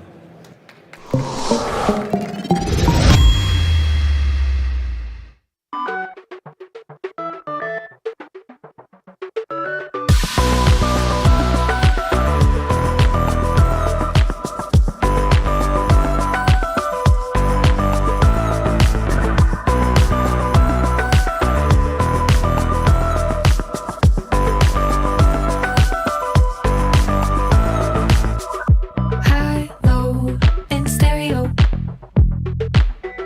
Hot, cold, I carry it. In and out, I'm pushing it. Come on now, we're making it. Haven't you heard that I like it? Haven't you heard that it feels so right? Haven't you heard, wanna try it? I'm getting in on your good vibe.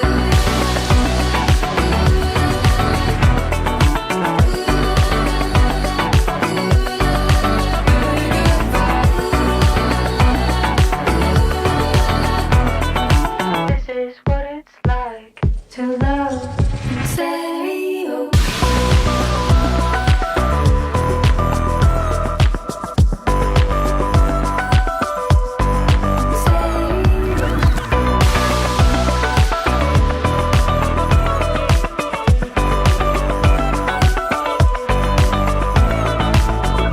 Time's slow when you're feeling it. I know you're needing it. Touchdown, we're driving in. Come on now, we're making it. Haven't you heard that I like it? Haven't you heard that it feels so right? Haven't you heard, wanna try it? I'm getting in on your good vibe.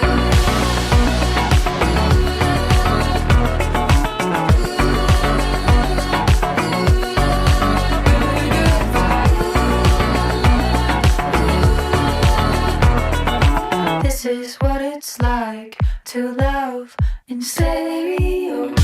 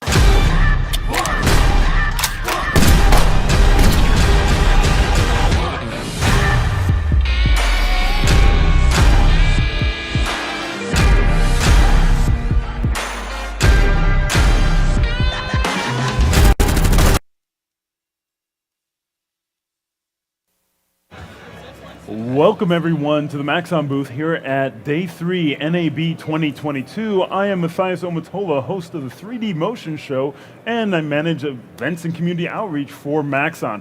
For those of you who don't know, 3D Motion Design Show is happening every month. Log in, 3dmotionshow.com. You can see the lineup of all our presenters, all their information. You can link back to their websites, all that fun stuff. Also sign up. We're giving away thousands of dollars of prizes from our sponsors at the end of this show season. Now, to my left is a gentleman who's been presenting with us for a number of years, but he was so passionate, he flew all the way across the pond from the UK over here to share his knowledge with the community. Let's give a big, big round of applause to Andy Needham. Hey.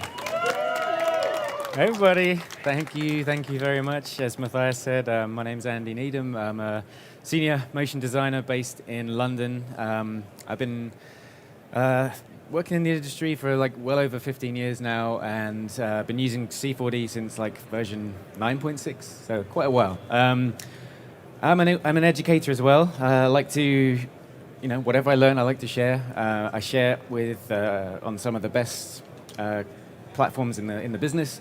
I've been working with LinkedIn Learning for since about like 2013, and more recently Grayscale Gorilla, GSG Plus, and I've contributed to EJ's C4D Ascend course over on School of Motion. So yeah, there's more to learn.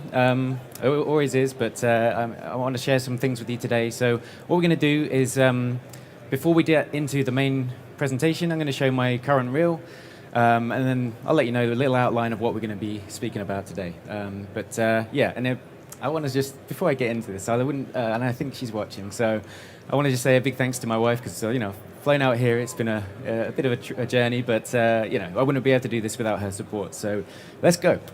All right. Oh.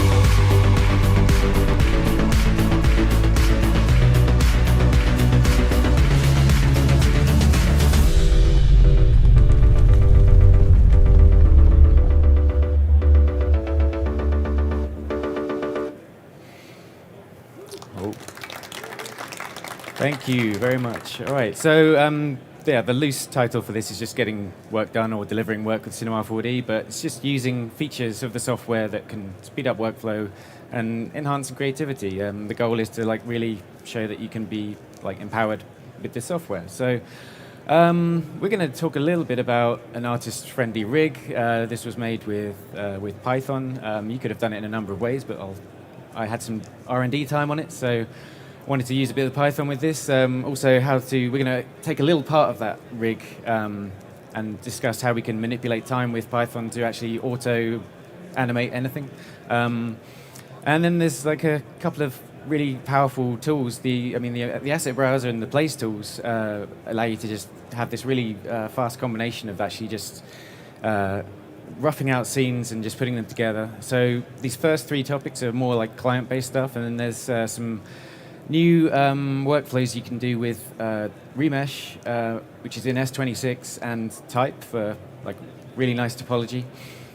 So when you're deforming type, you'll get a really nice look. And then finally some particle advection and how to split out those streams with Redshift AOVs. Yeah, so without further ado, let's just get into the first topic, which is this rig that I put together. For some context, it was for a project for Telemundo, their Hispanic Heritage Month. So I'm going to show what we had. We had a few artists on this, but really, people were just tracking scenes and just wanted to have something that they could just put in, and just once the scene's tracked, we could put these light lines, as we were calling them, into the scene. But I'll show you the video, and then we'll talk a bit more about it.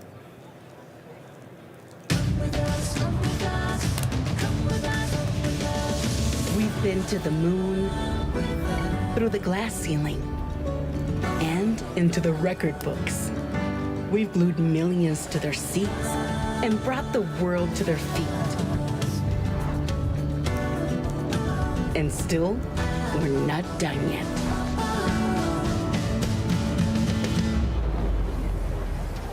So much more to see and do. So many more journeys to make. Celebrating Hispanic Heritage Month. Come with us. Okay.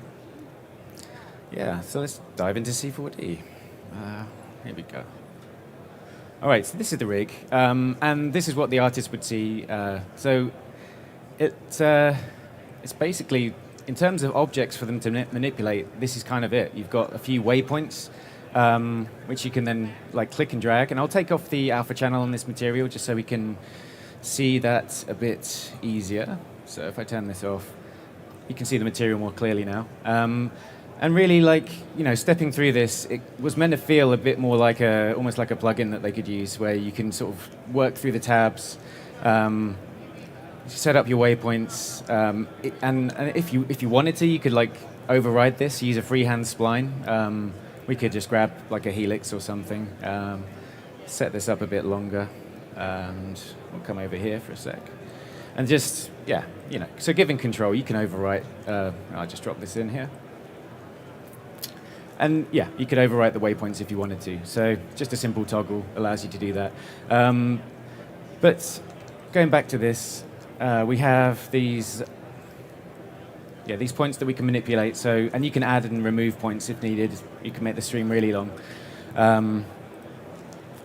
And you can set the look of the line by just familiar interfaces. And anyone who's done any kind of tool building using maybe Espresso or something like that, this is all really familiar. It's just grabbing user data and all that. But like, I'll show you the all of this was like hidden away with layers and stuff, and I'll show you the code behind it if we just get to that.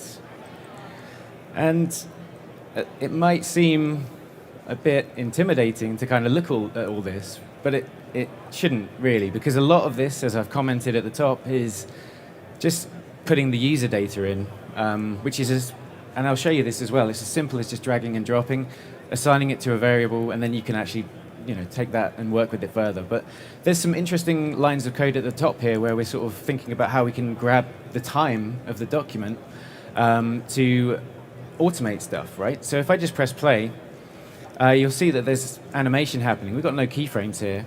And this was just a little bit of extra motion, like something that the artist didn't even have to think about, but we're just animating the UVs of the material, and we can increase or change the direction and all that, or, you know, again, there's an override to turn it off.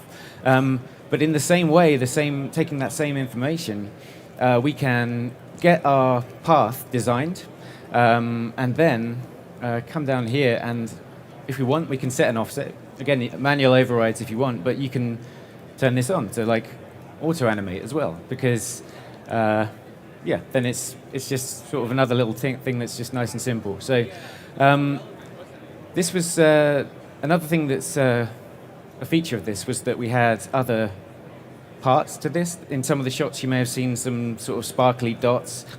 Currently they're hidden, but if I unhide those, you can see, and you can see that they're also traveling with the main spline as well, and that's because just a checkbox here was just saying link to the light line. So whatever the light lines do that, or again, you could override it and animate them manually. But it's all fairly familiar, simple controls, but I think it's probably good to see like this in practice. And like I said, all the shots were tracked, so we can work in a different layout. Cinema 4D has all these layouts. They're very customizable, but for tracking, we can come over to the track layout. And to get started, all you have to do is just double click to create a tracking object. Then double click again, you can select your footage. So I'm going to find my shot, and I'll open this up. And it loads in. There's a quality slider here. We can resample this back to 100%. Reason why it's low is just, you know, if you've got low RAM or something like that, and you just want to play this back fluidly, C4D is going to have to cache that first. But then once you're done, get nice and fluid playback. So we'll just stop the playback for now. And we'll come into the 2D tracking tab. And what we want to do, we're in like auto tracking mode. You can like create some auto tracks just to see what's going on, increase the amount. But I'm just going to get started and just click auto track and just see what it gives us and just see if it's a satisfactory result. So I'm just going to scrub through, and what I'm looking for is just a decent amount of tracks. I'm thinking, where can I set my my position? I'm thinking, is there something that I can make a constraint here, like so I can rough out the scale of the scene? Is there enough information maybe to even like set the ground and all that? And like that we're going to do, I think we're good, but what we can do is we come into the, I want to find, in the tracker menu, the motion tracker graph view. And this is the information, right? This is the quality of the track. Some of these tracks, most of them's pretty good actually, right? But we're looking at these ones, for example. This is probably not so good. And if we come over, you can see the tracker view. And this is, well, I mean, I'm not even sure what that's tracking. It's probably pretty useless information. It's not going to help us get a good solve. So we can filter this, and we can have a look at this track. You can see it's kind of going off, and you can see the red is where it's going off, and green is probably where it's coming back on and actually finding a useful feature. But I'm not happy with that, and I want to filter out some of these errors. So we can turn on our filter tracks error threshold. You have this red line that you can do interactively. You can bring this down. Or if you want to dial it in, come over to the Attributes Manager and just type in a number. And now we've got rid of a lot of tracks. If we come back to the top-down view, a lot of this is nice and green now. So I think we're going to probably get a good solve. Solving is just as simple as coming over to the 3D Solve tab. And if you don't know any information about your camera or anything like that, don't try and like figure it out. Like, you need to know these numbers. Otherwise, just let C4D take a good guess and run the solver. And we have a solve. What I'm going to do, I think I'm going to lock this for now. And I'm going to come back and just check the objects that we've got. Now we have solve camera. You can verify that it's good because we've got like keyframes on every single frame. So we can now start to calibrate the scene. And we're not actually like, I'm just trying to get a sense of the camera's motion just so it's easier to place these light lines in the shot. It's not really like too much of a specific task, but we need to know the scale of the scene so when we actually start working with the light lines, they're not too big or too small or whatever, but let's just do that now. And we're going to come in, add some tags to our motion tracker object. These are the tracker tags, and we're going to start working with a position constraint first. Now, when you put this into the scene, you might think, well, I've done nothing. Where has it gone, right? It's an orange object is what you're looking for. But if you can't see it, come into the footage tab, just lower the brightness, and look, here it is. It's just hiding all along. This is what we're looking for. So I'm going to bring this back, and I'm looking for something that I can say, where is world 0? I'm going to just drop it on this feature here. And if we come back onto the tag, you can see we found a nice green feature. If we look at the auto features here, color-coded, green, down to red. So we're looking for the green ones that are the ones that are pretty solid.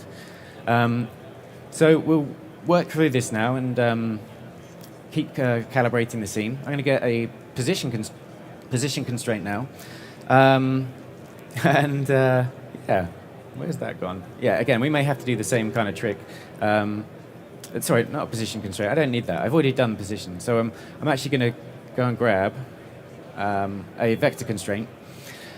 This is where we can set the scale of the scene. So I'm just going to drag this on top and put this here.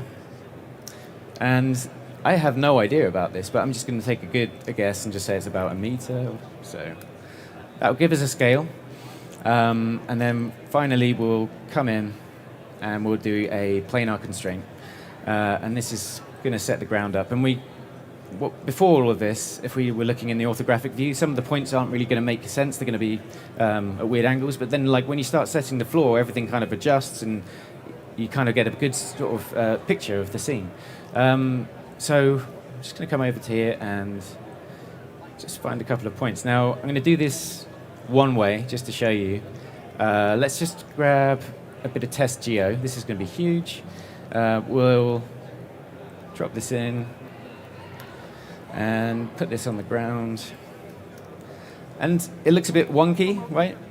So what we can do is just say, yeah, maybe this isn't the best point for this. Maybe we just want to spread these points out a bit and line that up a little bit better. And yeah, it's going to sort of track into our scene. So like I said, it's not super essential. All I want is the kind of camera motion. So when I do bring in the light lines, I can start to like work with this properly and maybe grab my points.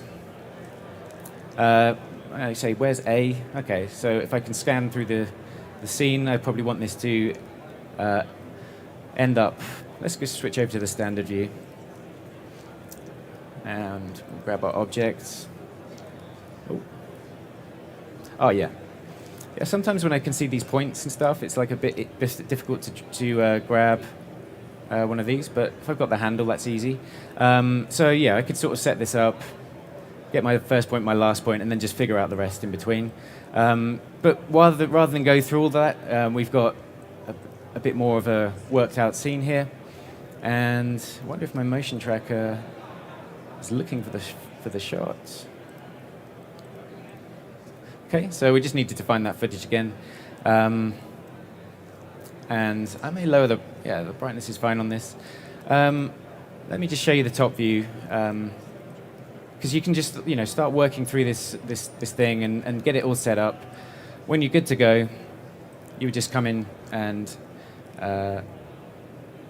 set your offset where you wanted it to start, and then just like either turn on the auto and give it a rate, and then we can just play through this now. Let's just play it in this view. You can see now the lines are passing through. There'd be some rotoscoping done to cut out the lady here walking along, but then it's pretty much good to go. Yeah, that's pretty much how it was working. But like to show you the sort of Python part of this, we're going to come back here and talk about how you can just learn a little bit and it can serve you a long way. And if you keep learning maybe just a little bit here and a little bit there, it will increase your knowledge, and you can sort of maybe automate repetitive tasks and do things like that. So, but there's only a few kind of things you need to know to get going. First, you need to know what op means. This is, it really depends on the context you're working on, but essentially it's like the Python script or the tag or something like that. And then you need to know what object you're acting on in the hierarchy and like where you are in the hierarchy, because then you can start navigating and doing things and really like manipulating Cinema 4D. So all you're really doing in a nutshell is getting information and changing it and then just sending it back. So yeah, let's take a look at that now. So I've just taken a few objects out of here. Actually, I'm just going to copy this. I'll grab another null object and just paste these in. Okay, so this is our really simplified version of this this thing, and all we want to do is maybe replicate the animation of the UVs. Just nice and simple stuff. So like we'll grab a Python tag, and it's in the programming tags. Now this pops up, and it already like this kind of feels a bit daunting, but it's actually giving you some tips of like what is op, what is doc, la la la. But we're gonna I'll let you read that in your own time. But we're gonna just get rid of all this, and we'll just define our main function. Okay, so now we can start working. So the 3 lines of code we need to get time. We're going to ask our document, what is the time? So let's just set it a variable, and we'll call it get time.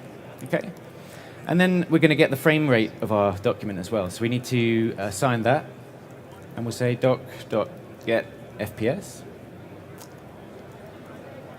Okay, and then we just need to now we know that information, we can use that to get the frame that we're on. So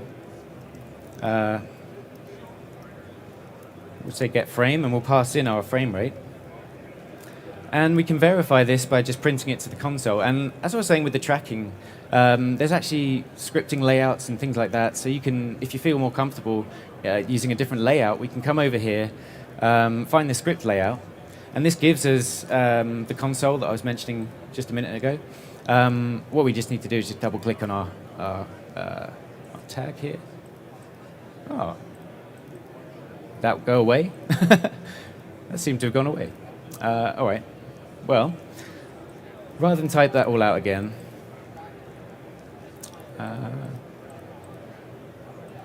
Where have you gone? Wonderful. All right. Well, this is essentially what I was just typing out. So we'll just paste that in. So yeah, import C4D. Okay. And we'll just paste that in. So this is kind of it. I've just got different names for the variables. Well, let's just print it and just see what frame we're on. Okay. So it's telling us we're on frame 29. If we rewind and play, we can see now the console's printing out what frame we're on. We can then use this data with something else, maybe like a slider or something like this. So we're starting to like build our rigs. So we can manage some user data. We'll come in. We'll add a group, in fact, pull this out, and just call this controls. And I will put this data in here. This is going to be a float slider, so we can just, this is the interface that we'd be working with. I don't really want, we'll call this like rate. I don't want too much, so maybe -5 and 5, up to 5. So we can take this in either direction. And we'll just choose OK. Now we get a new tab on our null object. And this allows us to bring this data in. Okay, so let's first find where we are in the hierarchy. Okay, so we're on the Python tag. We need to move off the tag and onto the null object. So our object is going to be op. This is the tag. Tag, what object are you on? So we'll just say get object. And then we need to find this tag here. This is the last tag on the landscape object. So we need to go down the hierarchy and find the last tag. So to find the material tag, I'm going to say object, which is the null object. Let's go down. And then we'll just get the last tag. And there's many ways of doing this. I'm just doing a bit of a shortcut here. But now let's verify with that. So we'll say print, and we'll put Matt in here. And it's telling us we've got a texture tag. That's exactly what we're looking for. So from that, we can get properties of this texture tag and manipulate them just by dragging and dropping. So we have already got this slider on our null, and we want to use that absolutely. But so that's actually on our object, it's on our null object, right? So we've defined our object here. We need to go below that, and then we can say what parts of the object can we work with. So this will be our rate. We called it rate. And we'll just drag and drop. Bring it in. And we can call this OBJ, because that's what it belongs to. Okay? And then, yeah, let's just grab this offset U property from the material. And we just want to assign the frame. And we'll multiply it by whatever the user sets as the rate. So, okay. Now we can rewind. And have we set up a rate? We have. It's pretty fast. Let's just press play and see what happens. There you go. So now it's working. We can change it. We can change the direction. And like I said, it's just a few lines of code. But if you think about this, you could take this in other directions. And you know, hopefully it wasn't too scary, like just seeing a few lines of code on. But yeah, you can build rigs. You can really push C4D to the limits with this. So yeah, I think that's enough what I want to talk about on this one. So let's just come back here. Oh, this is the final thing again. Anyone who's new who's just joined, this was just a project for Telemundo. Through the glass ceiling and into the record books. We've glued millions to their seats and brought the world to their feet. And still, we're not done yet.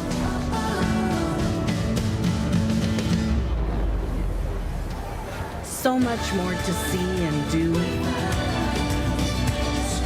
So many more journeys to make. Celebrating Hispanic Heritage Month. Come with us. Okay. Thank you. All right, so let's move on. This is talking about the asset browser, the place tools. It's such a powerful combination when you want to start to get scenes together. really saves a lot of time. Now, for context, this was for a project for Amazon, their small medium business Black Friday promo. We built out a really quick scene, and then the task was just to render this once, really, but then use UV mapping and After Effects to put all the pictures and stuff onto all the photos in place and change out the magnets, designs, and all that kind of stuff, because it was a lot of videos, like across a load of territories. And let's just show you the result, and then we'll dive into it.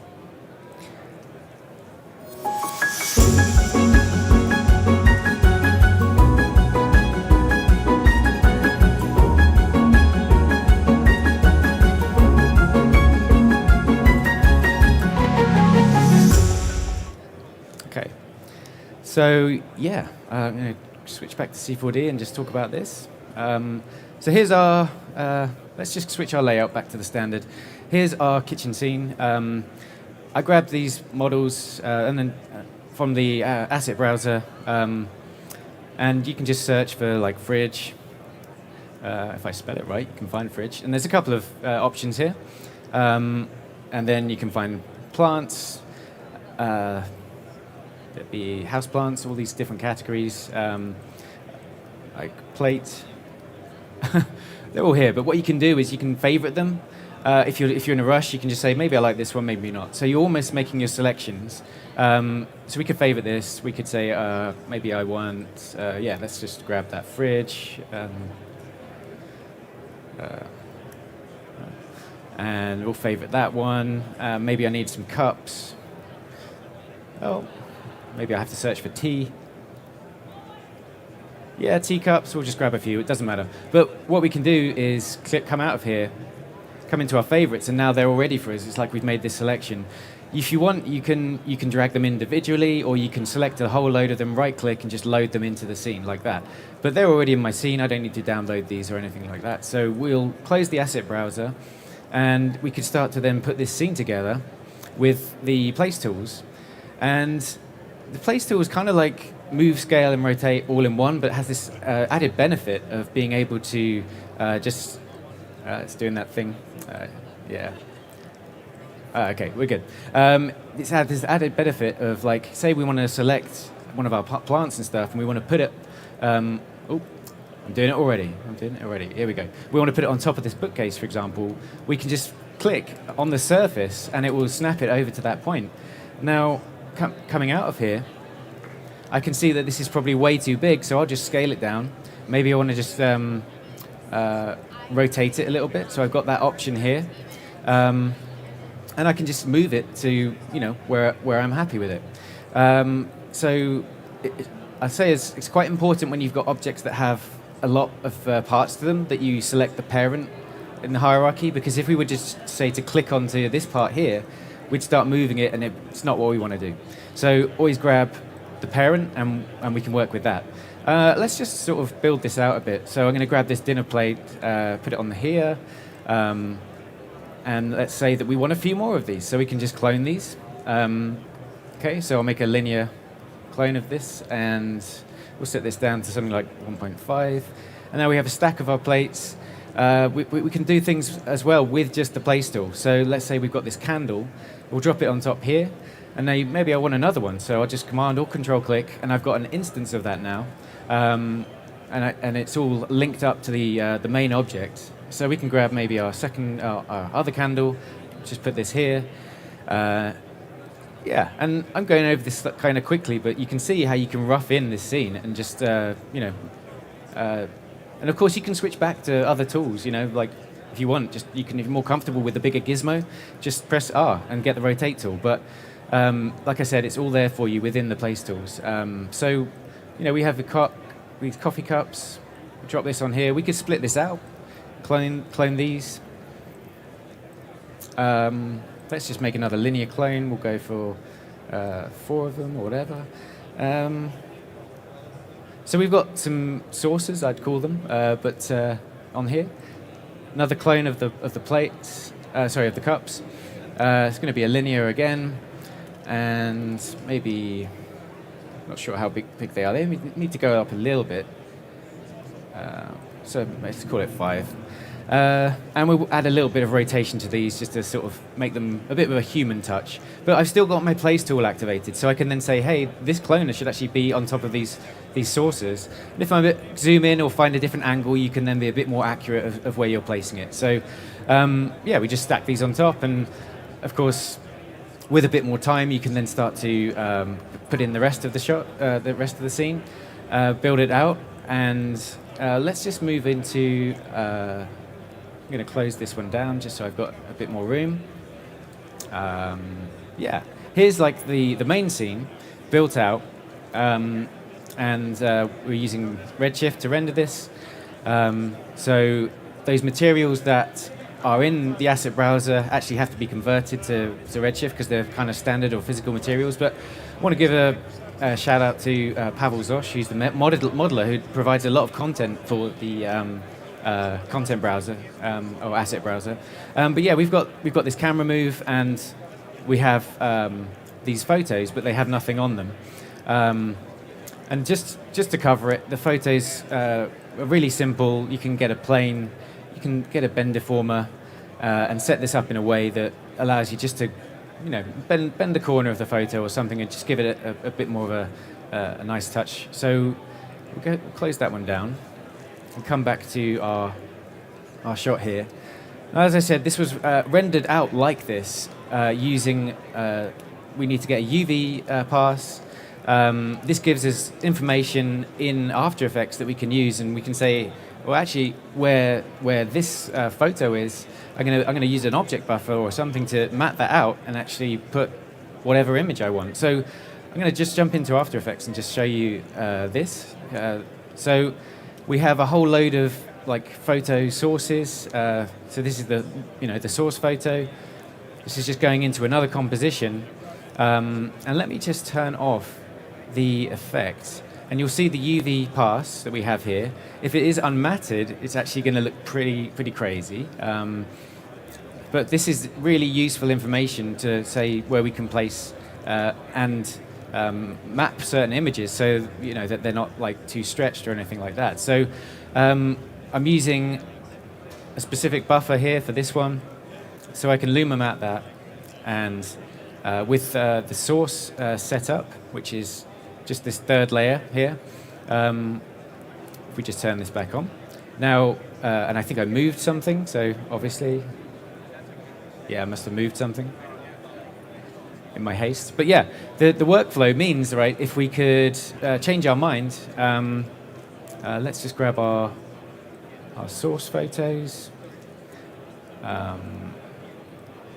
So, yeah, let's just say we wanted to change this for a different photo. Bring it in, maybe scale it down. Come back into our source, and it's updated. And in our main comp, it's all going to ripple through, and that's it. So now we can quickly, there we go, we've got it right there. I think probably the client would want us to change it back to the original. So there we go, we've done that. But the same thing works for all the logos on the magnets. These had to be done in the same kind of way. But it was a really fast and fluid process, especially when you had to knock out like over 40 videos and get all the titles done and all that kind of stuff. So yeah, it's that was a fun, fast turnaround project. Let's just jump back.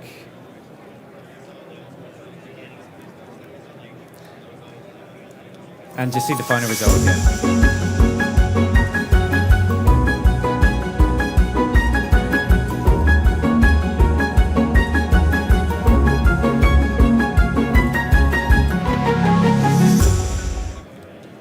Okay. So, just to refer back to the education side, I have a whole course on LinkedIn Learning about using the asset browser and place tools.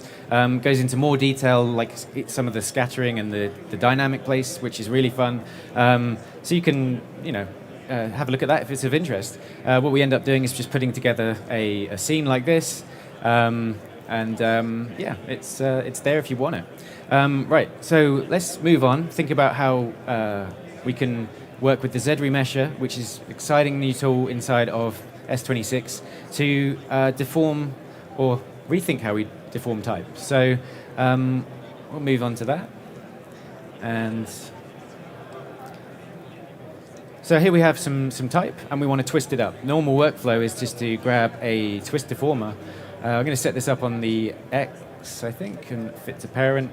And then just increase the slider so that we've got this all twisted up, right? But we can immediately see that there's some problems, because if I press NB to show the lines as well, we don't have enough. We just don't have enough information to. These polygons are kind of like folding in on places where they're not comfortable. So we can come back to our text object and work on this. Maybe we can set this to like a subdivided mode and come over to the caps tab, and instead of n-gons that we want to look at, we maybe want to look at some polygons. And we can reduce the grid size down, maybe quite a lot, in fact. We'll just go quite a lot, but it still hasn't kind of solved these problems. And you always kind of want to balance up these numbers if you're doing it that way. But yeah, this is still not good. And other ways of working with this is to kind of like think, oh, maybe it's just the shading, it's the way the light's hitting it. We could reduce the Phong angle, and that's kind of cleaning up a little bit of this stuff. If I come back to my just grad shading display, you can see that. But what was interesting to me when I saw the remesh with ZRemesher, which has come over from ZRemesher, which has come over from ZBrush, is this thought got me thinking. Maybe we can just make the topology of this type a lot nicer. Okay, and you can just by bringing it in. This is looking nicer, but the other thing you need to think about is the order of operations, and we're still twisting a low-res mesh, so we need to bring this out and basically group it so that it's on the same level of hierarchy. And now we are twisting a high-res mesh, and it's looking like so much better. You can come in, you can adjust the mesh density to get even better results, or work with a specific polygon count if that's what you want to do. And you can do like maybe all your heavy lifting with one of these instances, and then in certain cases you could actually add another instance, and this will make the topology like adjust the flow of it once again. So there's plenty of options there to sort of to getting the right sort of look.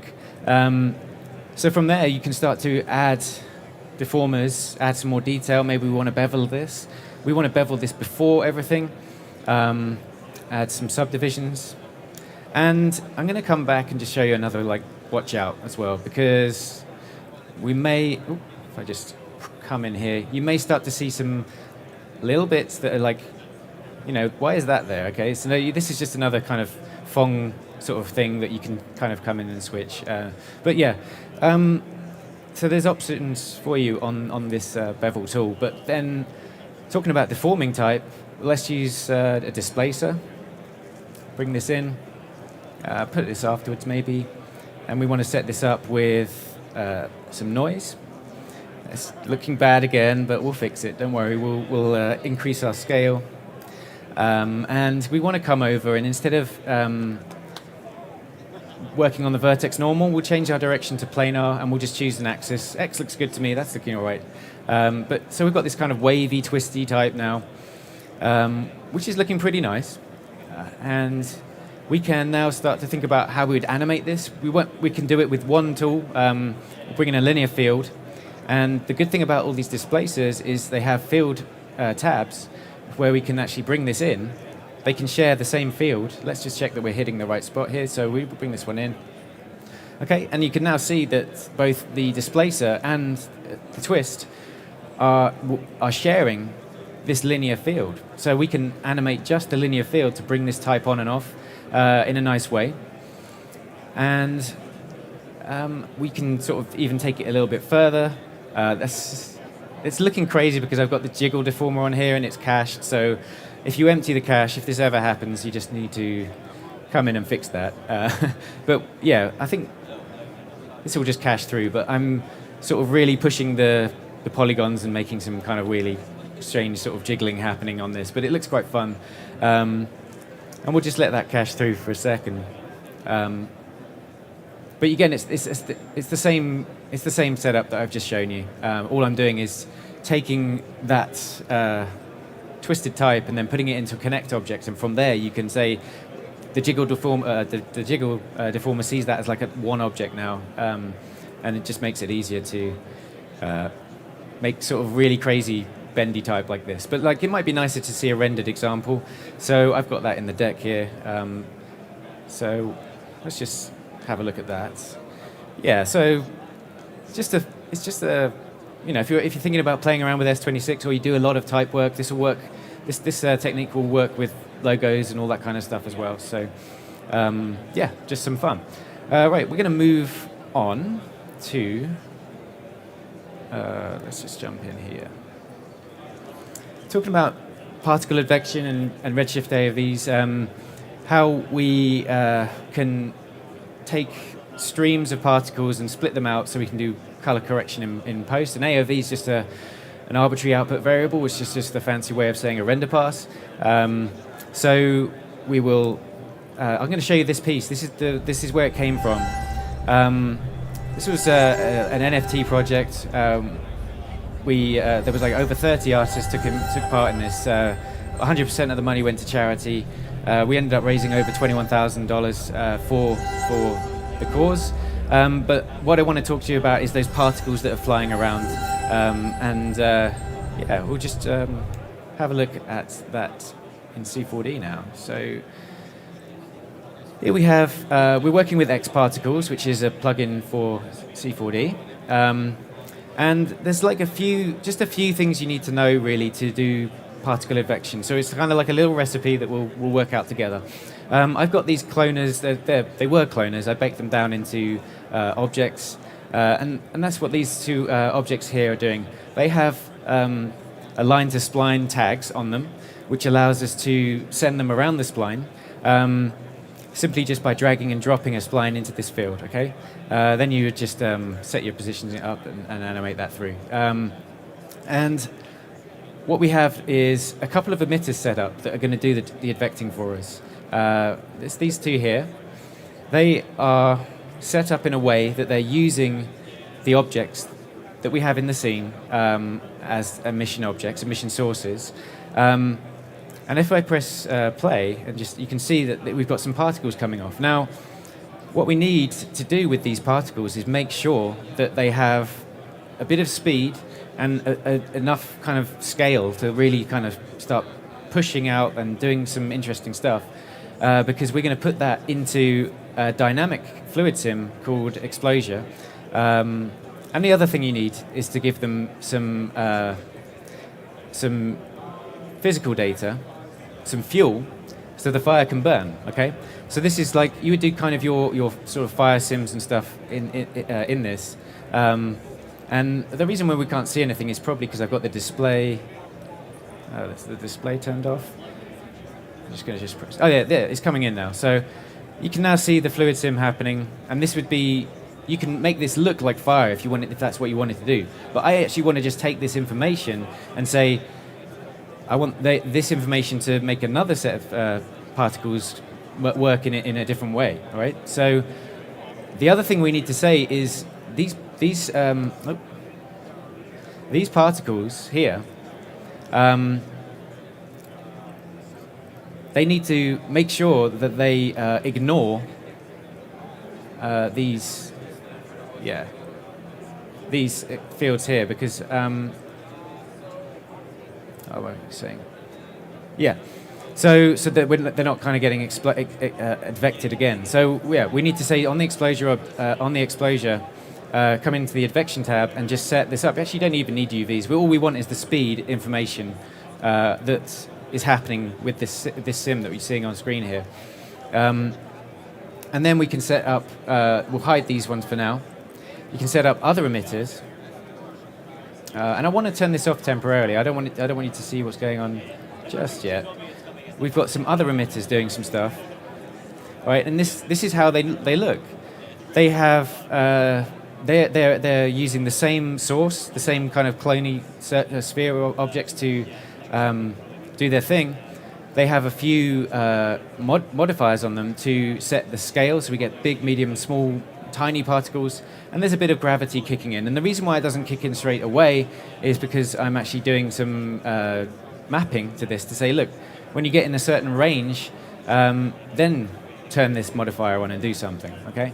But, so this doesn't look too interesting until we take that data and push it into the scene. So I'm gonna hide this because it's a bit confusing to see with all the exposure on, so we can come into the display and just turn this off. And now, I'll also hide the sources as well. So once we do that, that information is then saying, hey, actually, make these look more fluid-like, and push them around. And yeah, this was kind of how I arrived on that certain look. But to get this out of Redshift, and this is what I used to render it in the example, we need to use AOVs.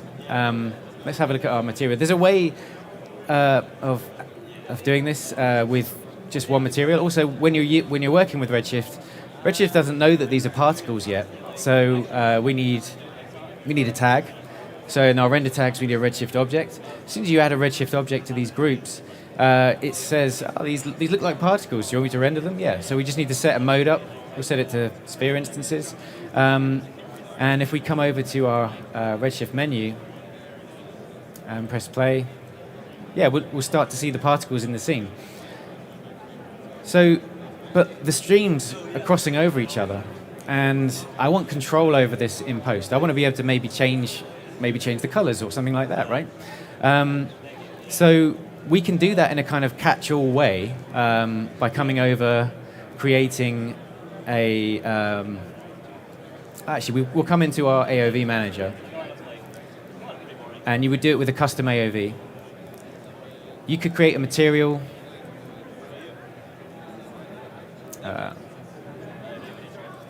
And get the... Oh, we're going to do it in the old one. The new one. Okay. We could search for... Oops.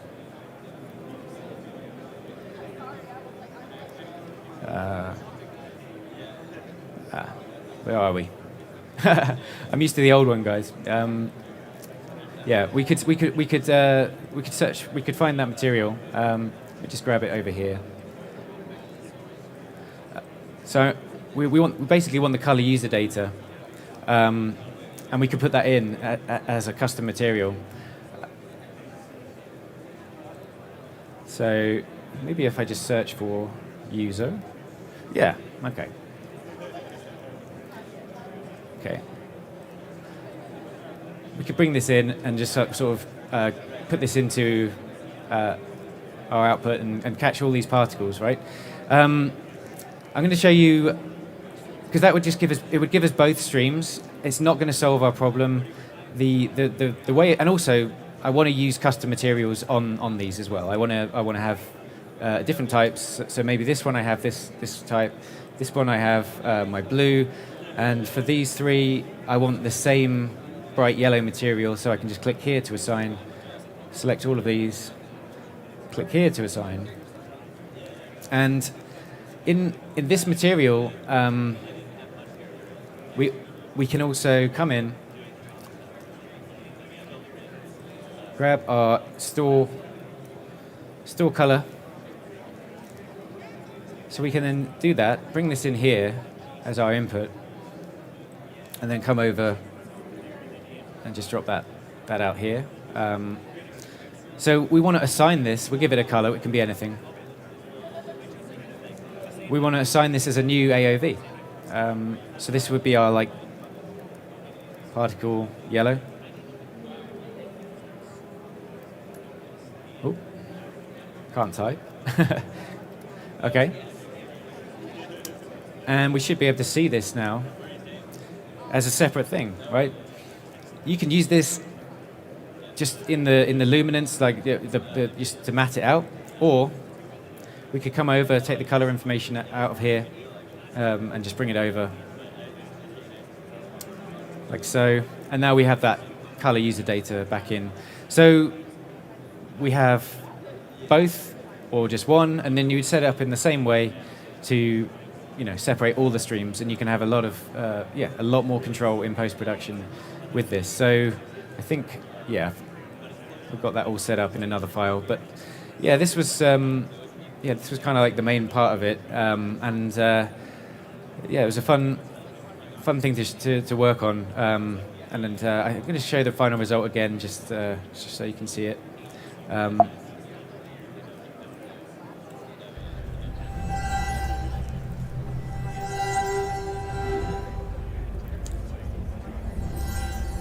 So I want to thank Perry Cooper for getting me involved on that one. It was all for a good cause, and so stoked that we made some money for charity for this. So I think that about wraps it up for me. I want to thank you all for coming. My name's Andy Needham.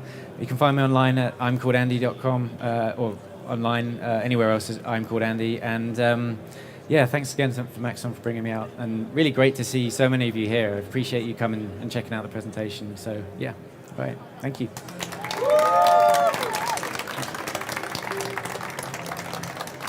Excellent job, Andy. Whoa, hello, feedback. Hi. So I think you guys know, if you guys haven't been here and this is your first presentation with us, we do live questions before we go to the internet. You guys are our top priority, making sure our audience is happy, right? Yeah, see? Questions from our live audience. You guys are too good. That's what I keep telling everybody. Like, you're so good. It's like they understand everything. Oh. But just in case, if there was something you missed or you wanted to dive in a little bit deeper, Andy will be in the back for another hour answering any questions. You can jump in. We have systems back there. You'll be able to go through anything that he showed or just come up with random questions, try and stump him. So that you can just do that. So stay tuned. We're going to have our next round of presenters up next, our very own Chad Perkins and Ellie Wade, our resident AI metahuman. So you're going to want to hang out for that one. So we'll see you back here in the next 5 or 10 minutes. So thanks again. Thank you.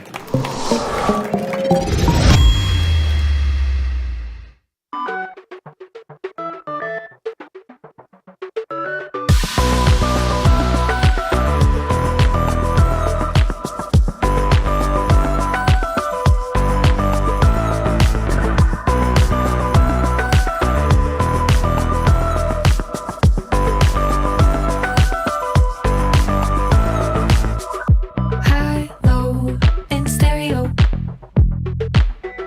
Hot, cold, I carry it. In and out, I'm pushing it.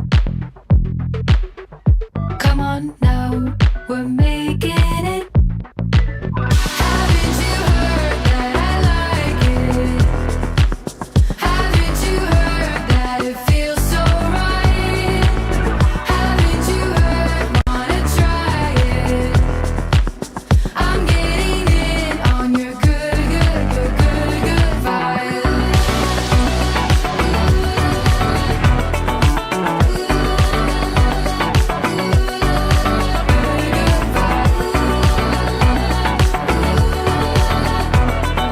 This is what it's like to love in stereo.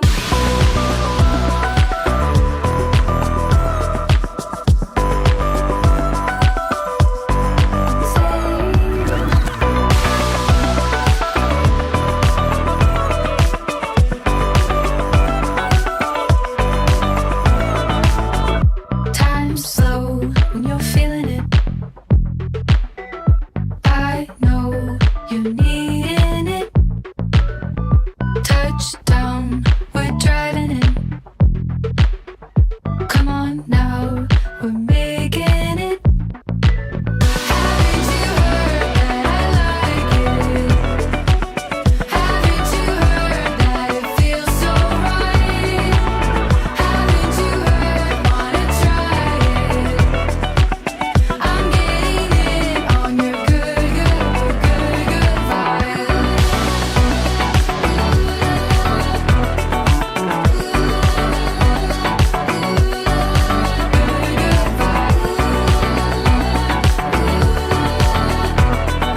This is what it's like to love in stereo.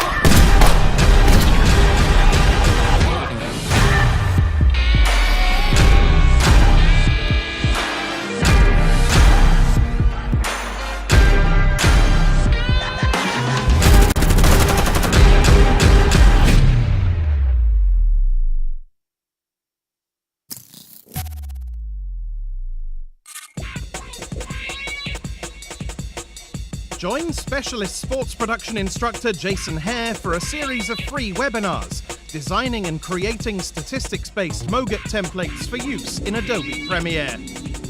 Using real-world techniques he developed for the 2018 World Cup and 2019 Rugby World Cup, Jason will show you how to build templates in After Effects, combining Red Giant Universe, custom expressions, essential graphics panel techniques, as well as data-driven graphic workflows.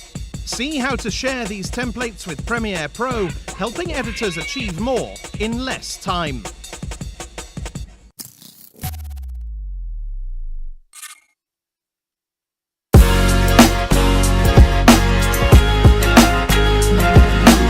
Introducing MoGraph TV from MoGraph.com, a free motion graphics and animation channel streaming your favorite content and favorite artists 24/7.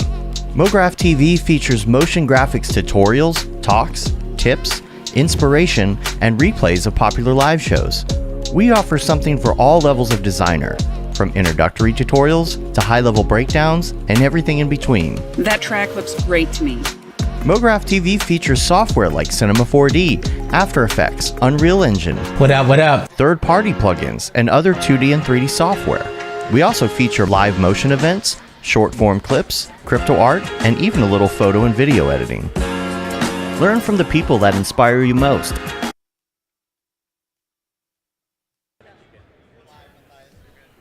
All right, welcome everyone to the Maxon booth here at Day 3 NAB.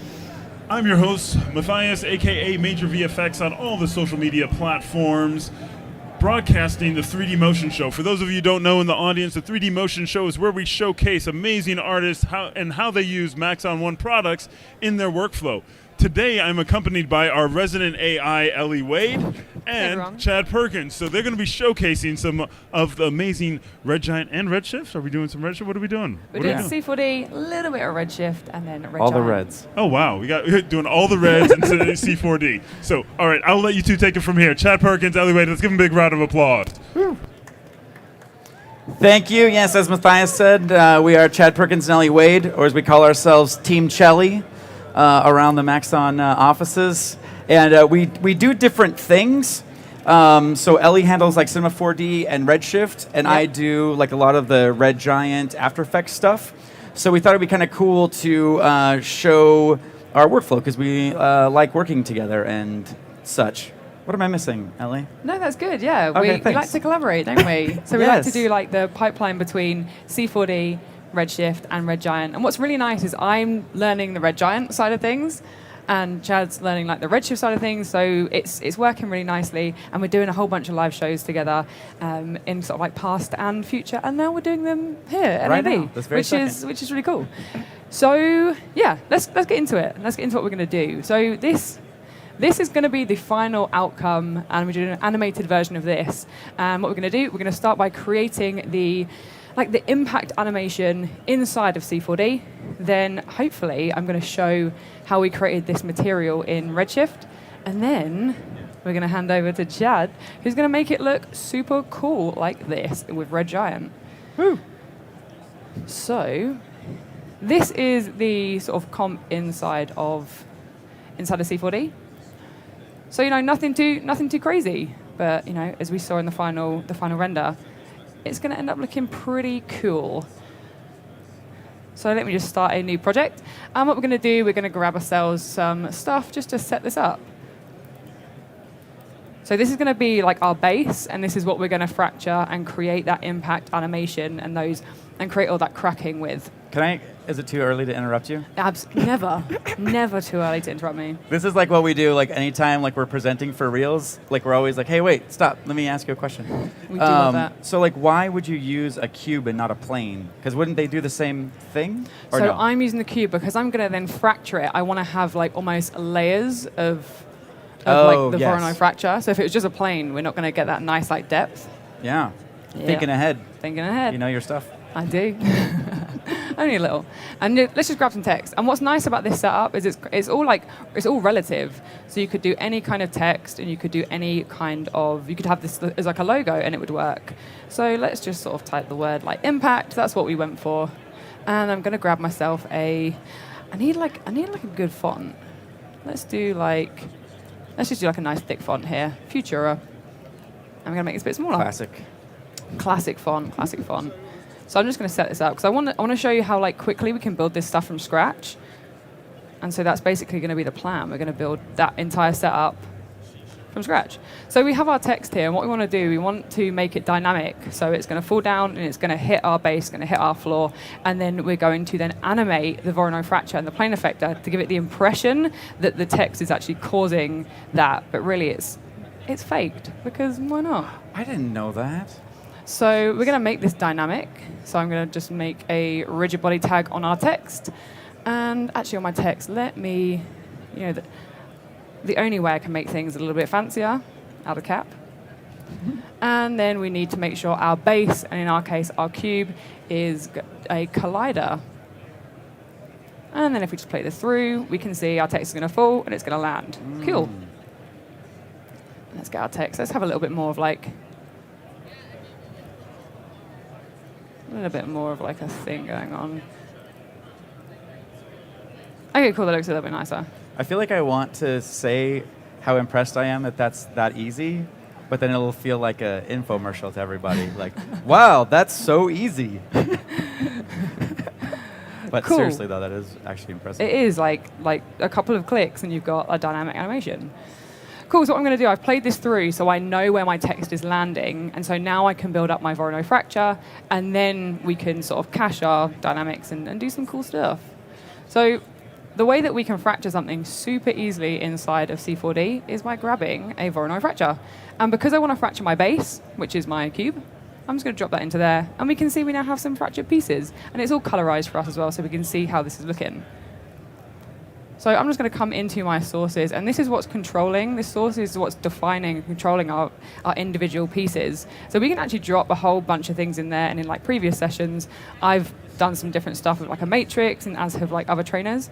But we are going to keep the point generator. And what we're going to do, we're going to build up a couple of different point generators and blend them together and make it look like we've got some like tiny little nice detailed pieces and then some slightly bigger pieces. And it's going to all add to like just a nicer looking kind of cracking effect. So I'm going to keep this one in here, and I'm actually going to set my distribution type to normal, and it's basically going to pull all of those points in. And then we can control our standard deviation. We can pull them in even more or pull them out. So I'm going to pull them like all the way in. Let's go to here. And let me just make this a bit more centered. And I'm going to have a whole load more points. And more points means more fracture pieces. Simple as that. And so at the moment, it's all kind of like centered to the middle of the cube. What I want to do, I want it to be spread across where all of my text and all of my letters are. And so what we need to do, we can just come down into our transform of our point generator. And if I just sort of move that out of the way. Sorry. It's all good. I'm trying to sort of pull that across. There we go. I can now just scale this along. And now those pieces are now being scaled all the way across. And so where this cracking is, it's where our letters are. And it's going to add to this effect. And we can do the same on our z-axis if we want to as well. So I might pull that all the way in here. And I've got some nice little detailed pieces now in like the center of where our impact happens. And then to add another source, all I have to do is click Add Distribution Source. So that's my first one, and this is now my second one. And I'm going to do a similar kind of effect. I'm going to make slightly larger pieces. So if I do normal again, pull them in again like a little bit, and maybe go like 200. And all this is like just being like creative and being artistic with it. So it's not like, oh, you have to do it like this and you have to do this number of points. It's like, oh, I think this looks cool, this looks nice. And so that's what I'm going to do. So let me just pull these in again. And I think I ended up with sort of like 3, because I want some slightly bigger pieces as well. So let's do one last time, and it's all the same thing. Maybe like 100. Cool, so now we have some slightly bigger pieces. So what we have, if we have a look in here, if we sort of switch these off, these nice little toggles. So we have our really small detailed bits, which are really kind of like centered to where the text is first going to hit. Then we have our second point distribution, which are these slightly bigger bits, slightly further away.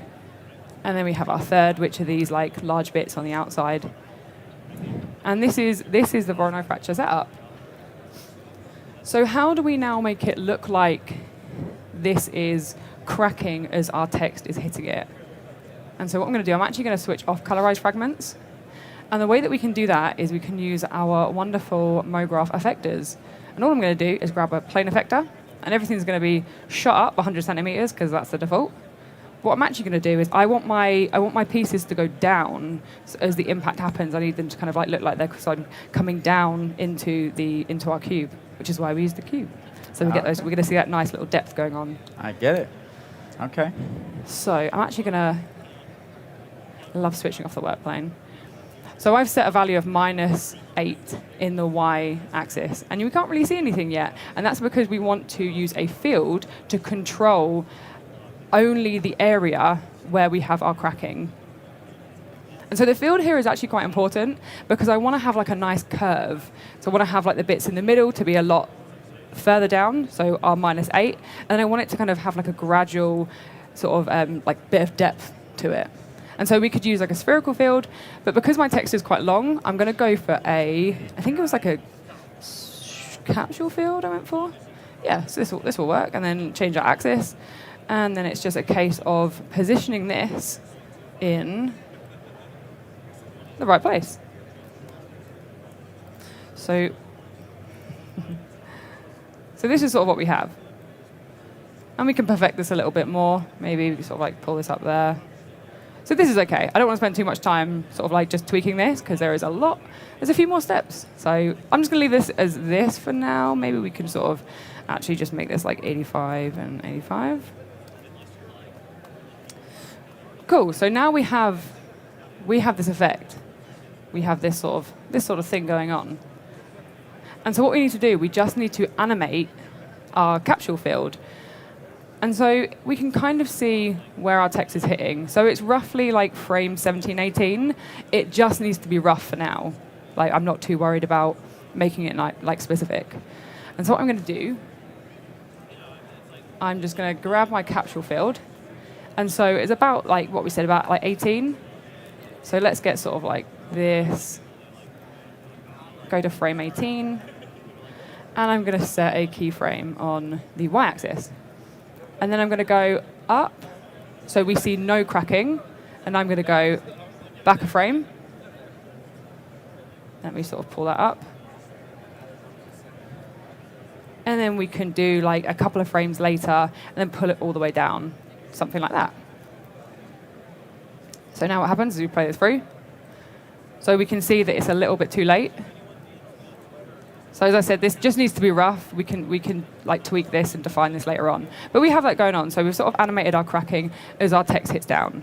But if I just sort of go like this, not that, it's actually floating along the top. And that's because our collider is on our cube. And so it can't see that like the Voronoi fracture has been sort of separated down into this area. It's not able to fall down. And so the way that we can kind of fake this and create the effect is we just duplicate our cube. We're going to take the collider off the cube that's being fractured, and then we're going to animate this cube down as it hits. So what have we got it hitting at? Frame 15.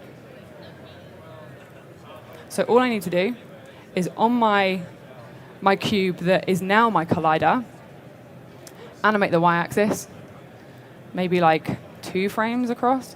We can pull it down to something like, we want it just to be kind of on show, like that. And so now what's going to happen, if I hide it, and we play it through, you can't even see it. And because we've got like a top angle, it doesn't need to be like perfect. But now we have that little drop. So it just looks a bit better. Okay, so we have this going on. We've got this bit sorted. So now I've done that side of it, I can then cache my text. And so I can just come into my dynamics. Just gonna bake this. And so we saw that was like super fast. And now what happens is as I play it through, we've baked it. And so now I can come over and make sure everything is kind of happening at the right time. So we can see it's sort of like, yeah, so we're pretty spot on anyway. So as it hits, it sort of goes like that. So once you cache it, it kind of like, it can shift a little bit. It can like... Well, the good thing with caching is we can now go through our timeline like this. It doesn't have to recalculate the dynamics every time. Okay. And so where we sort of like guessed how to, like where, like what keyframe it was hitting, now we've baked it, we can get it spot on. Okay. But for some miracle reason, we did anyway, which is great. Cool, so the next step is just to make this look a little bit more interesting, we can come into our top view. And what we can do, we can slightly art direct our Voronoi fracture by using splines, and then we can use our splines inside of our plane effector to add some more cracking. So if I just go to my top view, because that's going to make it a little bit easier for me to draw my splines, I'm going to come and grab my little spline pen. All I'm going to do is just maybe draw some crazy looking lines. And then maybe I'll only do 2. Maybe like this. If I was doing this again, I would spend a lot more, time on this stuff. But for the sake of this, I don't want to spend too much time just sort of like drawing my splines and tweaking stuff. I just want to show you guys how to do it. So we've got our splines. We've got our like crazy looking lightning splines. We can drop them inside of our plane effector. So we can drop that into here. And it's going to look a little bit strange at first, and that's because we need to control our blending modes. So if we come over to our blending and we change this to max, it's going to add it on. And then we click our spline, and then we want to change it to radius. And then we can control our radius like this. And so now what we've done, and if I just do the same thing again, if I drop my second spline, let me drop that in there. Drop my second spline into here and just do the exact same thing. Set it to max, set it to the radius, and then increase that something like, maybe like that. Now what we can do, we can animate our splines coming down, and it just adds to like a different effect. So we can sort of animate these down as well. So I'm going to pull them up here, and so we have everything hitting at about 15, don't we? So let's animate our splines, something like here. And then at like, maybe it's 17, so it all happens a little bit later. We pull them down. Set another keyframe. And so it just makes it look a little bit more interesting because we have some additional cracks going on. And we could animate the spline down so it sort of like goes like that, and it makes it look like it's sort of doing that effect. But like how? Oh God! At least people can actually see me when I do this, like at home, and it's like a virtual session. People can't see that I'm actually doing these things. I'm like this, and like the camera's off, and I'm like, no one can see what I'm doing, which is probably a good thing, actually. We felt it though in our hearts.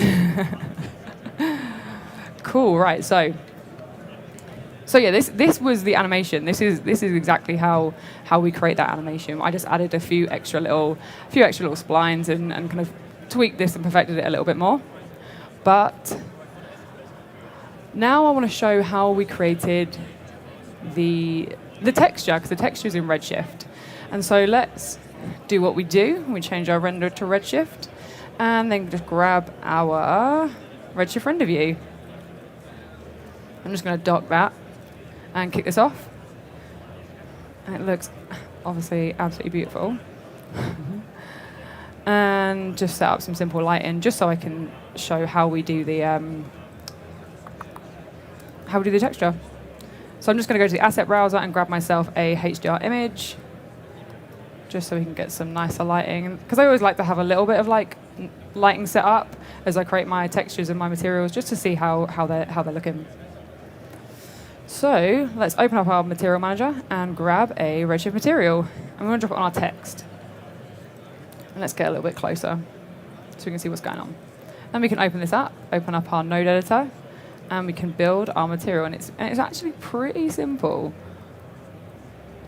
So let me grab my files. So we have like a Greeble map, which looks like this. And they can all be found like the asset browser, or you can search online. And there's loads of places you can get really cool Greeble textures. And so I'm just going to drag and drop that into our node editor.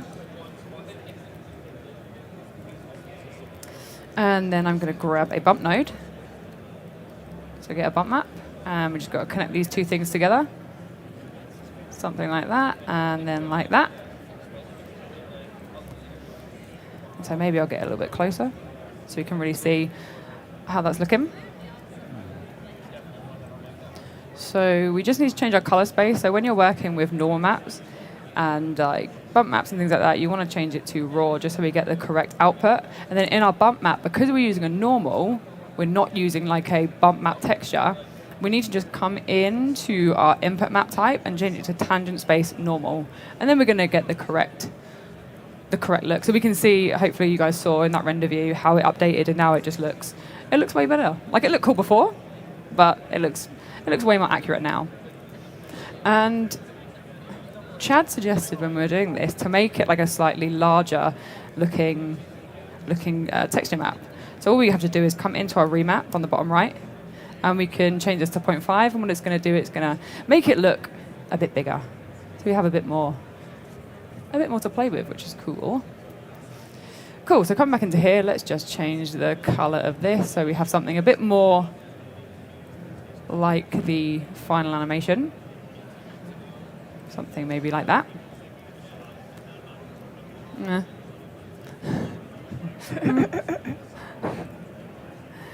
Okay, so now how do we create the emission that we have? So we had pink and we had blue emission, but what I'll do, because I don't want to take up too much of Chad's time, I'm just going to show you how to set up the pink emission, and then the blue's the same thing.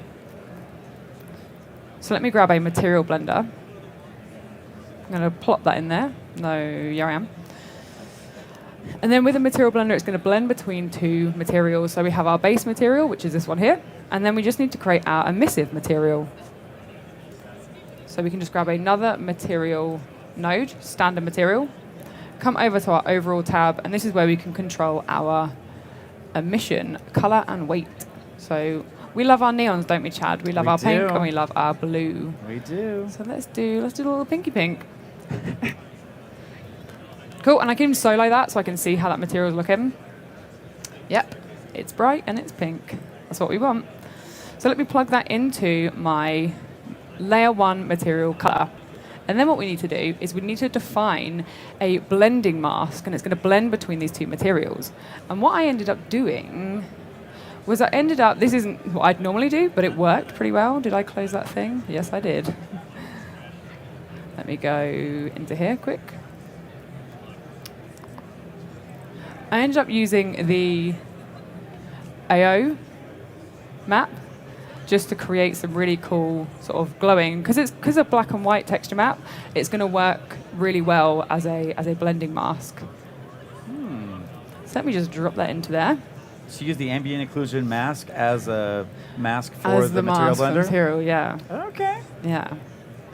Because you get those slightly like blurry edges as well. So when you're working with like emission and a glow, yeah, you have like the soft transition like built in from the map. Yeah. Smart. So I originally used the roughness, and it just didn't work as well. So what I'm going to do is plug that into our blend color.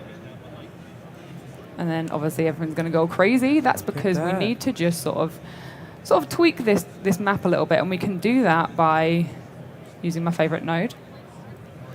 So what I'm actually going to do, I'm going to invert this, and it's going to invert the black and white colors. And then we can use our knots here to really dial in where this pink emission is going to show. So just like that. And then you do the exact same thing for the blue. You would just create your blue emission, and then you'd use the same thing, and then you just tweak the ramp so it's in the like alternate places.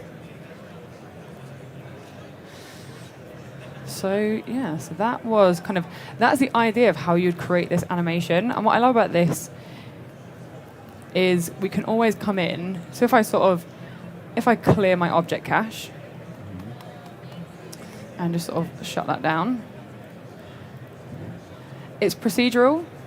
So I can come in and I can adjust like my text. So I could come into my object and I could write like, I don't know, anything that I wanted. So we could do that. And it's going to do the same thing. Then all we'd do here is we would just tweak our capsule field to be a little bit bigger.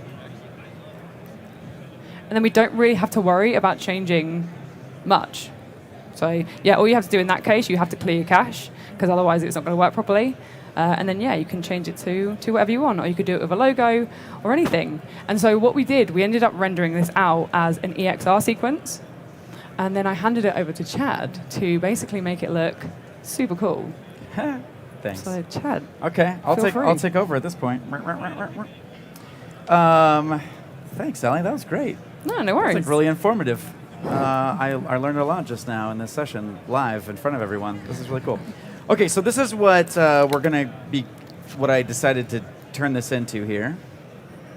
It went from like a 1 out of 10 to like a 10 out of 10. Oh, stop. Everyone's thinking it. No one's thinking that. I'm going to take this. Oh, it's on. If I take this to full resolution, it feels like it's getting like a little grainy or something like that. So there it is in slow motion as it renders. And what my thinking was here artistically is that like I want to like enhance what Ellie is bringing to the table with the animation, and so I decided to like initially I was kind of like initially I was very tired because we had the launch last week and it's NAB, a lot of stuff going on, so I was very tired. So what I thought was, okay, let's back up, and I'm gonna like look at the Disney principles of animation. And so we have an action here. The text is landing. It's like impact text landing on the thingy. And so like 3 of my favorite Disney principles of animation are anticipation, exaggeration, and follow through.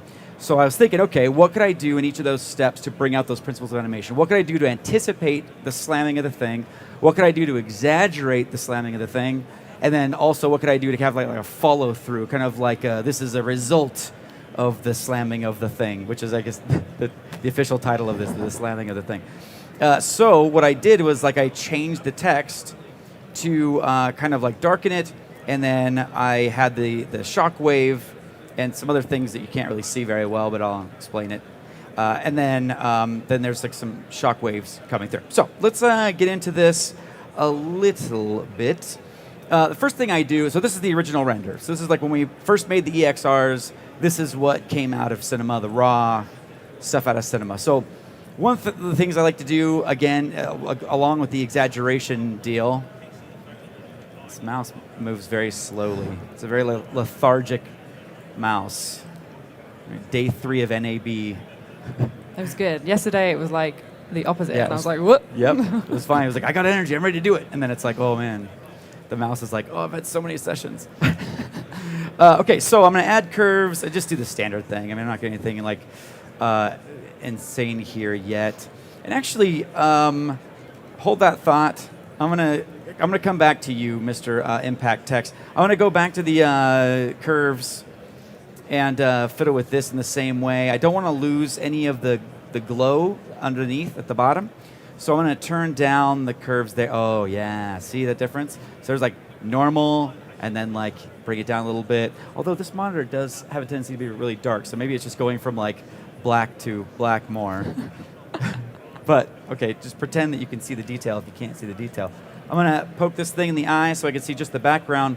And one of the things I love doing is adding optical glow. This optical glow just has a way of doing its glowy magic in the easiest of ways.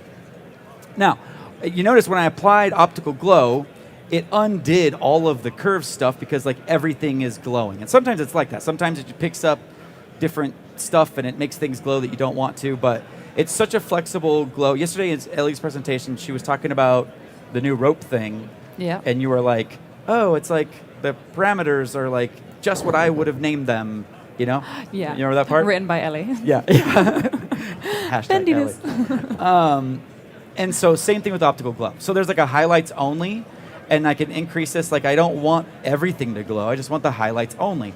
So I can increase this slider until the like background glowy stuff goes away, and I'm left with all of this magic. And then I can fiddle with this more. I can take this down a little bit if I want to, and then up the size if I want some more blur on that glow, if I want to smooth that out.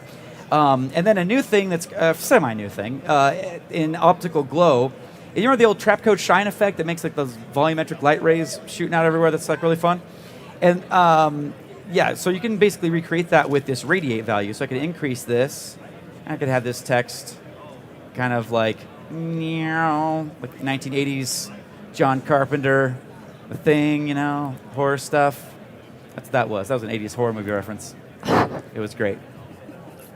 So I could go to the radiate center here if I wanted to, and I can like do this kind of thing, or it's like come from behind. You've seen shine before. But I'm just going to turn this down. I just like the idea that whatever is beneath the surface there, it's been like unleashed by this text falling on this ground and cracking it or whatever. So that's all I wanted to do for that thing. But I did have some fun playing around with the text, and I think it's worth talking about. So I'm going to scoot this thing out of the way. No, I can't. Okay, so I'm going to uncheck this, and then, okay, there we go. One of the things I was playing with was the extractor effect. So the extractor effect, like anytime you're rendering from Cinema and Redshift, it's a great idea to use the EXR file format because it's so powerful, and you could dump a bunch of different stuff in there. You could dump a bunch of different render passes we call AOVs, which can contain data that's just the emission and just the whatever thing. There's like a bunch of different properties you can put in. So then in After Effects, you could use this extractor effect to then extract all those channels. So if I click this little drop-down thingy here, by default, the red channel is set to the red channel. That's with RGB, and alpha is usually set to the A, or it says copy, but you could just manually set it to the A if you want to. But what's cool is I could go into the red channel here, I think, right? There you go.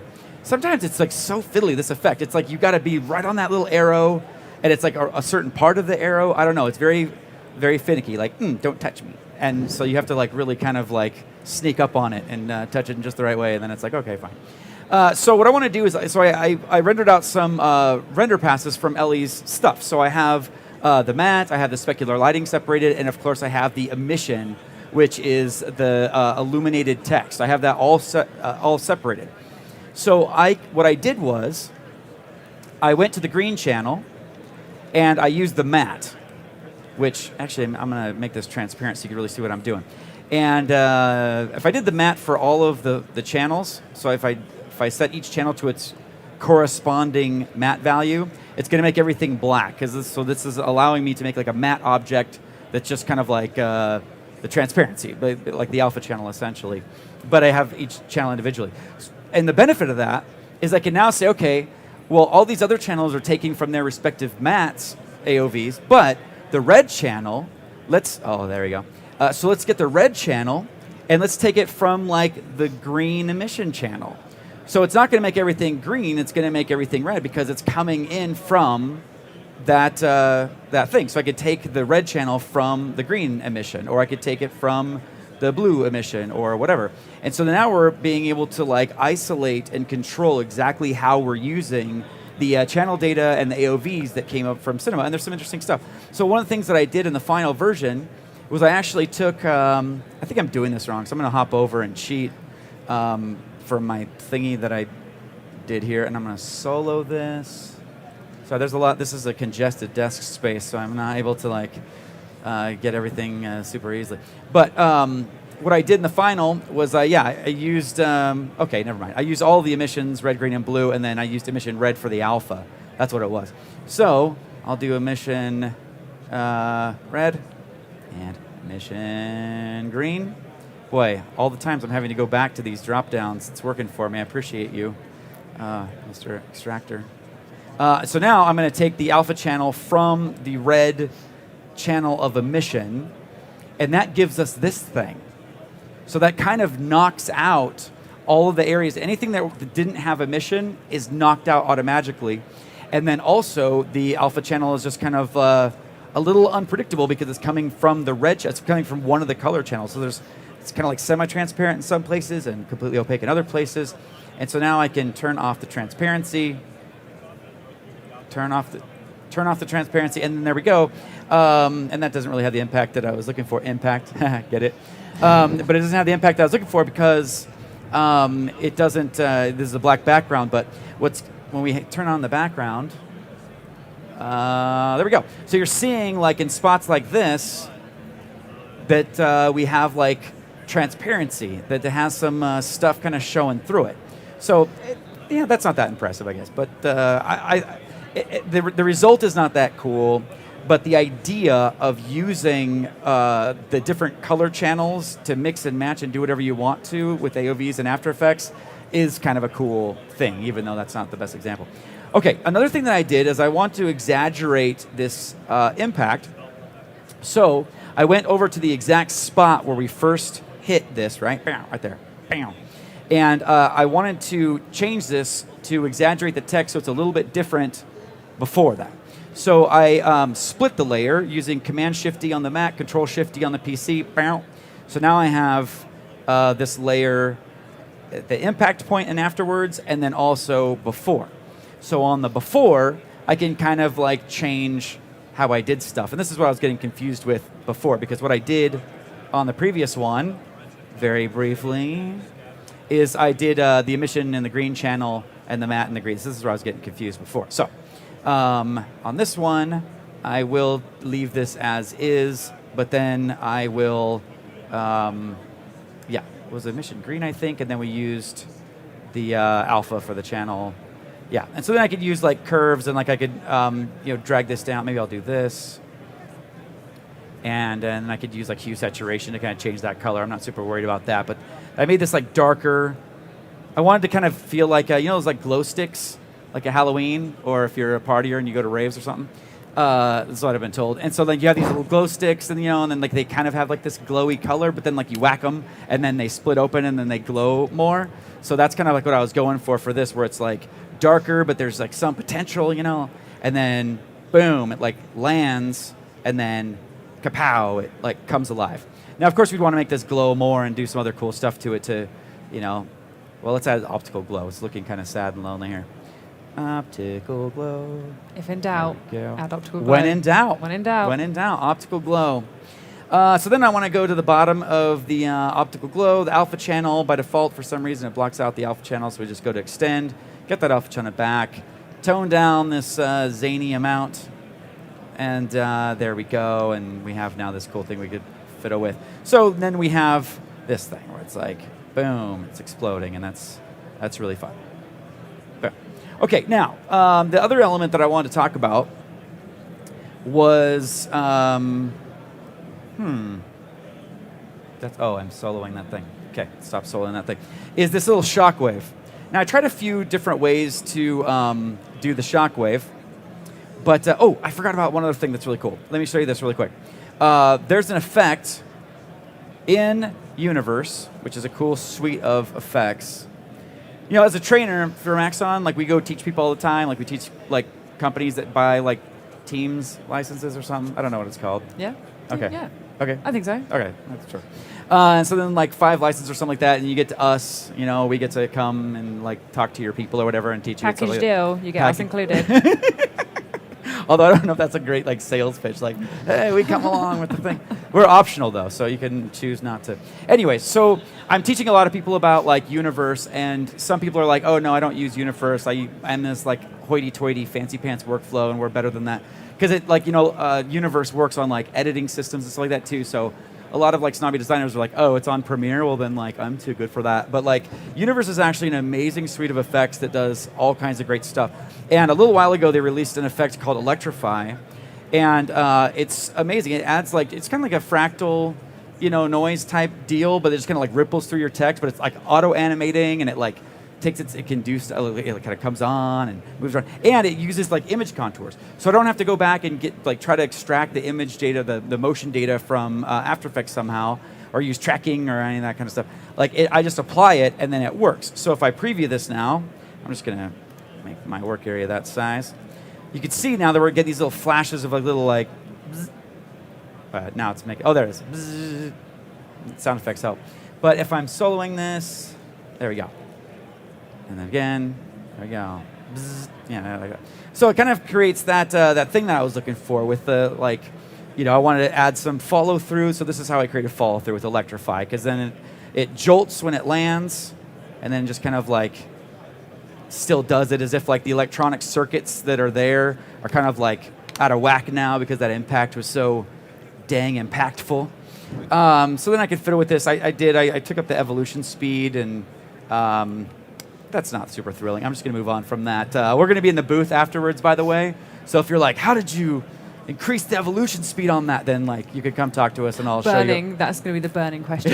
Yes, Everyone's going to want to know. Queue of afterwards. people like, please, we have to know. The speed on that evolution was incredible. I can't figure it out. Okay, so now we can get to the other thing, which is the particular blah, blah, blah. So I'm going to create a solid, and I'm going to go ahead and apply Trapcode particular. Now, while I'm loading this up, Nevada state legislation prohibits having more than one amazing Trapcode particular presentation in a day. Unfortunately, Hashi went first, so he has to have the amazing particular presentation for the day. So, you know, to be a law-abiding citizen, this can't measure up, but unfortunately. Maybe next time we'll trade things around a little bit. So what I'm going to do is I'm going to go to the designer. You know, like I mentioned, I'm a trainer and stuff. And so I'm always telling people to use the presets, because it's like there's so many amazing presets, but then a lot of times when I'm doing stuff on my own, I'm like, no, I'm a trainer. I don't need presets. But then I always go to presets all the time because it's like, oh, this is amazing. So I was trying to do effect and I couldn't figure it out. And then there's this preset here called Ring Shockwave, and I was like, okay, they already figured this out. Why am I trying to reinvent the shockwave? You know, like someone's already done this, and it's pretty great. So I'm going to go ahead and click apply this preset, and now this preset is in my thing, and it's great. Now, obviously, I say it's great, and it is great on its own. You know, it brings something to the table. It's special and it has value in its own unique way. But I need something that matches my deal here, right? So one of the things that I did, I'm going to cheat. I'm just going to copy and paste this layer over because I don't need to be making a mask in front of you all on the fly here. So one of the things I did here is I'm going to go to my systems. I'm going to click. Okay, I don't need all this other business. I just need system 1 and system 2. Am I soloing something? Yeah. Where'd my particular go? Oh, it's already okay. So what I want is I want this to change color, obviously, which is easy. And then I also want this to follow the shape of my text. And what this is doing, and this is like a little shout out for the presets. The presets are a great school. If you're kind of like, oh man, I wish I could create that thing. Well, just like apply it and take it apart because you can figure it out. So if I look at like the primary system here, then we can see that, and also if I click on it to select it and open up the emitter type, it's just a sphere, and the emitter behavior right here is set to explode. So it is just like shooting out a thing of particles in a sphere, like this, like that. And so I like that behavior, I like all that stuff, but I want it to not be a sphere, I want it to come from a mask. So what you have to do is it can use a mask on a different layer, or time, okay. The mask on a different layer that's a 3D layer. So it can't use a mask on its own layer, and it has to be a 3D layer. So check mask, and then it says, okay, buddy, where do you want to get your mask from? But you have to go down here to the text mask emitter thing. And then I choose the layer, a well-named mask layer, you know? Love it. That was smart of me. And then I'm going to make sure that I use the masks there. And that should have done something cooler than this. Okay, there we go. So we're seeing our mask shape. There we go. That mask shape is coming in. And obviously that doesn't look super great, so I need to fiddle with this a little bit. So there's particle density edges, which is the edge of the thing, and then particle density faces. And I love that they split this up into these two things, because particle density faces is dead to me. We had a falling out a little while ago. And anyways, and I'm going to increase particle density edges, and then we have this thing. Now, the second system, which is already set up for me because it's preset, it uses something called emit from parent system. So this first ring of particles, this initial ring is like lackluster, it's kind of like whatever. But we're using that as the emitter to shoot out other particles, and the extra ones that are shooting out, that's where the magic is. So I turn this on, and you can see that now. And it's a little bit, you can kind of see behind the curtain, like the wizard behind the curtain from Wizard of Oz. It's a movie that... Movie reference. Movie reference, yeah. I don't get those. Yeah. But okay, so we have these particles here, and you can see like these little particle trails. So then we could go over here and maybe increase the particles per second, which makes this like a little bit more dense going this way, because again, each one of the particles from our parent system is an emitter. It is like a particular system. And so we're shooting out all these trails. So then if we're like having these gaps right here, these gaps, then I can go back to my parent system and say, hey, we need more particles there. So it's kind of confusing because we're doing this in a non-standard way. So like I've taken particle density edges as far as it can go. So what I actually need to do here on my parent system is go to flocking, because we're using that physics simulation flocking in order to create this motion. So we can actually have these particles hey, listen here, bucko. Okay, there we go. So I take up separate, and these things separate, and if I take down 0, then they like stay together. So the way that we set up our parent system is going to set up what the trails that come off of it in the emit from parent system are going to look like. So I can fiddle with target attraction. So like right now, like these particles, the attraction is making them actually expand because it's a negative value. So they're kind of going out like so. So I can take down target attraction so that they kind of grow a little bit faster. I can increase maximum speed, so this all happens a little bit more quickly as well. And then as I preview this, and also I zoom out to like a rational level. I could have to zoom out that far. Okay, there we go. And there you have it. And there's the stuff. And also one more thing. These extra particles here, they're being, you see like in like this, I love this kind of like a little warbly business. On the second system, there is in this displace area a turbulence field that's running through these particles, or rather the particles are running through the turbulence field. So I can increase that by taking TF displace down a bit. I said, well, there we go. Oh, I have to do it more. Okay, there we go. So as I do this, you're starting to see that the trail of these particles is starting to distort a little bit. Now, by adding a bunch more particles and fiddling with the color and the opacity, then we get this final result. Bam. Bam. There's probably a better sound effect than bam, but okay. So then you can kind of see in some of these frames, you're seeing this kind of like a distortion there, where we have like the turbulence of those particles, and there you have it. See, like there's like a, the darker text. It's a glow stick waiting to break open.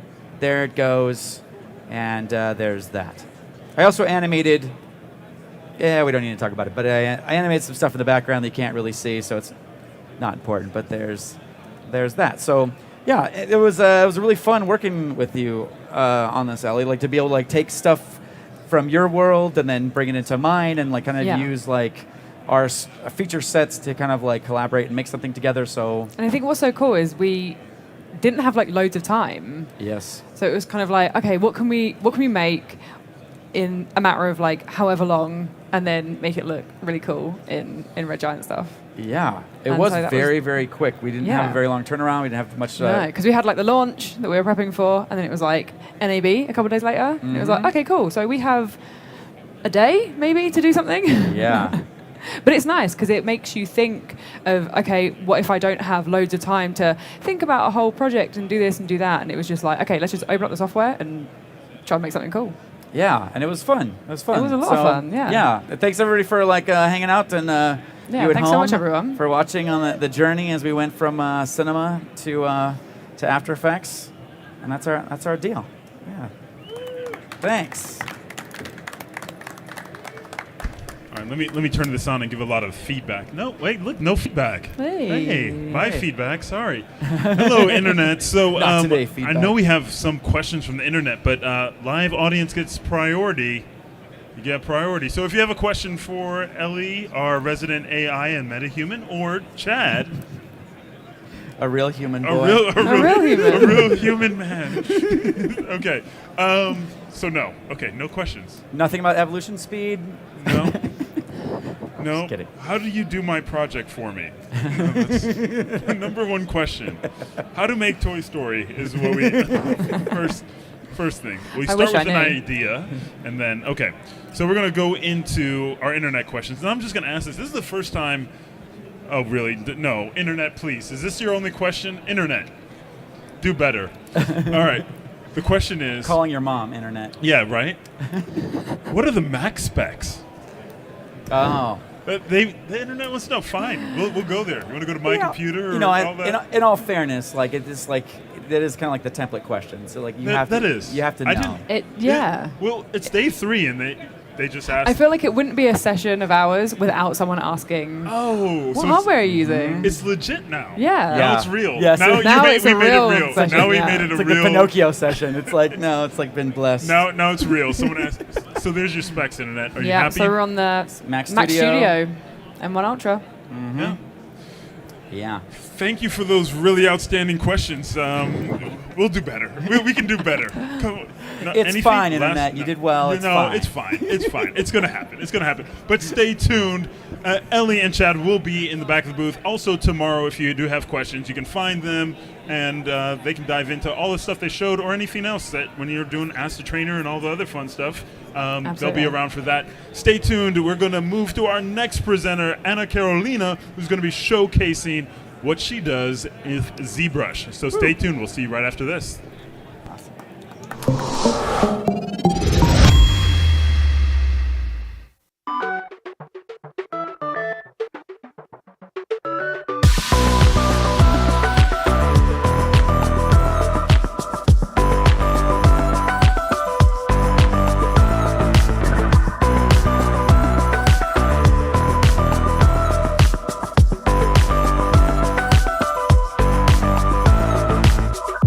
High, low, in stereo. Hot, cold, I carry it. In and out, I'm pushing it. Come on now, we're making it. Haven't you heard that I like it? Haven't you heard that it feels so right? Haven't you heard, wanna try it? I'm getting in on your good vibe.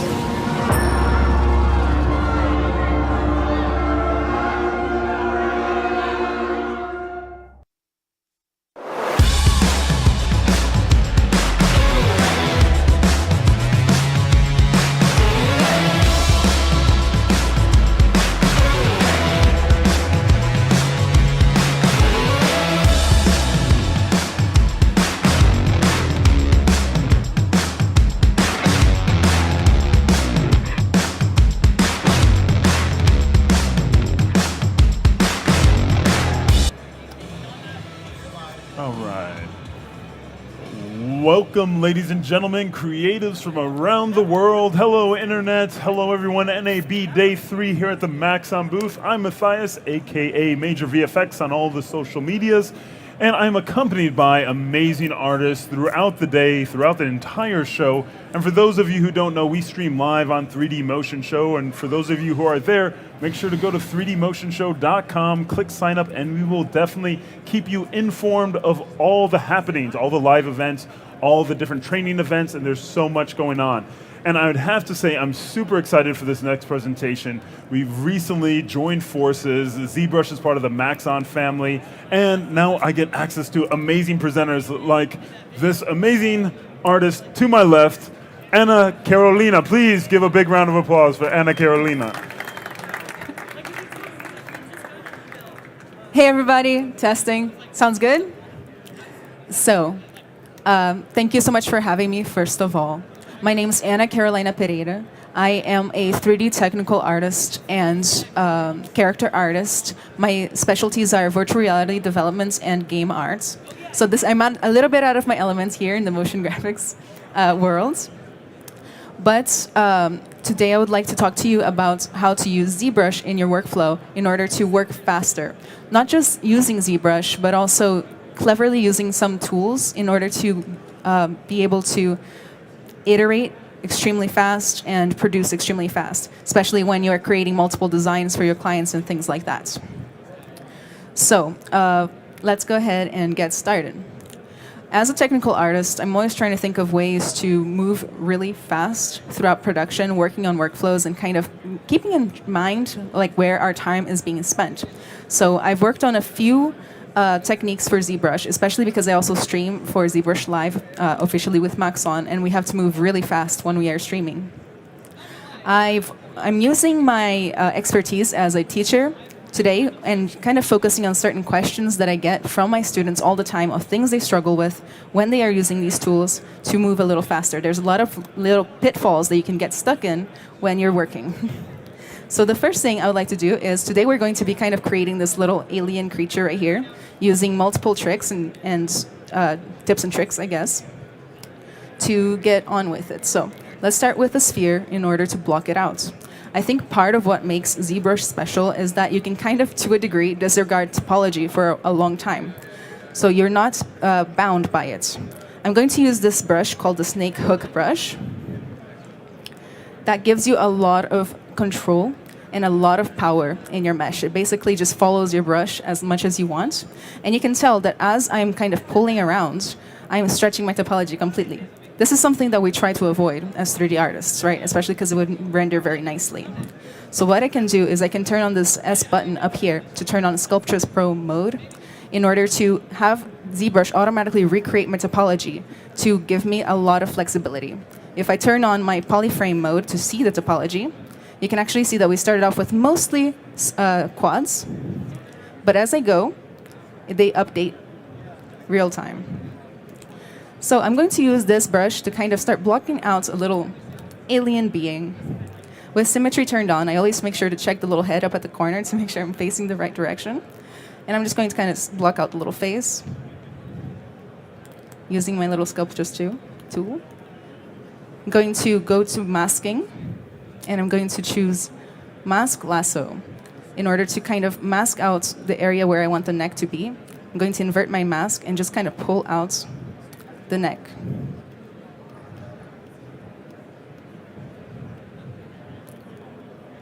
Work on the shoulders. Still getting used to the setup. Made it a little wide, so I'm just going to reduce it a little bit.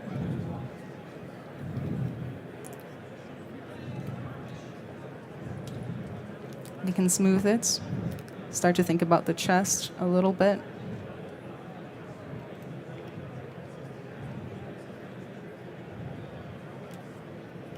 And once I've got somewhat of a base, I'm going to switch to a tool that I like using better for more control, which is the Move brush.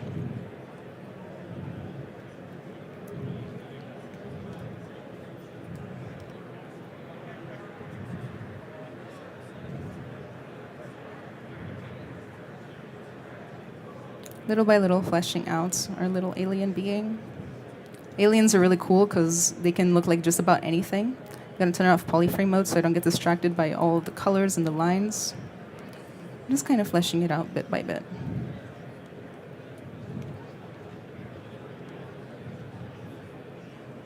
Kind of creating a little space for the eyes, smoothing out.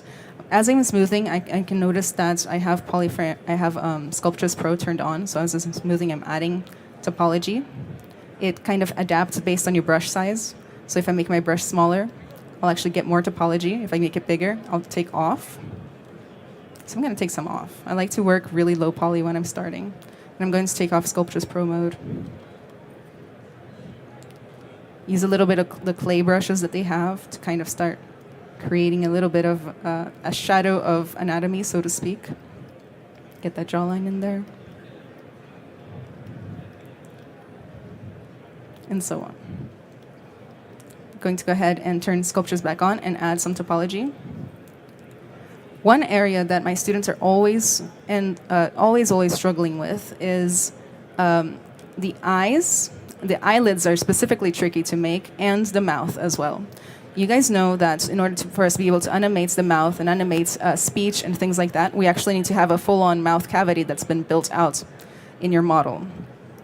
So a lot of artists struggle with this. They ask me, do I do it now when I'm blocking out? Do I do it when I'm done? I highly don't recommend doing it when you're done, because otherwise you're going to destroy a lot of the hard work you've done all over the face, right? So I've come up with I think it's a neat trick of creating the mouth cavity, which is to just use live booleans, and that gives you an extreme amount of control to be able to create everything that you need inside the mouth without having to stretch out your mesh. So what we're going to do is we're going to turn on live boolean, and this is one of the coolest things ever. I love playing around with live boolean. I'm going to go ahead and click append, choose a sphere, grab that sphere, make it a little smaller, about mouth sized. This is one of those cases where you really need to trust the process.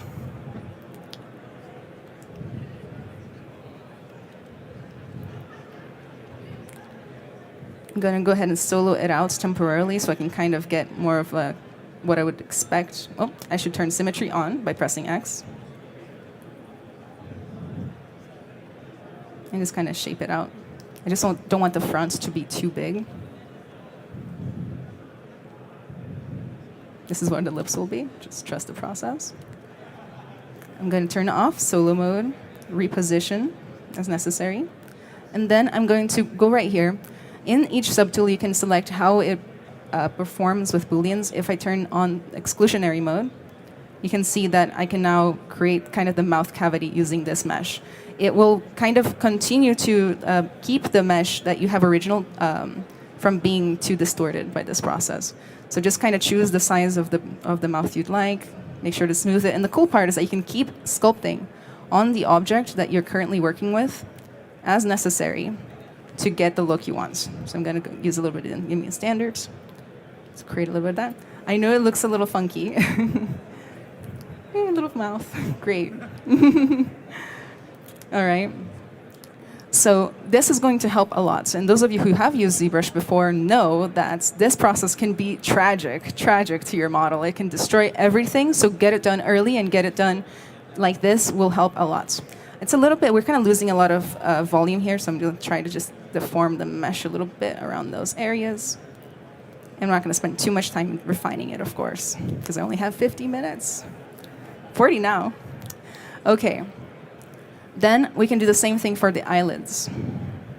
I'm going to go ahead and append a sphere.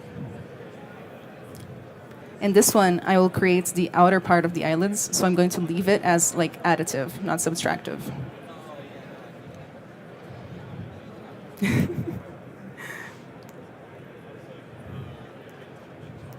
Looks like I squished it. No, I didn't.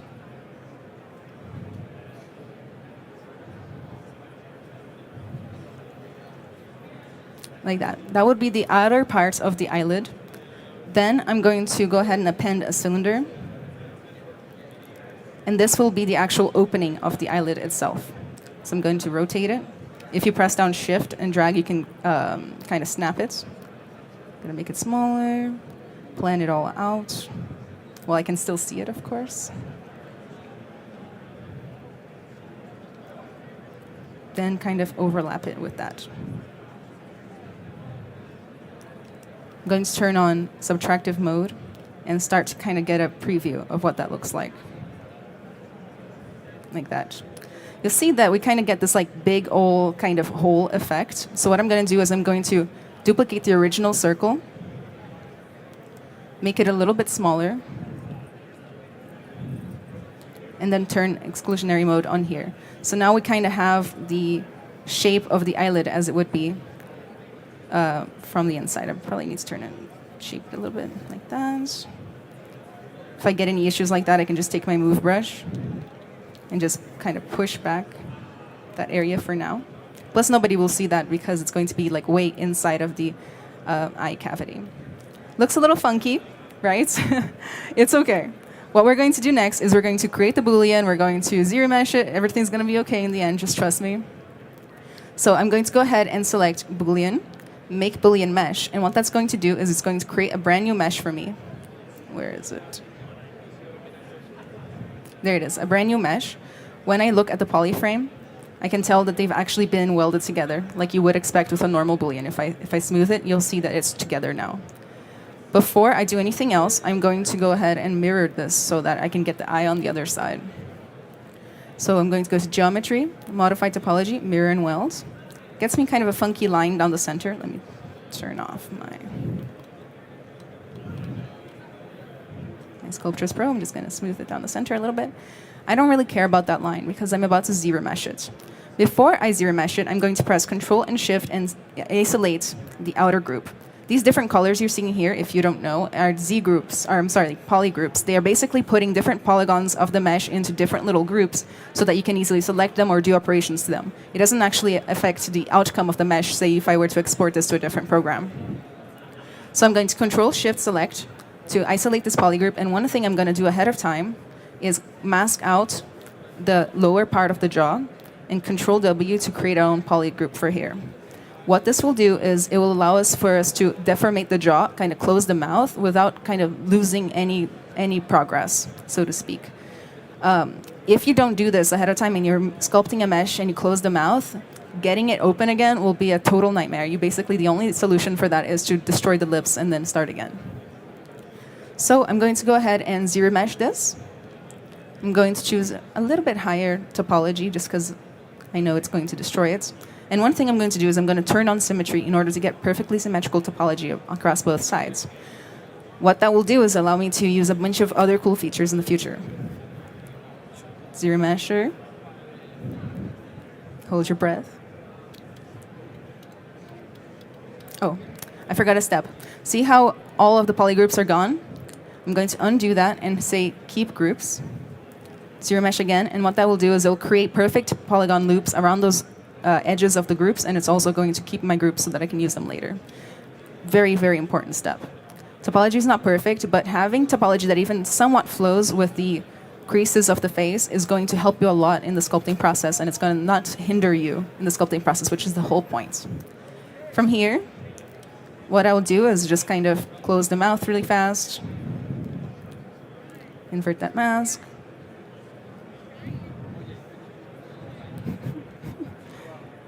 Gorgeous. This thing does not have proper anatomy. It's okay. So close the mouth, but it's very friendly, which is nice.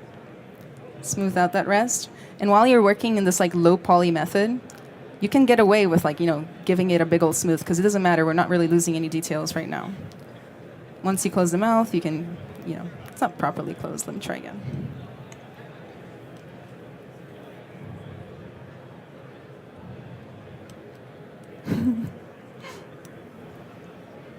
Then we can block out whatever we want, lips, things like that. And add a little volume.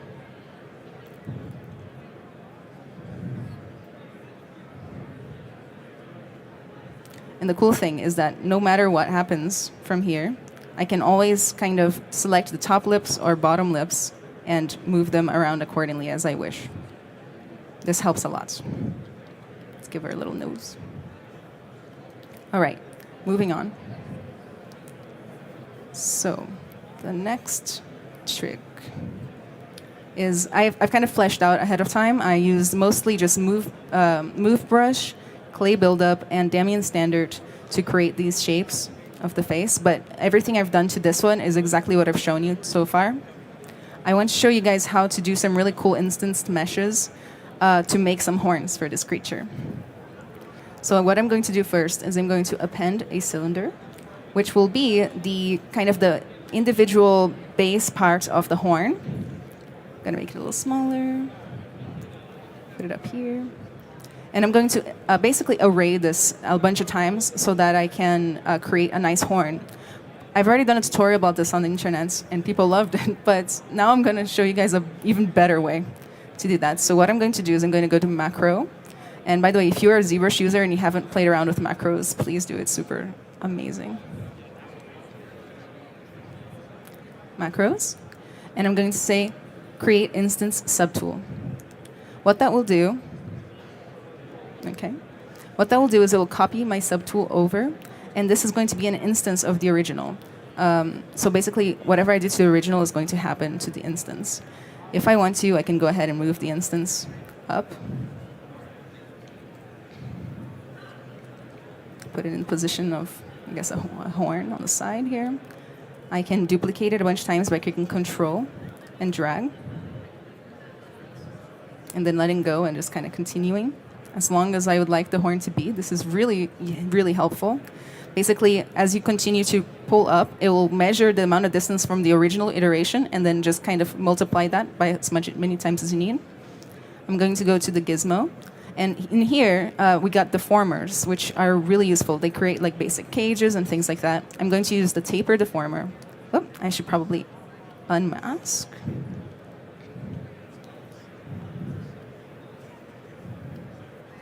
Come on, button. Button does not want to be clicked.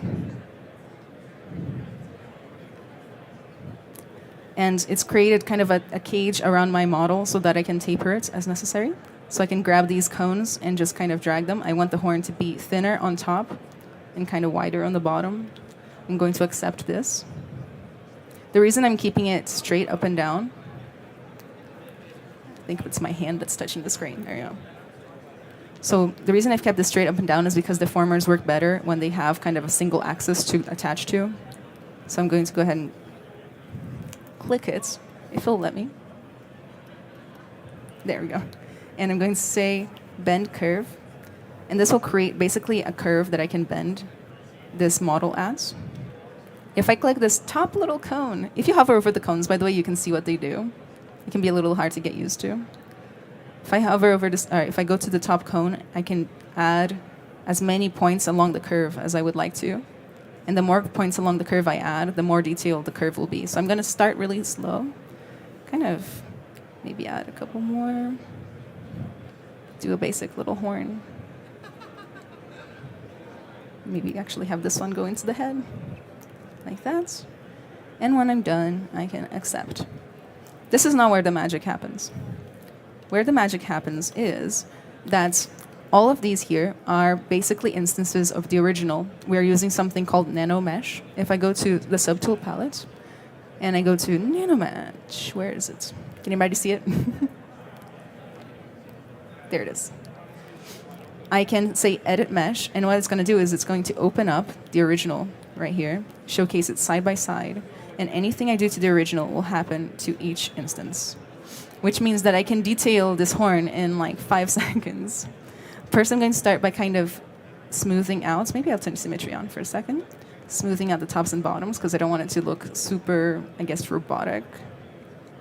Then I'm going to kind of taper the bottom out because I want them to stack more beautifully. So I'm going to reduce that. Maybe make it longer as well because there were some gaps. Reduce it more. Check the horn to make sure that I'm not getting any weirdness. I think I'm a little bit up here still. I can fix that manually later though. Then, the cool thing is that I can do whatever I want to this model and the instances will take it. I can paint it, I can dynamesh it, I can do whatever I want. I can go up in subdivisions and you can see it's divided up on both. I really like to use this one brush called Blob. It does exactly what it sounds like. it just adds blobs to things and makes it more organic. So I can try to do that. Oop. Clicking all the buttons over here. I think we're going to try to get like one big blob down the center here. All around.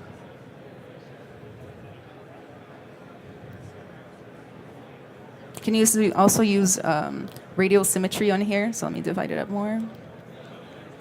Turn it all black. So if I go to, where is it? Transform and activate symmetry, turn on this R, I can turn on the radial count, and I can, that is totally the wrong axis. I can do a bunch of cool things to it, like detail it out as I would like, and it will update the thing automatically. And this is not something I could do straight on here, because the radial symmetry at this point is totally out of whack, right? Because it's posed, it's rotated. So I could totally just do that if I'd like. One really cool thing I can do is I can add spikes. If I take that same brush from the beginning, the snake hook brush, and I go to curve and turn on AccuCurve, we can get like some really cool spikes going or something like that. Personally, I could do this for hours. Basically, what AccuCurve does is it thins out the point of the curve, like that. That's pretty cool, actually. I like that. Looks very ocean-y, like an urchin. All right. Once I'm done, let's pretend I'm done. I can go ahead and stop editing the nano mesh. Turn off edit mesh. That will automatically get rid of the split screen. But right now, I can't edit any of this, because at the end of the day, all the nano mesh is a bunch of planes with these meshes applied to those planes. So I can't really do much to it. Let me turn off that radial symmetry.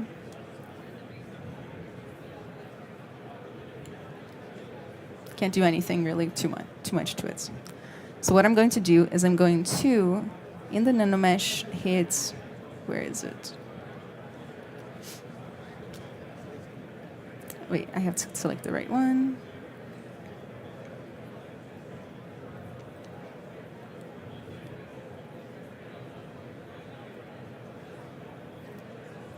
Give me 1 second, guys. The button, it eludes me.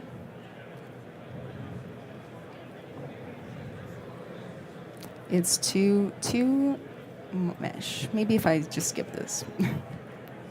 Okay, 1 to mesh right there. And what that will do is it will actually create a normal mesh that I can actually sculpt on. 1 second, let that save. So if I grab this Damian standard, all of a sudden I can sculpt back on these. But you'll notice that there's also a plane right down the center. I accidentally undid that. So I'm going to go ahead and go to Subtool, Split, Unmasked Points. Oh. I'm going to mask just the horns and separate it from the planes. Split, Unmasked Points. And then we'll notice that I have an extra subtool now, which is just a bunch of planes. This is how nano mesh works. It creates planes in the locations that you'd like them to, and then kind of parents one of your mesh to each plane. The reason I like to keep these planes is that in the future, if I want to switch out all the meshes for my nano mesh, but keep the positioning, I can do that. Part of why I love this workflow is that you can very easily change the, for example, let's say my client wants like ram horns instead that go around. I can very easily do that with just the same exact mesh from the beginning. I accidentally undid it, but it's there. All right. So in order to get this horn on the other side, first I'm going to move it off the center a little bit. I'm going to mirror it because whenever you mirror and weld, it likes using the whatever's on this side, not that side. So I'm going to go to Deformation, Mirror, then Geometry, Modify Topology, Mirror and Weld, and we have 2 horns. All right. Moving on. So another really cool thing that you can do to speed up your workflow is create your own brushes, which I think is an essential part of ZBrush. In order to do so, there are so many easy tools to use. First, we're going to talk about making alphas and then making VDMs. I don't know if you guys have tried a VDMs, but it's literally my favorite feature of all time. So let's say I want to create like tiny little scales or spikes or something. I'm going to just open up a new subtool. I'm going to choose a sphere. Going to make Polymesh 3D, which is a step you cannot forget. Divide it up a few times. When we're doing detailing, for example, it's very important to be in high resolution, otherwise you will see those polygons and it's just not very sightly, so to speak. Let me test to see if it's good. Yes, it is.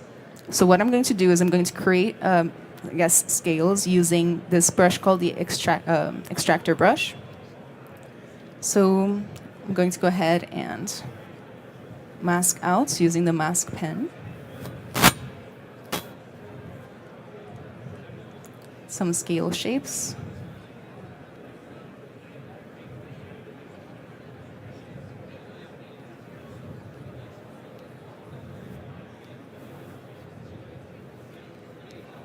Gonna invert that.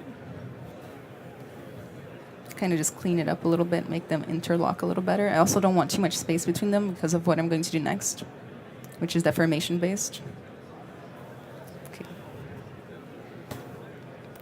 Once I have my mask cleaned up, I'm going to go to deformation, which is another tab that you need to know if you want to make the most out of ZBrush. Basically, all this does is every single one of these sliders basically does almost like a global edit to the entire mesh. So if I say gravity, for example, everything that's not masked will receive the effect of gravity. So what I like to do is I like to put in a little bit of an inflate balloon. Ooh, that's way too much, inflate balloon. Right there. And it will do it to everything. And then a little bit of inflates.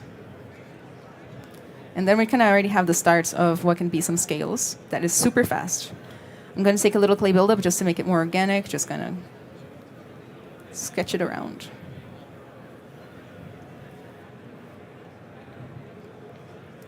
Then a little bit of this trim dynamic brush, which basically flattens things out based on their normal. And just kind of clean it up, make it look more interesting.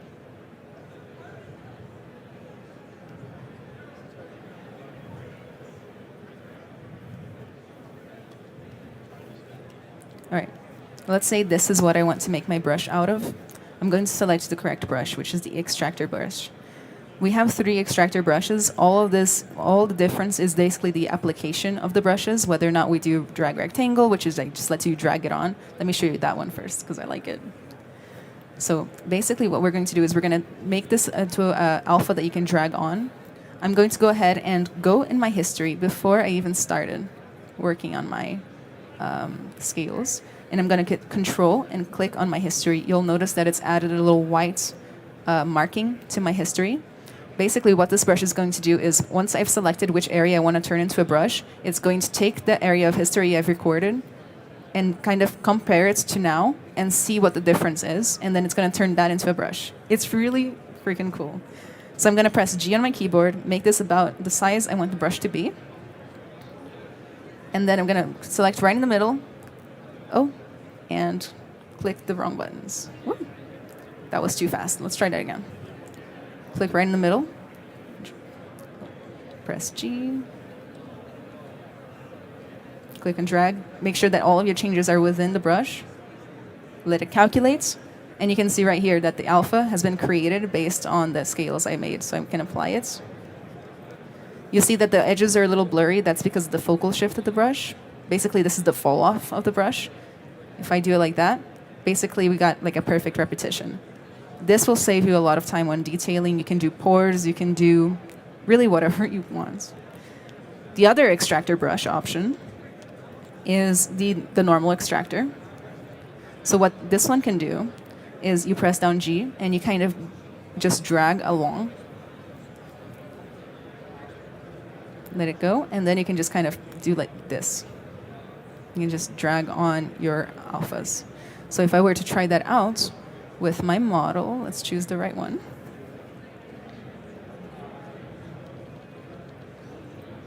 I can. The amount of time you spend on making your brush beautiful is going to pay off in the long run, so definitely spend more time than I have. All right. So here's the thing, though.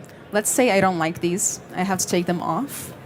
my only option right now is to just smooth it, and it's not going to look so good. It normally looks blurry and annoying, right? I'm sure we've all had this issue. I've seen a lot of portfolios come across my desk with this particular issue on it. So what I'm going to teach you now is to use layers when you're sculpting, especially when you're detailing. I'm going to go ahead and click on layers, add a layer. Maybe I'll name it because, that's a good idea. Scales. And these layers work just kind of basically the same way that layers work in Photoshop. So everything that I do while this layer is in recording mode is going to be stored within that layer. So let's go ahead and try again. Let's do somewhere else.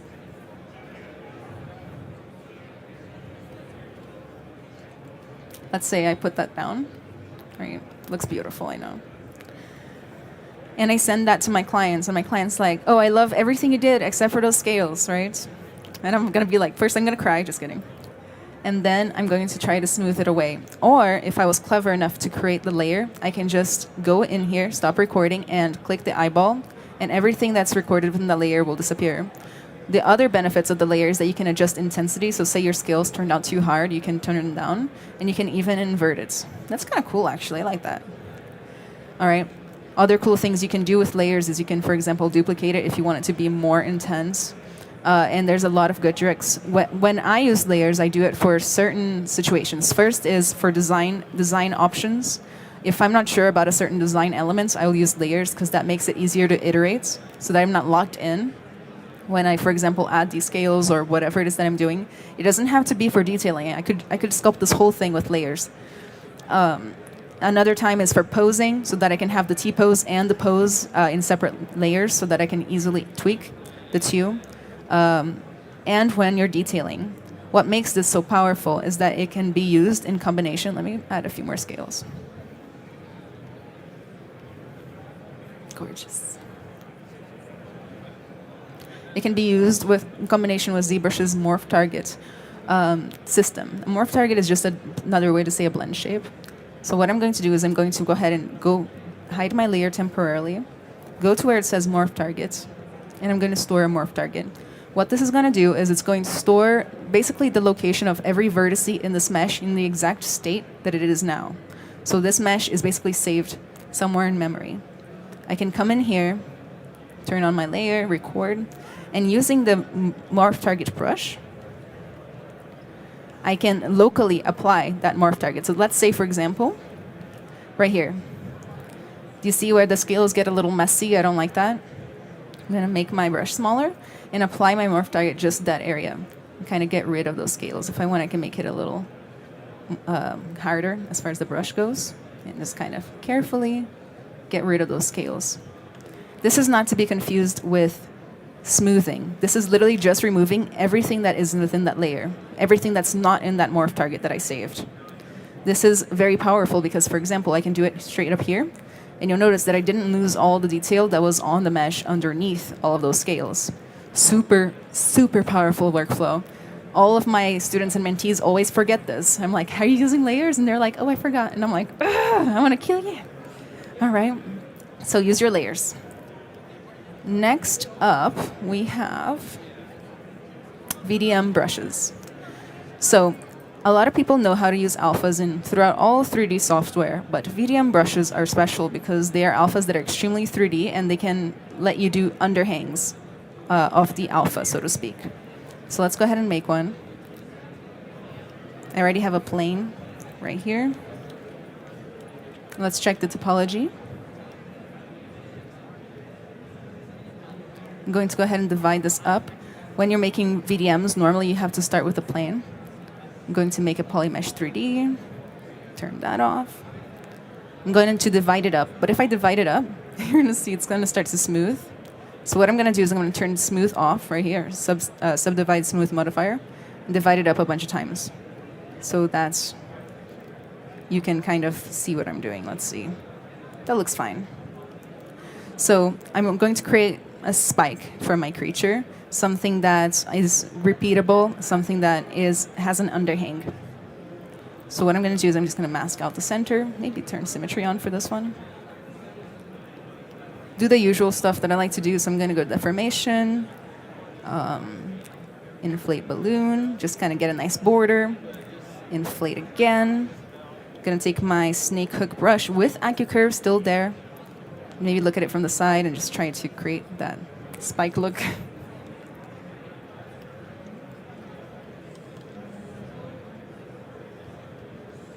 Move brush to just kind of flesh it out. I'm going to use this brush called Pinch that just kind of pinches things together.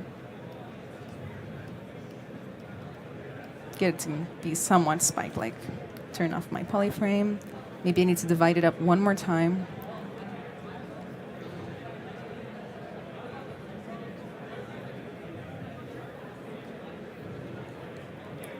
Maybe I can detail it out a little bit.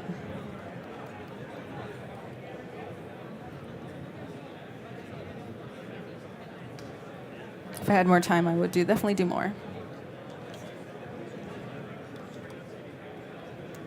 The key here is to leave the plane unchanged. If I do anything like this, it will also come out in my brush and kind of create some ugly artifacts that we don't like. So, all right, let's call it done. What I'm going to do is I'm going to go to brush. I think I did mess up the plane right here a little bit. If you ever do that, do not worry. You can just mask out that area.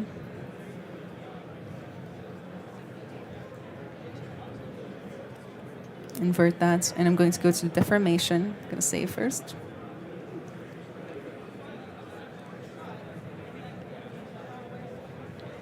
And then morph to grid. And what that will do is it will basically morph that area into a perfect grid. So I'm going to look at it straight from the front, go to Brush, Chisel, 3D. And basically, this is a brush that already has all sorts of cool VDMs that I can apply. And you notice it's like an alpha, but it has like crazy 3D aspects to it.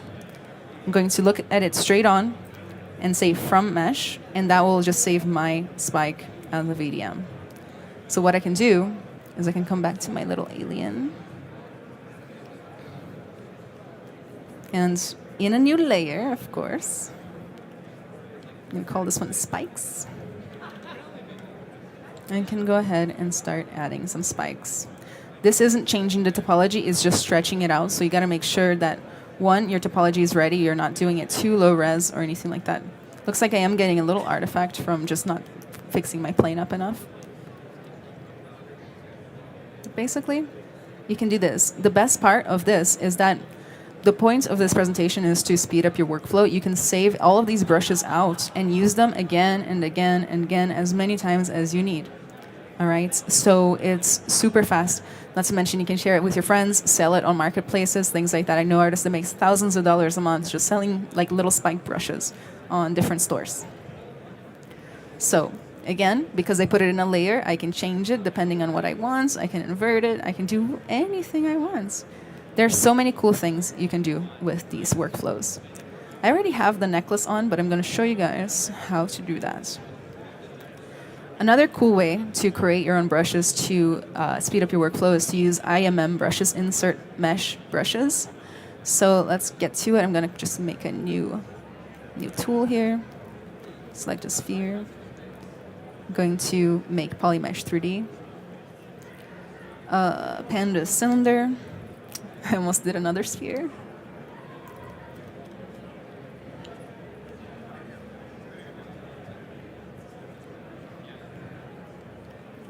Okay. So now I have these two, and I'm going to create an insert mesh brush that uses these two to create kind of a beaded necklace that randomizes between the two. So what I'm going to do first is I'm going to go right here. I already have my brush palette, so I'm going to go create and create insert multi-mesh. If you hover over it, you'll notice that it says create insert multi-mesh brush from all subtools. These are subtools right here. So it's going to automatically have both of them in there. So I'm going to go ahead and say that.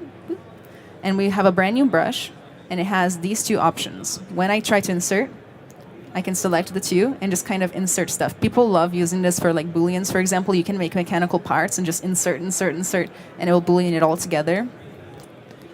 But what I want is to create a necklace out of it. So I'm going to go to Stroke, Curve, modifiers. Let me find the curve option. Curve mode. Now, when I insert it, I get a little curve that has my little bead on there.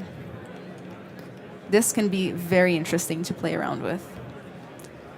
in order to randomize between the two, I'm going to go to modifiers right here. I'm going to go and select variations, and I'm going to set it to 2. I'm going to select the original one, variations 2. And here we have, what does it say? Multi-mesh variation selectors. 0 is static, 1 is cycle forward, 2 is cycle backwards, and 3 is random. I like random, so let's do that. Let's test it out.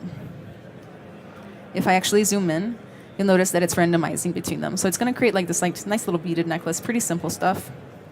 So let's find the right mesh again. Hardest part of this presentation. And I'm just going to, maybe I'll select the horns because they don't have polygroups. It's not snapping. Normally it just snaps on its own. But I can create my little necklace.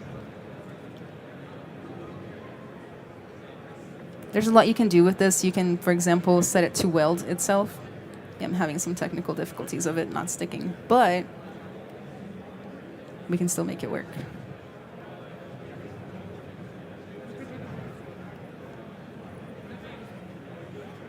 Okay, I'm gonna just leave it like this. We're just gonna all pretend that the necklace has a backside, okay? Right? We're all gonna pretend that?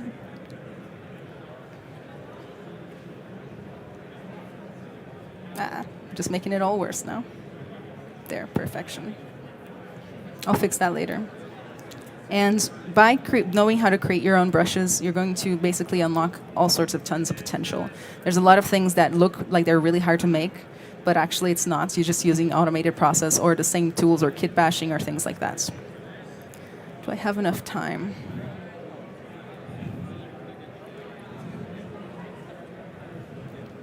All right, I have 8 minutes to go, so I'm going to do the extra part of my presentation, which is basically some coloring tricks that you can use to color a little bit faster. So what I'm going to do is I'm going to first bake all my layers. I'm going to color this creature out. I'm going to select the paintbrush, which is my favorite to use to color. I'm going to turn on no alpha for now. I'm just going to create kind of a base layer. Maybe copy this paint over. By the way, you can copy colors by just hovering over it and pressing C on the keyboard, and you can kind of copy whatever you want. So I'm just going to kind of paint this thing in.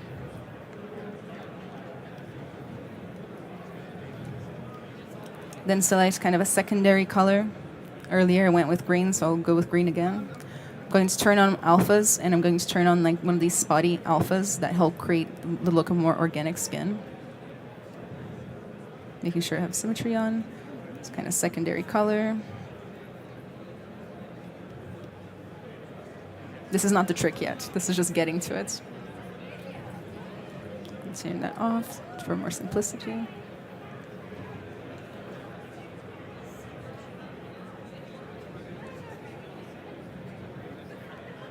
Okay, gorgeous, gorgeous, gorgeous. Girls right here. Okay. So the trick is to use auto masking to be able to easily select either cavities or high points in your model so that you can easily paint them in. So what I'm going to do is I'm going to go to masking right here, and you can see all these little options. You can mask by color, by ambient occlusion, by smoothness. I'm going to go ahead and choose peaks and valleys. Let's check it out. So it's not quite the perfect mesh or mask, but it does kind of already start highlighting the spikes, for example, if I want to paint them in. I'm going to change the range here. Try again. Kind of just refine it until I get somewhere. I'm starting to get just the spots I had put on before. I'm going to invert that, maybe soften it, choose a slightly darker green or something, and just kind of paint those areas.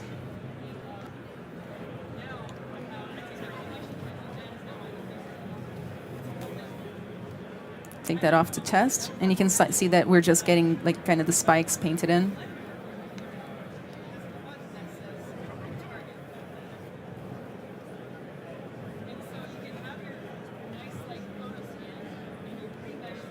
You can do, if you want to fake, for example, having a little bit of blood flow or like a flush to the face, you can do mask by ambient occlusion.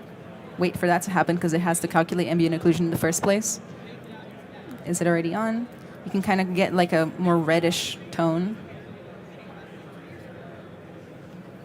invert it, and just kind of place it like discreetly in those areas, kind of fake some flush. It's maybe too discreet. I know you guys can tell.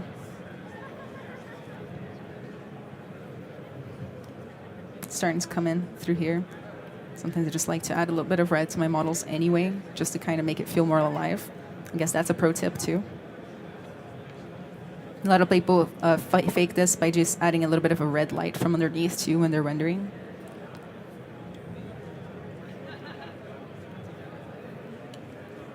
For the necklace, for example, I wanted to get like some sort of like worn down bead effect. So what I'm going to do is I'm going to choose the base color for it, maybe like a blue. I'm going to go to color, fill object to kind of fill it all in, maybe a darker blue. Like that. I can mask by smoothness. Let's see what that looks like. So it's just going to mask like whatever's the smoothest, I guess. So I can, for example, paint that a different color if I'd like. Let me turn the intensity all the way up.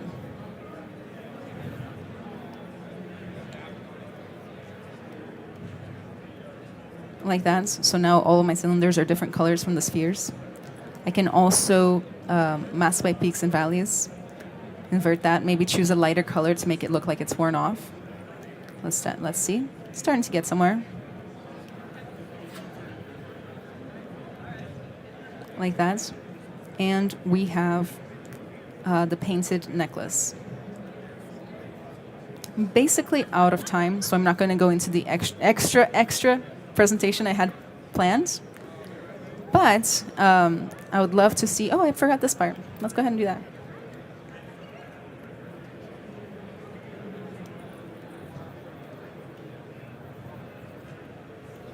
Hooray! Now I feel complete.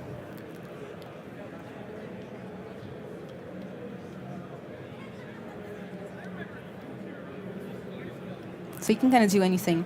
FYI, you can also put colors on the layers. However, it can be a little tricky. The only real rule, I believe, that you have to follow when you're coloring with layers is that you have to make sure that you stop recording the layers before you bake them down. Otherwise, everything will turn black or splotchy. All right. I think that's it for me. Where's my thigh? Thank you so much. All right. Yeah. Big round of applause for Anna Carolina.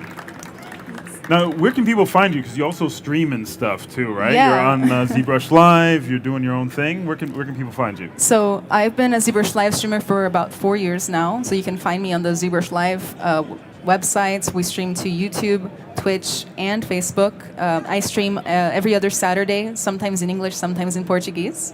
I also have my own Twitch channel, Anna Carolina Arts, where I stream every Sunday, ZBrush. So if you ever have an extra question or anything like that, and you miss me at the demo stations back there for the next hour, feel free to stop by and ask me any questions you have. Right. So once again, we have. Oh, here it is. Hold on. It's not a question. Okay, Matt Milstead from MoGraph. Question.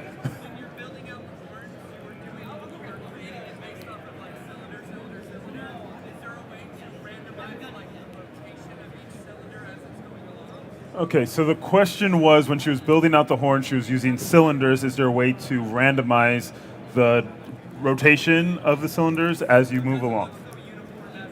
I believe so. I don't remember exactly which slider you'd use for that, but I think it should be pretty easy, especially when you're doing the deformer. I think so. So yes. So Yes, live audience takes precedent. I have several questions from the internet, but you guys get priority. You got priority seating. Internet's in the back. Sorry, internet, but that's how it is. Questions for Anna? No. All right. So we're going to dive into internet questions. You ready? Mm-hmm. Is Z-Remesher in ZBrush really quad remesher? What's quad remesher from? Oh no, internet? It's not. The answer is it is not. So, all right. That was easy. Next one. All right. Do you lose quads when you manipulate your model in ZBrush? You shouldn't lose quads. Like, unless you're actually running an operation that deletes quads or zero meshes, for example, everything should stay the same. We're just basically manipulating the location of vertices at the end of the day, or their color. So, no, you don't.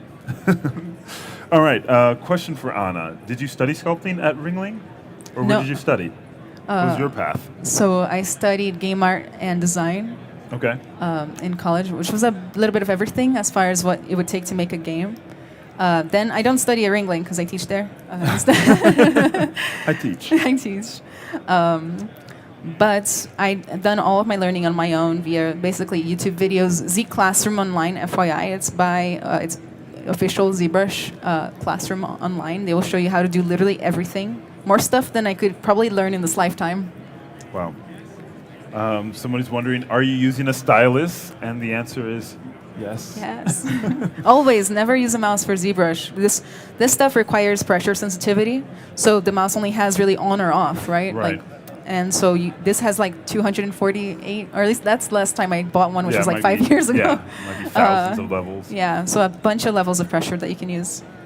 Somebody was wondering if you could go quickly over the key brush shortcuts you use, or at least the pop-up menus that let you move so quickly and adjust brush size and all that. Of course. So first things first is the brush menu. So if you press down B, you'll get all of the brushes that you currently have loaded in your project. B for brush. B for brush. Then, you don't really memorize all of these extra shortcuts, but the brushes are organized by name. So for example, if I want the move brush, I'll press M on my keyboard, and that will highlight all of the brushes that start with the letter M. Then I can either find it, or the ones I use the most, I'll memorize it. So I know that move is MV for move. So it's very intuitive, so I'll just press V, and there I have the move brush. So whenever I move and I'm flying through this, I'm just literally basically typing in the initials of the brush. So brush for brush menu, then like clay buildup is CB, like that. For the brush options itself, you hold down space. I missed the space key just now.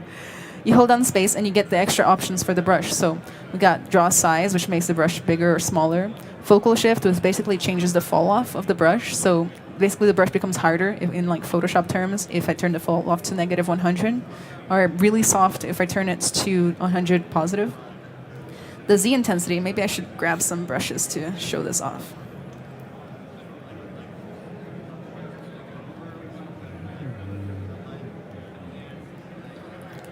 So the Z intensity affects how much it actually affects the mesh. So if I turn it to 100, it becomes a little stronger.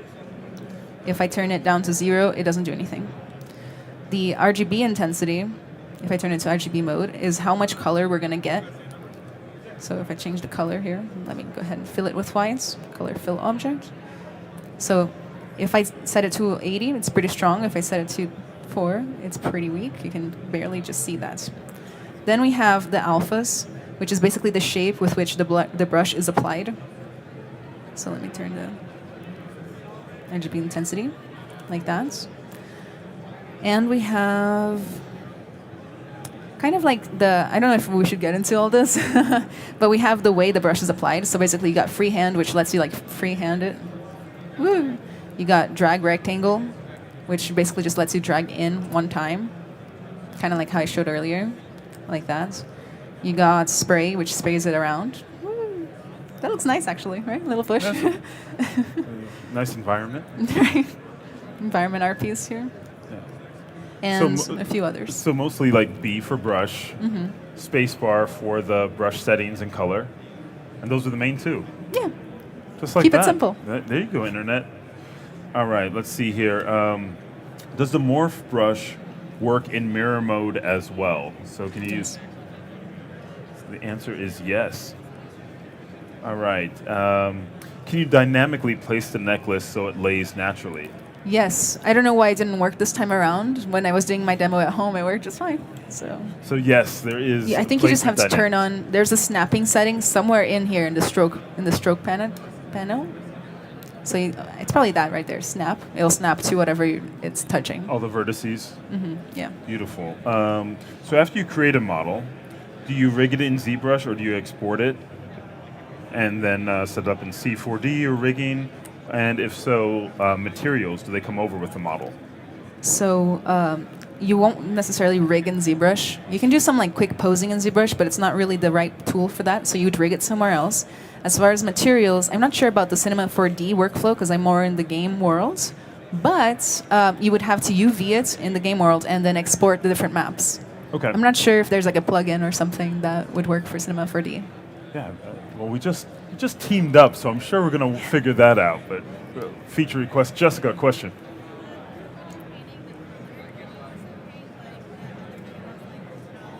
Yeah. Right. So that's a great question. So the question is, when you're painting with color, does it also paint on the other channels like displacement or normal or any of that? So ZBrush, as far as I know, doesn't really do PBR like that, but there are materials that you can apply at the same time. So like if you have a material, you got basically matte caps that do different things. So for example, you can do like gold, for example. You can edit the materials up here to change, their specularity and whatnot. And then you can paint with it, of course. I just wouldn't say that that's one of the main features of ZBrush as of now. Okay. Awesome. And I think Paul went over it before that you can still export your normals in those other channels. So I guess apply the texture and play with it. Or hang out in the back and try some export, because you'll be around for another hour. You can definitely do that. If you bake the maps out, you can export them. Yeah. So then you can bake. Easy bake. That's how we do it here. Awesome. So that was it from the internet, and thank you everyone for participating. Anna will be in the back for another hour for any questions. So if you wanted to dive in and go over any of her amazing artwork or techniques, she'll be available, and she'll also be joining us again tomorrow. So you'll be able to ask some more then. Stay tuned. We're up with one of my favorite people, John Jack. So stay tuned. We'll be right back in just a few moments, and we'll see you after the break. So see you then.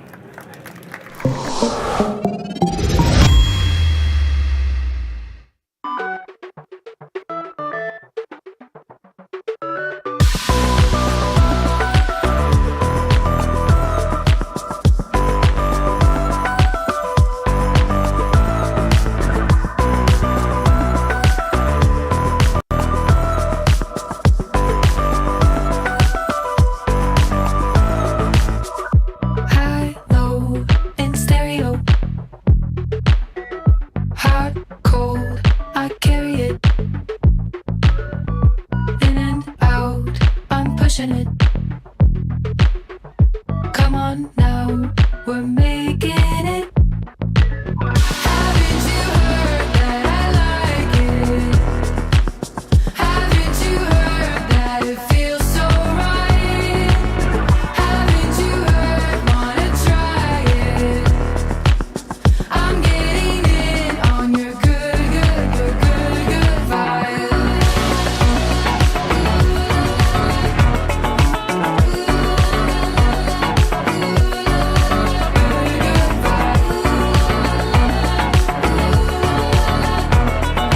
This is what it's like to love in stereo.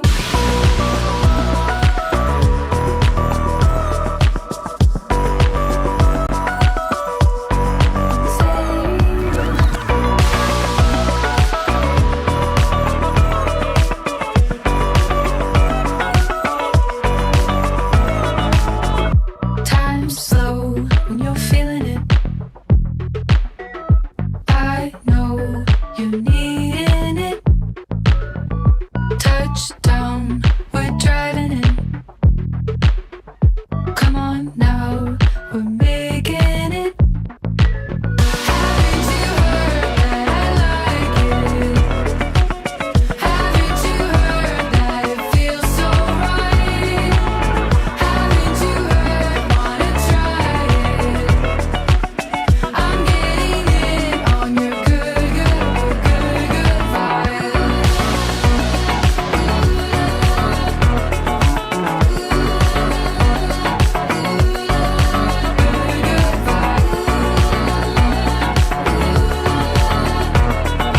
This is what it's like to love in stereo.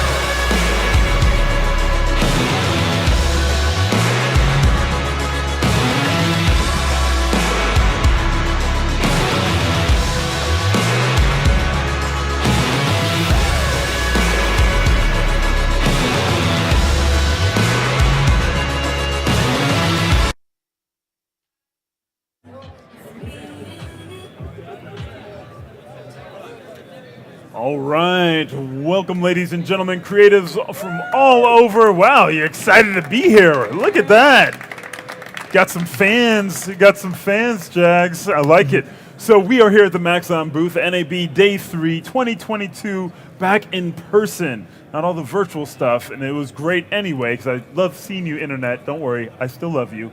But we're here now. But we're here supporting you through all of the amazing presentations that our artists have, one of which is by my good friend, John Jaggs. So let's give a big round of applause for John Jaggs, and we'll kick it off from here. Hello, everybody. Like Matthias said, I am John Jaggs. I am a 3D artist, motion graphic artist. I make things move, and one of the things I like to think of myself as is a big nerd. So my work really lives in the realm of entertainment products. So board games, accessories for board games, trading cards, tabletop-related things. I work with the company Ultra Pro a lot. So if you're familiar with the hobby space, they make a lot of sleeves and deck boxes and binders. A lot of really cool things that I just get to animate in 3D, so that's a lot of fun. I also have a YouTube channel, youtube.com/JohnJaggsKnee, where I basically eat food, do fitness things, and film things. So I have tutorials on After Effects, and that's kind of what I've been focusing on lately. But I will vlog my food shenanigans whenever I visit a fun new place, and occasionally I'll put out a fitness thing. I have competed in powerlifting once, and then COVID happened, and I couldn't compete the following year, so I was like, why? So hopefully that will happen soon, but rather than telling, I will just show you guys my reel, and I can show you what I do instead.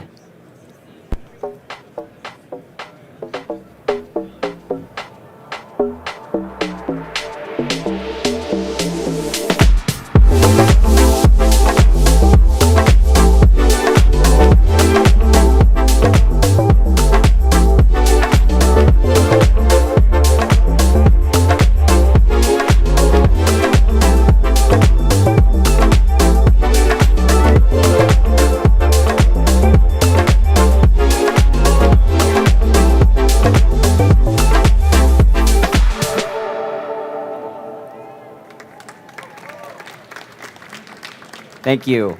So, like I said, a lot of board game stuff, a lot of nerd stuff. So speaking of that, I also remember growing up playing Halo way too much. Halo 3 was my high school. I remember playing with my friends in my attic. We would have 24-hour LAN parties, and that when Halo 3 released, that trailer meant so much to me. And when Halo Infinite was on the horizon, I was like, I want to remake this. So with my friend Matthias, we collaborated on that project. He helped doing a lot of the modeling that you'll see in this. Then we ended up picking up some models on TurboSquid because I can't sculpt, but Anna can sculpt. So maybe she could help me with stuff like that in the future. But we found the Master Chief model online. But where I came in is I built the environment completely from scratch from World Creator. Brought that into Unreal, did the lighting, did the environment, added the trees, which were from TurboSquid, but then also like kit bashed so many other things together. So what I'm going to do is I'm going to play said trailer, and I'm going to sort of discuss what went into that, and then at the end I will play it in its entirety. So just the gratuitous piano cue. That is the one thing I did want to hear.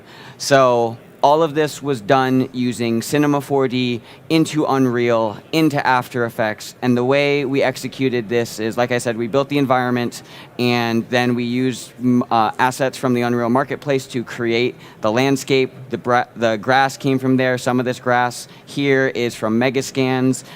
This sign is something I kit bashed together to add a little grunt. This is my girlfriend, because I did not know how to do a CG Cortana, so I was like, all right, Amanda, you're going to step in front of the camera, and I'm going to green screen this. So that came together, and if I scrub through, we get the epic hero shot of the Master Chief, and this was done using motion capture. I'm going to give a shout out to Feeding Wolves on Instagram. She helped us with the motion capture for the final look. We did do Rococo to do the initial walk, and it's just something that I'm really excited about learning. All the Banshee animation, all these ships were done in a combination of Cinema and Unreal. this entire portal system was done in Unreal's Niagara particle system with a little bit of Trapcode particular in the foreground. All this was Niagara. So there's a lot of extra steps that went into it. But the big hero of this trailer, obviously, is this big mysterious alien portal. And this was modeled by Matthias, and the reason why we use Cinema 4D in this workflow is because cloners and MoGraph are super easy and require like 6 keyframes for 12 different objects, 16 different objects. And it's a really subtle animation, but Cinema made it super duper easy. So my presentation to kick off is going to be importing this base model and doing the animation from Cinema and bringing that into Unreal Engine. So my laptop does not like the complexity of some of these files, so I have to open up Cinema first.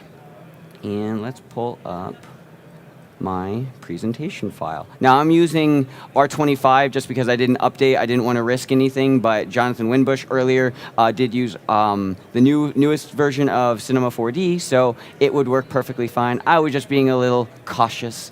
But here is the model that Matthias put together, and I was super stoked to get this. And what I had to do is first figure out how to animate this and then bring it into Cinema. So let's take a look at what I have here. I have some layers to show the animated bits, the things that are actually going to be moving, and then the unanimated bits, which is the stuff that's just static. So with these panels, the biggest thing when it comes to MoGraph animation and plane animation is making sure that your axis point is correct. So I'm just going to solo this by selecting these guys and solo these panels and turn off my cloner. So we have this panel here, and fun fact, the axis point on this is not attached to anything at all. Because we're so far away, we're just faking it, so it looks fine.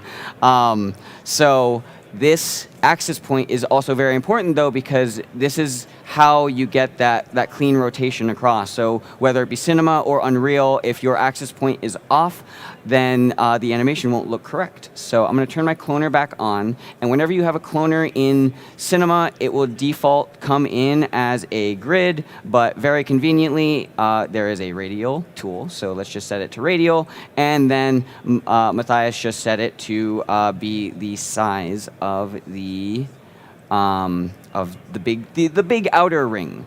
Same thing with the big panels. Those are just these big set quadrants in the middle, and if I solo that, we can see that the axis point on this is moving in this direction, and that's important because this part is going to be moving outwards and upwards slightly. So I'm working with a Cinema 4D file that I've already doctored up a little bit, just because I don't want to go into like too much of the fine detail. You can check out my YouTube channel for more of the minutia of things. So I'm going to start off with these little panels. I'm going to click my unsolo button, and the goal of this is to bring these panels up and rotate it upwards, as if the alien thing has not been open for a very, very long time. So we're going to go up to MoGraph, and we're going to add a plane effector, and it's going to push it up by 100 centimeters, but we don't need that.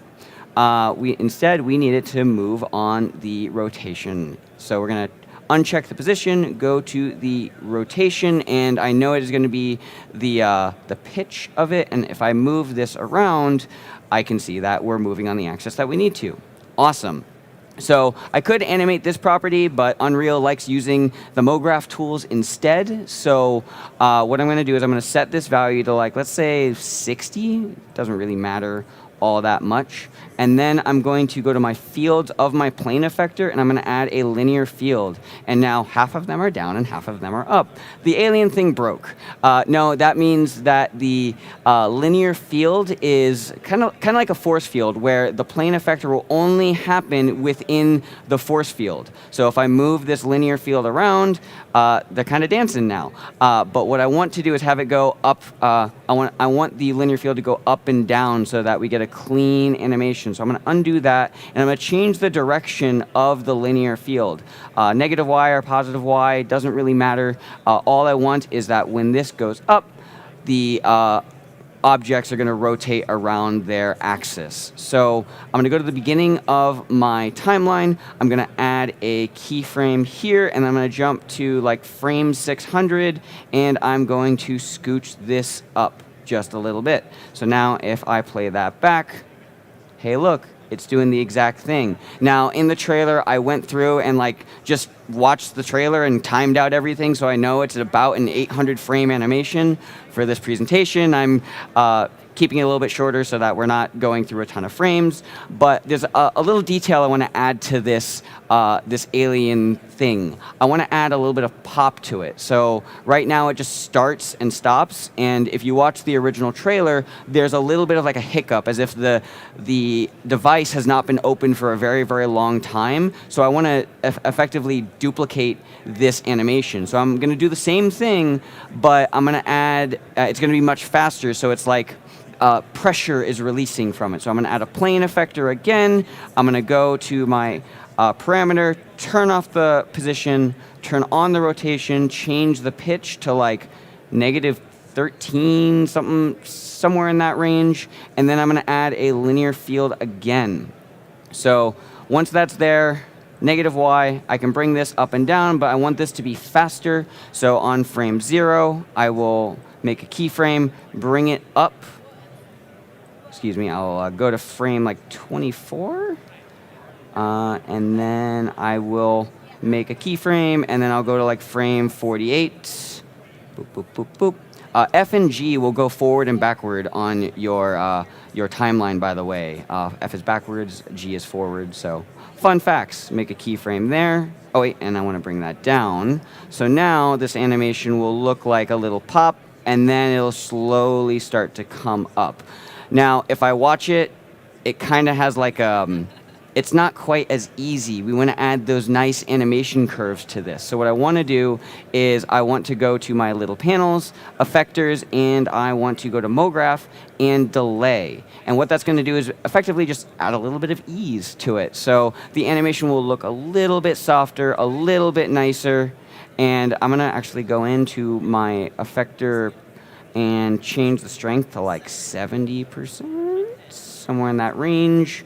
And then I'm going to play it back.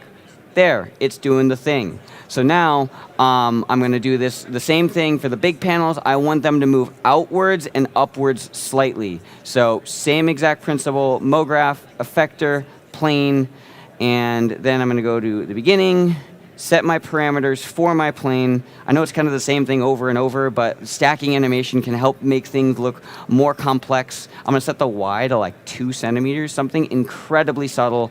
And then I'm going to set the Z, I think it's the Z. Yes, I want it to go out as if it's spreading out.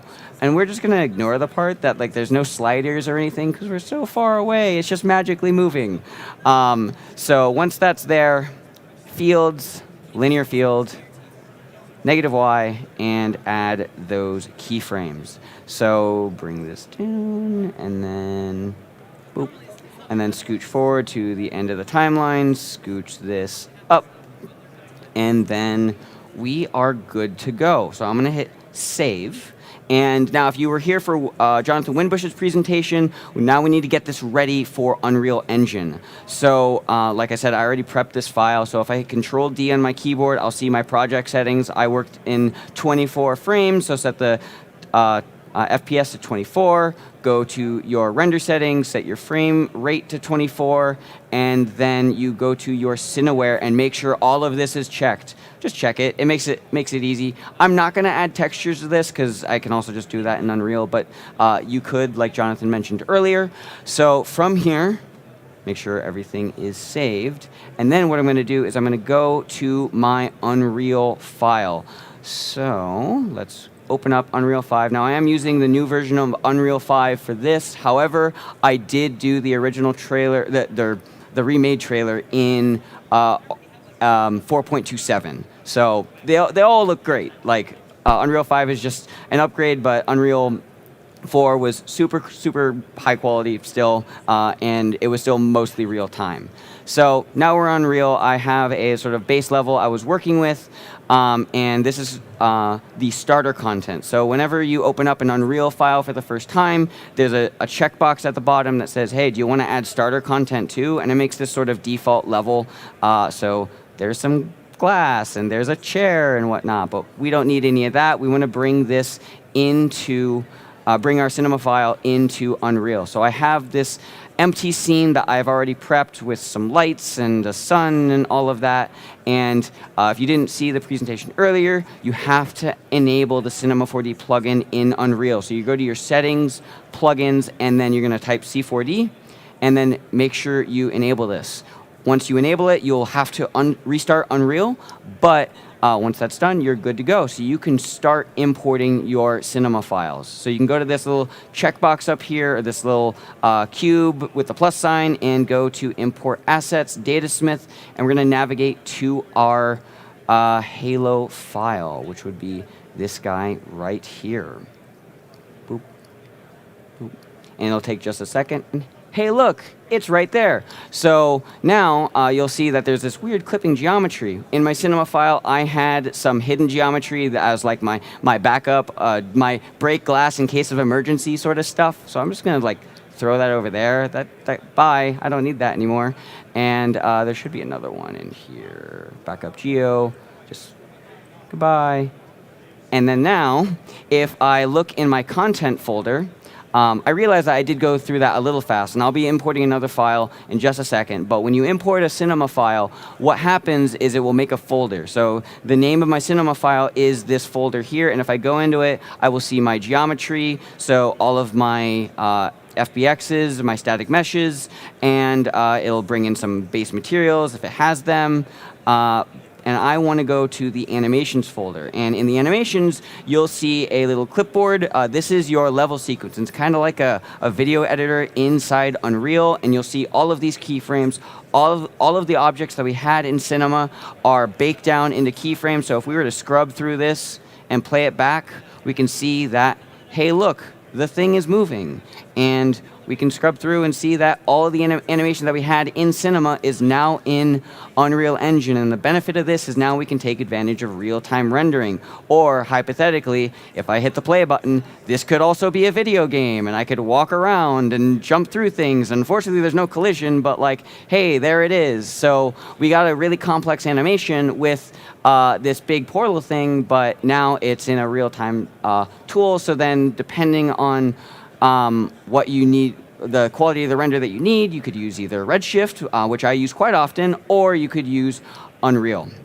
So that concludes this part of the presentation, going into from Cinema into Unreal for the Halo project. Now, Winbush challenged me to do a slight addition to my presentation today. So one of the things I really wanted to showcase to the cinema artists out there is like a showcase of MoGraph. Like, we make dailies, or we just do like random tests with the fields and effectors and whatnot. So I'm going to jump to my content browser, and I'm going to go to a second level. So think of Unreal like a sort of it's a video game client, so to speak, and you can jump into these different video game levels basically. So I'm going to jump in here, and sometimes it takes a second because it's trying to load up all the things that are there. It's saving all of the assets in the background. So while that's loading up, I'm going to pull up my other cinema file. So what I have here is MoGraph to Unreal, and this is a YOLO daily that I kind of put together, and it's just a camera move looping around this set of cubes that are moving up and down, and it should theoretically loop. There it goes. And then also, if I go to my Cam 01 and I scrub through, there should be some falling dice. Of course I did dice, because that's kind of all I do anyways. So we have that. So this is still going. Interesting. Well, I'm going to let that go for just a second. I can tell you a little bit about how I did this. This is slightly more complex than what we did. Instead of adding a plane effector, we added something called a shader field. And the benefit of a shader field is you can do some fun animation based on a fractal noise. So if you've used After Effects before, you can be like, hey, noise, just move and do things. So with that, I can set the loop point, and I want this to be 10 seconds, and I just made it really slow. So that's driving the animation of the cubes here, and then the way I set up the camera move is that the camera is under a null that's at the center of the spinning the cubes, and then it's just rotating around 360 degrees. And then the dice over here, they are just a cloner that is with some dynamic platonics. I didn't texture the dice just because I wanted to keep it simple. And now, if I navigate to Unreal, I have this scene where I already set up a little landscape. I have some lights in here, and I want to import that cinema file. So I'm going to go to Datasmith, File Import, and then I'm going to navigate to my MoGraph file. Now, this is a little bit larger, and the reason why you save this anywhere is it sort of bakes all that animation down, and then you can just double-click on that. I'm going to just drop it in there. And I realized I did have a duplicate folder in there. So now it's freaking out, and the reason why that's happening is because there is a plane in here that is clipping with the landscape, so we can just say, goodbye, don't need that. And I'm going to scooch my content. The scene is very, very small relative to the world, because it's kind of to the scale of board games that I do. It's all like 1 centimeter dynamics because it's board games. So if I go into my level sequence, I can see I have all these keyframes. I have the camera animating, and I have the dice falling over there. Now, if I were to look through my camera 01, we can take a look at the dice, and it's blurry. Why is it blurry? Well, Unreal likes to use cameras that almost behave like real life, so I can type camera in my outliner, and I can select my camera, and I can set my focus distance. So I can just select the little eyedropper here and say, look there, please. And then I can just play this animation through, and then the dice fall, and there they go. So there's a little dice thing. And then if we navigate to the other camera, I have some, the same thing, and I'm going to set my focus distance one more time. So now we have that, and the camera is looping around. Now, I want to bring this to life a little bit more. I want to add maybe some reflection. So I'm going to jump to my content browser really quick, and with the starter content, I'm going to go into my material, and I'm going to just change the landscape to have a metal material, because I think that'll look cool. Why not? So I'm going to drop this onto my landscape, and I know I'm going really fast. My goal behind showing this is that it's just a really cool way to get really fast, cool-looking things out of Cinema, and then if you need to render this fast, then now you can do it in real time or almost real time. So when I say almost real time, if you want to add more samples to this, you can, and that'll change the motion blur and give you more samples per frame. But it would still be faster than, say, Redshift. But from here, I could just go back to my sequencer and play this back, and we get this nice little reflection on the new steel ground. I have the materials there a little bit reflective as well. So, yeah, you could do some really fun MoGraphy things, too, with Cinema. You don't just have to, or with Unreal, excuse me. You don't just have to use, do character stuff and make games. I've used it on a ton of board game projects, and it makes it super easy to do really complex animations, like cards fanning out, or a bunch of cards flipping or something. So from here, if you're doing a daily, you could just render this out, bring it into After Effects, do a simple JPEG export or EXRs, whatever you want, but that is, to an extent, my Cinema 4D to Unreal Engine workflow, using Cinema as a tool to do complex animation really, really fast. I did this today in 20 minutes. So it's a lot of fun. And the reason why I really jumped on the Unreal Engine bandwagon is at the time when I was learning it, I had a single 2080 Ti, and I know graphics cards are hard to come across right now, and because of that, I was like, okay, what can I do for my clients to give them really fun, good-looking 3D videos while still like not having my computer locked up for weeks on end. So Unreal helped me with that, and now a lot of my projects I dabble between either Redshift or Unreal depending on what the project is. So if I have a need for something to look really beautiful, photoreal, like we're showing off textures of a deck box or something, we'll use Redshift. But if we're trying to just showcase a game and do something more narrative-based, voiceover, and explaining a game, I'll use Unreal, because the goal is to explain the game, not really hone in on the visuals. And again, Unreal still looks really good. So that is the end of my Unreal portion. I want to make sure this is closed. And we're going to jump over to the next part of my presentation. This deck will also be available on my YouTube channel when I'm done with my NAB vlog. I'll just put this in the link if you want to check out some of the steps, and I'll also make an abridged version on YouTube at some point. But the second part of my presentation I'm going to be talking about is how I turned my girlfriend into Cortana. So I filmed this on green screen, obviously. This was in my bedroom, my 1,000 square foot apartment. I use a Sony a7S III and an Aperture 120D light with some extra fill to just like make sure that my key is as good as I could get it for my bedroom.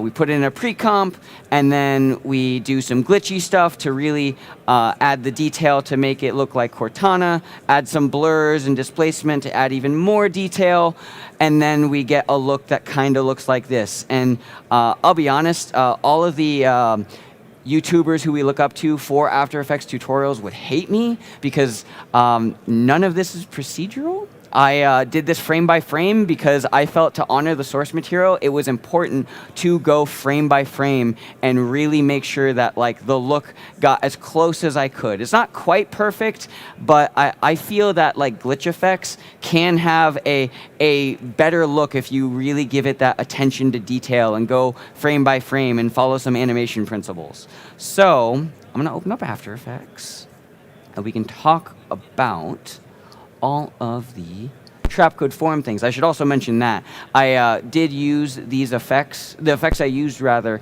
I used Trapcode form, I used Primac here, and a combination between optical flares and null light factory, kind of just depending on what the look was. I don't need that font. So there is the green screen footage, and I am living inside a composition where I have my footage layer and then a bunch of adjustment layers along with my Trapcode form layer. So I'm just gonna get rid of everything really quick. So what I first have to do is I have to key the footage. Keying the footage is relatively simple. Make sure you get a good look. I already have a pre-made garbage mat on this already. But first, I want to add the Primac here. So we'll look up the Primac here, drop it on the footage. And what I love about Primac here is that it allows me to have just one effect to do a lot of the things that I need to key. If I were to do this with After Effects tools, then I would have to add a couple extra effects, and it just takes longer. And for the Halo trailer, I had a self-imposed deadline of about 2.5 months, and it was just like a Friday afternoon project, because I'm also a freelancer. I have to make money. So Matthias and I, we would jump on calls, and we would do this. So I needed tools that would help me make this fast. So Primac here helped. I didn't have to really fuss with the key, but once I did the first pass, it still looks kind of gross. It looks bad. So what I like about this is now we can go into some of the foreground and background tools, and I can start painting on the image and say, I want this part. And I'm realizing I'm getting a little bit of detail back in the background, so I can paint that out. Now, a good rule of thumb when it comes to keying is either show your matte or show your show a split screen. I like the split screen just so I can kind of see both. So I'm going to paint in the background now. And then I'm definitely losing a lot of detail there. So I'm going to paint in the foreground. And we're losing the eye there a little bit. And that normally would be a really annoying thing to deal with. But with the core matte that I learned yesterday, you can, anything around like anything that's like kind of fuzzy in the center of the mat, it'll just fill in. So thanks, Primat. And then the last thing, if I turn off my split screen, I can see on her hair there's a little bit of spill. Now, let's be real, I am definitely doing overkill on this because I'm going to add a tritone and a bunch of glitch stuff to this anyway, so who cares? But just to say, hey, there's a spill killer built into this. There goes the green. So this looks like a pretty good key in my eyes. And the way I would work on this now is jump back to my original composition, and if I solo my footage layer, there it is. So now I can start adding effects either directly to this footage, or I can add adjustment layers. Now, before I do anything, I'm going to add a couple effects to be a little bit proactive on the thing. So I have these extra layers down here that are hidden, and some of them are driving different effects for future use with Trapcode form, or the way I'm going to animate some other things. So I'm going to jump into this ramp pre-comp here. And what this is just a simple gradient ramp, but you use this as a way to, like a clipping mask or an alpha mat for the footage. So I'm going to set the ramp to be pure white right now. So I'm just going to scooch this over here. And I'm going to add a set matte effect on the footage layer. Now, I just realized I used FX Console from Video Copilot. I recommend that, but I know we're not supposed to use plugins and stuff, so we'll look up set matte. And then I'm going to set the take matte from layer to the ramp, and I'm going to set that to the luminance value. Now, nothing's going to happen because it is pure white, but if I were to jump into this ramp and just theoretically pull this over and jump back out, I can see that now that gradient is applying an opacity mask sort of thing to that footage. So I know I'm going to use this later. Don't want to go there. I want to go here. I'm going to set this back to white and make sure that these are hold keyframes so that it's not moving back and forth. Now I'm going to add my favorite part, the Trapcode form. So I'm going to unsolo that. I'm going to save early and save often. Because I am adding a ton of effects, it might chug a little bit, so I am running this at quarter res. But now I'm going to go to my effects and presets and add a Trapcode form. And when I was first starting out with After Effects, I loved all the particular, I still love particular and Trapcode form. I think it's just a lot of fun to just play with and make sparks and stuff. So this is what form looks like when you first import it. It's a box. Very cool. But we could make this better. So the first thing I'm going to do is I want to change the base form. So it's basically like form, as opposed to Trapcode particular, is particles that will live indefinitely unless you tell them not to or to do a different thing. So I'm going to go to my base form size, and I'm going to change the linked to individual. And the reason why I want to do this is I want my footage, my form, to be the same size as my footage composition. So I know that my footage composition, everything I'm working in is 1920 by 1080. So I'm going to go to my form, set this to 1920 by 1080, and then I'll set the Z to like maybe 50 for now. And then I'm going to add way more particles. One rule of thumb, so that you're not like really pushing your hardware, I take however big the base form size is in the X and Y, and I just divide that by 10, and that's just like a good starting point. So 192, and then 108. And that should give me enough particles without like really cranking it and going overboard. Now, if I go through my reference, and little pro tip, is I like to put my reference video, if I ever have a reference video, I put it in the lower right-hand corner, and if you right-click on that layer, you can set it as a guide layer, and that will not render that layer when you go to your output. So now I can have my reference there. Now, if I scrub through and I look at one of these frames, I can see that the blocks, it's a square. So fortunately, in Trapcode form, you can change the particle to a square. You could also do some random shapes if you want. You could do a star. You could do a a cloudlet, anything, pretty much anything you want.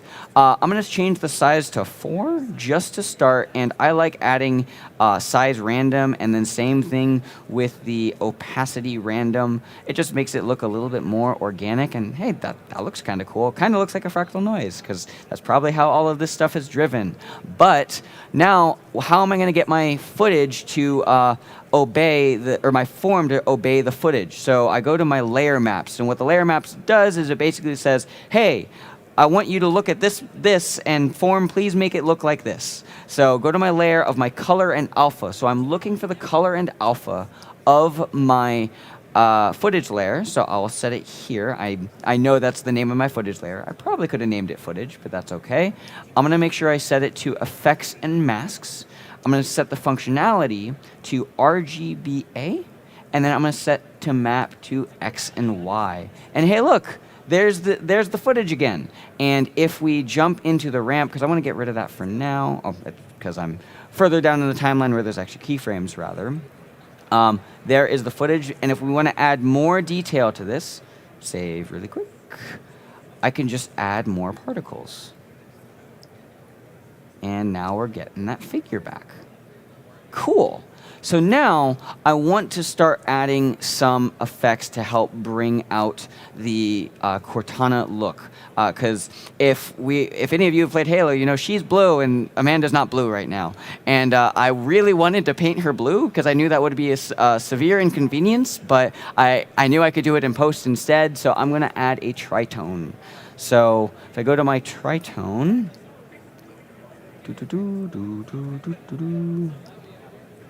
and then after I add my tritone, I'm just going to select a blue. Doesn't really matter for now.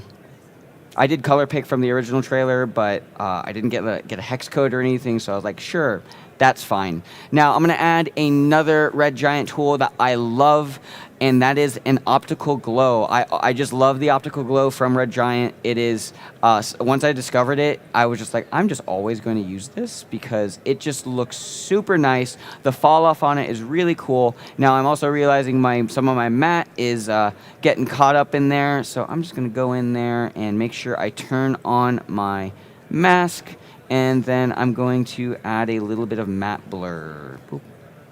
And that should fix it. Come on, dude. Let's go back to our comp, because I know I was going really fast earlier. It's so subtle. And you can just kind of go in these sliders and just fuss with things a little bit, and this should... Let me turn off my glow so you can barely see it anyways. So what I'm going to do is one of my favorite parts about the optical glow is the highlight roll-off. Now, with Primac here, I could fuss with it more, but I don't want to bore you guys too much because this slider should theoretically fix it, and that is not the highlight roll-off, excuse me, highlights only. And it's going to look only at the brightest parts of my image. So because of that, it's going to look for the whites. And now I get rid of that because it was looking at these mini pixels in the key that I just didn't see. So now we definitely have a glow, but it's significantly too bright. We're losing a ton of detail. And if I go to my... You know what we're going to do is we're going to actually change the size to 2 and the size random to 0, and then the opacity to 0, because we're definitely, it's a cool effect, but it's adding way too much detail. And oh, excuse me, I'm a little silly. I kept the core matte on. That is why. Too many pre-comps. So if I set my comp, there we go. That should fix it. There's Cortana again. So go back to my optical glow, and I can turn that on. And now if I turn on my highlights only, I can get more of that detail when I turn on the glow, and we're getting rid of that extra little bit that was happening on the inside. So I love this slider. It makes it so that you don't have to render out any like fancy other pass with like extra highlights and stuff. That's a black and white. It's just like just slide this. It's super easy. So that is getting us started. And if I scrub through my timeline here, if I go through the actual, I can see that we're getting a lot of different shapes, different fractal noises, different Trapcode form. Sometimes it's sharp, sometimes it's blurry, so we're going to add even more effects to this. So I'm going to add some things to my displacement adjustment layer. So I'm going to add a displacement map. There is my displacement, and I'm going to add 2 of them because in my composition here I have 2 like glitchy pre-comps that are driving the glitch effect, and both of them have a slightly different level of detail. So this first one here is just a fractal noise. That's a blocky pattern that's just being animated, and it has like a random seed expression. So that's one. And then the second one is from a plugin that is very useful called JS Displacement, and you get these really cool looking displacement glitchy effects. So this just helps add even more detail to some of those glitch effects. So I'm going to add this displacement map, and then I'm going to set the displacement to look at glitch map 1. And then if we just crank this up, we can see, hey, look, there's a glitch effect. I'm going to turn this to 0 and 0 for now so we can see what's happening with the second one. Thank you, autosave. Save again just in case. And then I'm going to duplicate this displacement map. So I'm going to hit Control-D on my keyboard. And then I am going to look at this glitch map number 2. And if I crank this up, now because it's moving left to right, because at this current frame, it's probably mostly white. If I just go in there, or mostly black, excuse me. It's one of the extreme colors, but if I were to scrub through, I can get a different look. So that's a really cool looking effect. And now I want to add the final couple effects to help drive the Cortana look for the trailer, and that is going to be some blurs. So I'm going to add a fast box blur. I'm going to add a directional blur. I realize I'm using the plugin that I'm not supposed to because it's just a muscle memory. And then I'm going to add a levels. And then I'm going to add a transform. And the reason why I have the transform is it's purely a driver to just turn off everything. Because there's some frames of the Cortana animation where she's just not there. And rather than going to every single layer and turning it off, I just have like one effect at the very top that's just like off. Just go off. So I see here on my timeline that I have a little marker saying start. So this is kind of where the first frame happens. So I'm going to add keyframes to all the things that I know I'm going to be animating, and I might have to add more, but I know I'm going to be animating the histogram at some point. I'm going to animate the blur level of the directional blur. I'm going to add a keyframe to the fast box blur, go to the displacement, add a keyframe for both the horizontal and vertical, go to the glows. I'm going to add a keyframe to the amount and the size so that I can make it either brighter or less bright. To the highlight roll-off, just for fun. Also, what I like about Trapcode, the optical glow, is you can change the vibrance, so I'm just going to make it more blue, just for fun. You could also theoretically colorize it if you want. And then in the form, there's a lot of things we're going to be keyframing. So I'm going to add a keyframe to the base form size, for the X, Y, and Z, the number of particles. I'm going to go to my particle type, animate the size random, opacity random. Let's just crank this up so it looks a little bit more organic.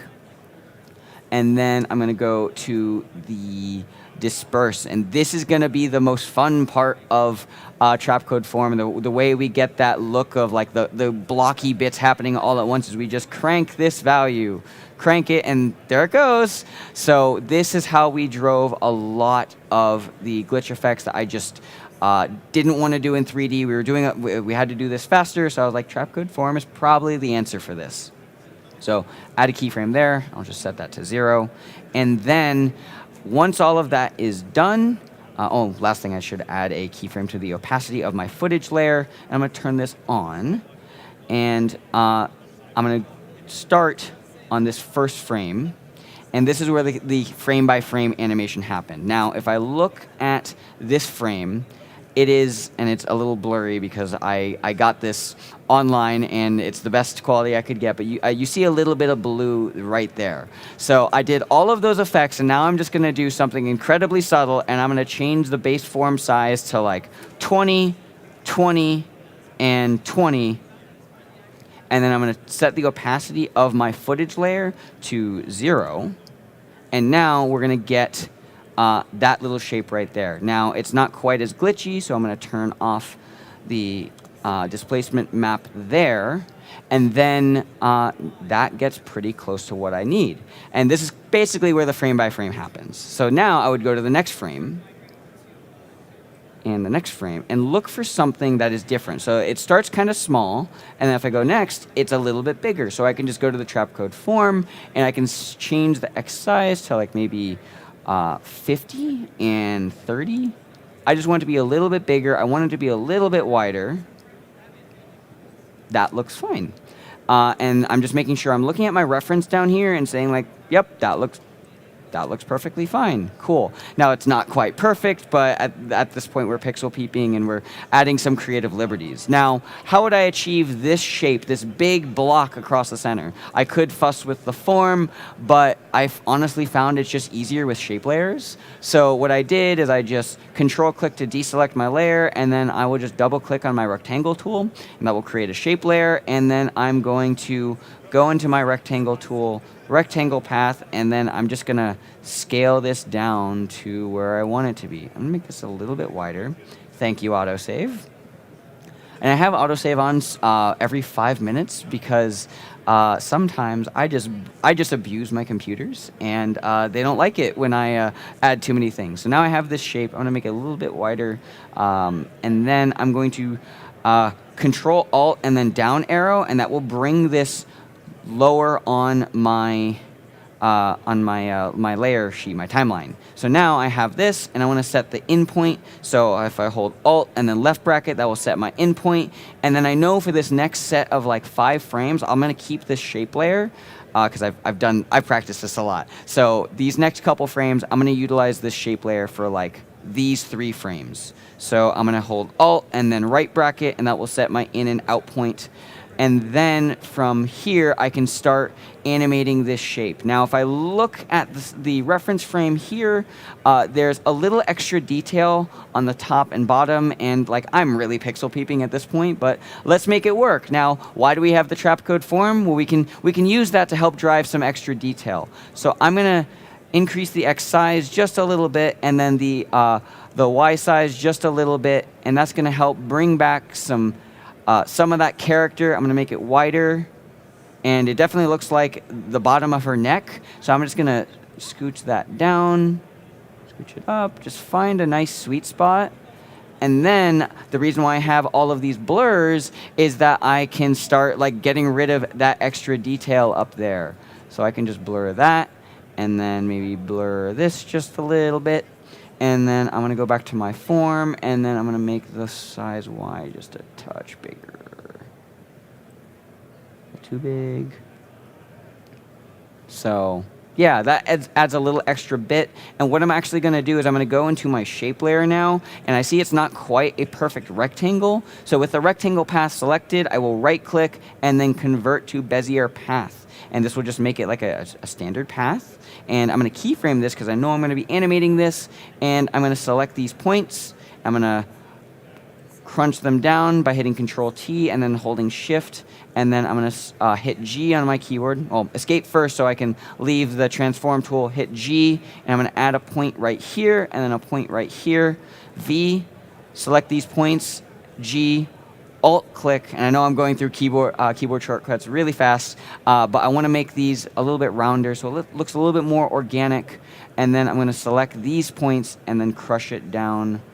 Undo that. Don't want to do that much. Bring that down and kind of just try and match this shape down here and get a little extra detail. Scooch this down. Scooch this down. And theoretically, you could also do this with a lens flare. This is like, to an extent, like digital, like After Effects illustrating. We're trying to get a look, but instead of with a pen, because I can't draw, we're using shapes and whatnot. I guess that's graphic design. But now I want to accomplish this shape, so I'm going to select all these bottom points, and I'm going to scooch this down, bring this up, and then I'm going to set the form. I'm going to set the Y to, say, 1,000. That's 100. I mean 1,000, 3 zeros. So we're getting a little extra detail up there. And then I'll set this to maybe 1920. Let's just go back to our base look. Get that little highlight. Like, it's so subtle, but you get the idea. And then the last frame I'm going to do up front is going to be this frame over here. Now, this is where Trapcode form really shine. We get that look, but we also get the character. So I'm going to set the opacity of my footage layer to 100% because I want the silhouette of the character there. And I'm going to go back to my blur. I'm going to set the blur to like 1 because it's still a little soft. Set the blur length on the directional to like 3. And then I'm going to go to my Trapcode form layer, and I'm really going to crank it up. So I'm going to bring up the size just a little bit. I'm going to add, I'm going to start with 192 particles, and I'm just going to go to my disperse and just like crank that up. So then I can get that look of like all of the points scattered across. Now, I do see it has a little bit of a glitchy displacement look. So I'm going to go back to my displacement layers, and then I'm just going to find which one does the thing. I could go in and like change the frame, and I did for the original, but for right now, I'm just going to keep it simple just to get that look there. And I'd say that looks pretty good. And what I did ultimately at the end of all of this is I really just went frame by frame and just tried to match the look. So if I go to my main composition, when I would finish this, I would have my footage, my PNG sequence or EXR sequence on the bottom, and then I just overlaid the footage. So I could just select that there, and there's our frame. Now I do realize that it's all black. I could set it to screen. Another really cool part about the Red Giant tools is if you go into some of the effects down here, you can go to your alpha channel and set unmult. And now we have an alpha channel. So if I go back here, there is the Cortana look. So that's what we did today. And then if I turn on what I did previously, that was the other look that I did. So definitely different, but my goal was to really just try and emulate the source material as best I can to make it just feel as good. So I'm going to end my presentation by showing the trailer because it makes me all warm and fuzzy, and just showcase like the power of like bringing cinema together with Unreal, with After Effects. It's a lot of fun, and I love that we can do all these things nowadays. So without further ado, Halo time.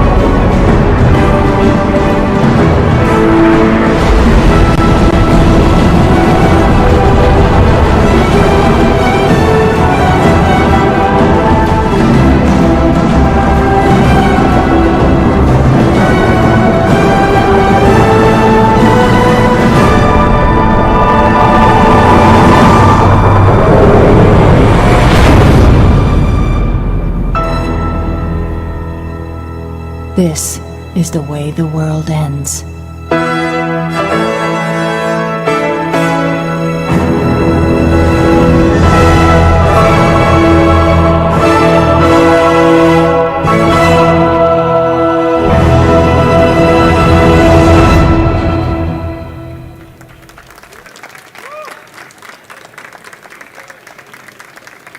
So that was a super passion project, and I'm looking to do more game trailers at some point. I'm honestly thinking about doing the new Halo trailer, Halo 3 other trailer. There's 2 of them, and I'm like, I could do that in Redshift now. So that might be a thing, but that effectively concludes my presentation. So go make cool stuff.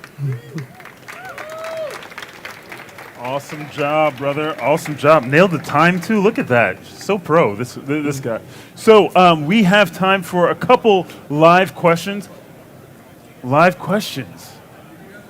The beautiful thing about Jags is he also has recorded a lot of breakdowns on this, too. So if you haven't followed his channel or anything else, definitely follow his channel. He gives a lot more breakdowns. So if you're interested, he'll also be hanging out with us today and tomorrow. So if you see him around, you'll see him around probably filming and things, as well as he'll be back answering any questions. So if that's not it, we'll jump to the internet. But the thing is, you did such a thorough job. Hold on, internet, Michelle, Lily? No questions. Excellent job. Awesome, so we will be back right after these messages for our next presenter, the one, the only. You guys know him, you guys love him, our leader of our community. The one and only people. So hang out, folks. We'll be right back after this. So thanks again, Jags. We'll see you in about 5-10 minutes. Get them set up. Thank you.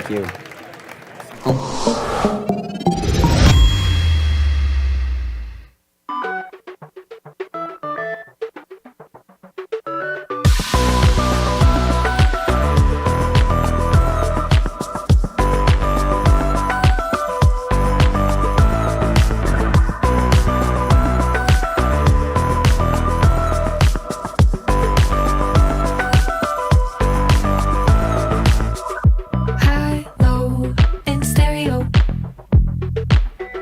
Hot, cold, I carry it. In and out, I'm pushing it. Come on now, we're making it. Haven't you heard that I like it? Haven't you heard that it feels so right? Haven't you heard, wanna try it? I'm getting in on your good vibe.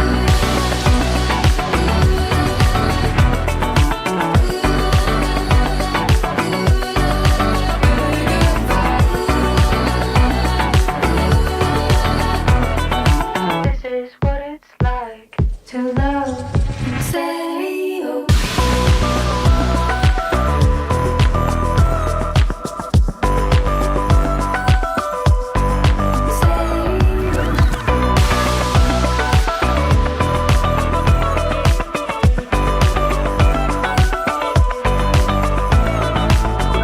Time's slow when you're feeling it. I know you're needing it. Touchdown, we're driving in. Come on now, we're making it. Haven't you heard that I like it? Haven't you heard that it feels so right? Haven't you heard, wanna try it? I'm getting in on your good vibe.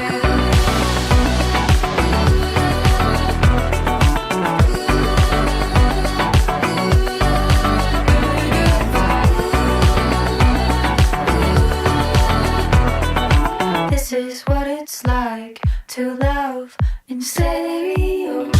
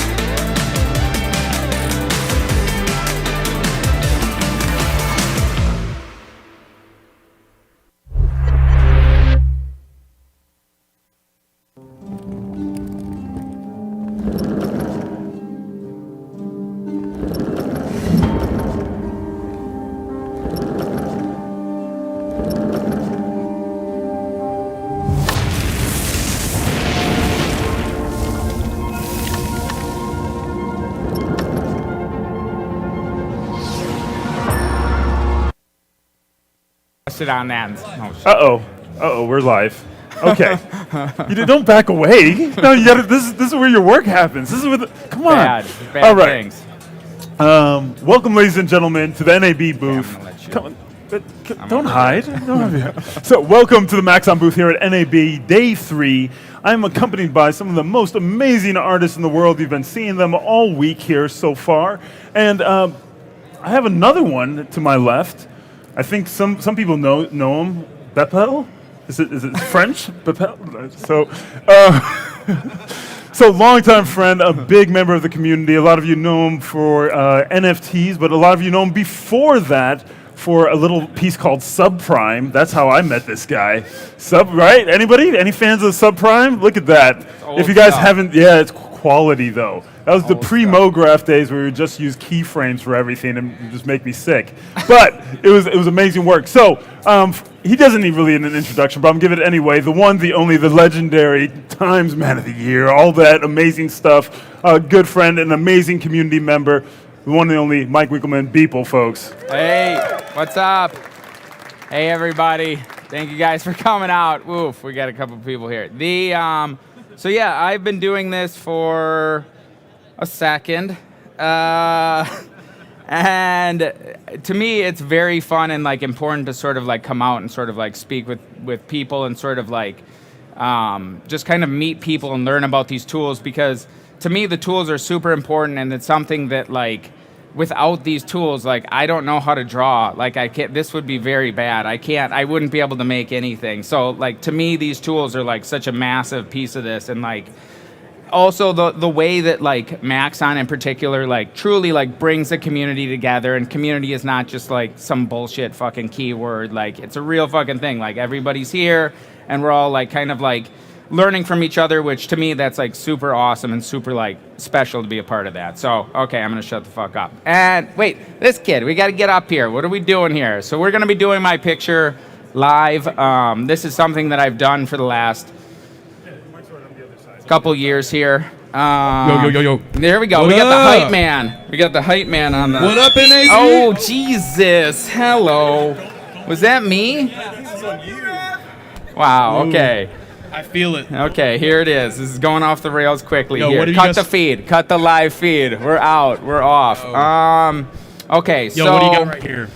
So the way I sort of like work, can you guys, okay, we can't see the screen. So the way I sort of like work here is that I have a bunch of assets, and this is a workflow that I think more people will sort of like use in the future, and something that I think as these sort of like libraries become more and more sort of sophisticated, and they have such a like depth of items, I think you're gonna see a lot of ways where these are brought into scenes very quickly to sort of like concept things out and do a bunch of things. There's a bunch of limitations to this sort of like workflow, but for me it seems to have worked okay. So I've got a bunch of different sort of like things here. Right now this asset library, this guy is redoing another one. This is I'm Will redoing here. it, dude. It is insane. The You don't new know one what I'm looks really good, but this so one many is, wieners, I'm not so gonna lie, much, it's pretty so jacked much up. random. Okay, what are we starting out here? What do we got? Me? So we got Hey, add the pig. people. No, go back to the animals. The pig. We're going to the pig. Okay, Go to the what are pig. we doing here? What are we doing with the okay. pig? Where do you want it to be? Where do you want the pig to be? I don't know. What are we? That's for you to say. What is the me? pig doing here? Okay, put him in a forest. Let's put him in a forest. Put him in a forest. Okay, so what is the concept behind this? A pig in a forest. Okay, for what reason? For what? Okay, how is this really a pig in a forest and we're like pretty much done here? Okay. Yeah, hey. Fuck it. A pig in a forest. What is he doing? Okay, let's get some audio participation. David Ariev, what do we got here, buddy? Boom. Looking at you. The eye of Come on, Sauron Ariev. has been pointed directly at you. Octane Make this Jesus picture here. better. You're better than me. Come on, bro. You're already better than me, so make it better. Let's see it. What do we got? Pig. He's on a one wheel. Do we He's have a on one a wheel? what? A one wheel? Yeah. Do we have a one wheel? What's a Or one skateboard. wheel? Put a skateboard. Oh, one of those like skateboardy things. Yeah, it's got the one wheel and I you don't ride on have it, that. like- I don't think I don't have a skateboard. What could I use for like a skateboard? I have rocks, robots. Put them on a rock. For what here? Okay, anybody else? Don't be shy here. Let me see some shout out some Anthony, ideas. you. 'Cause Anthony, this what is do you want? Full on failing. We're in full on epic fail here. What do we got?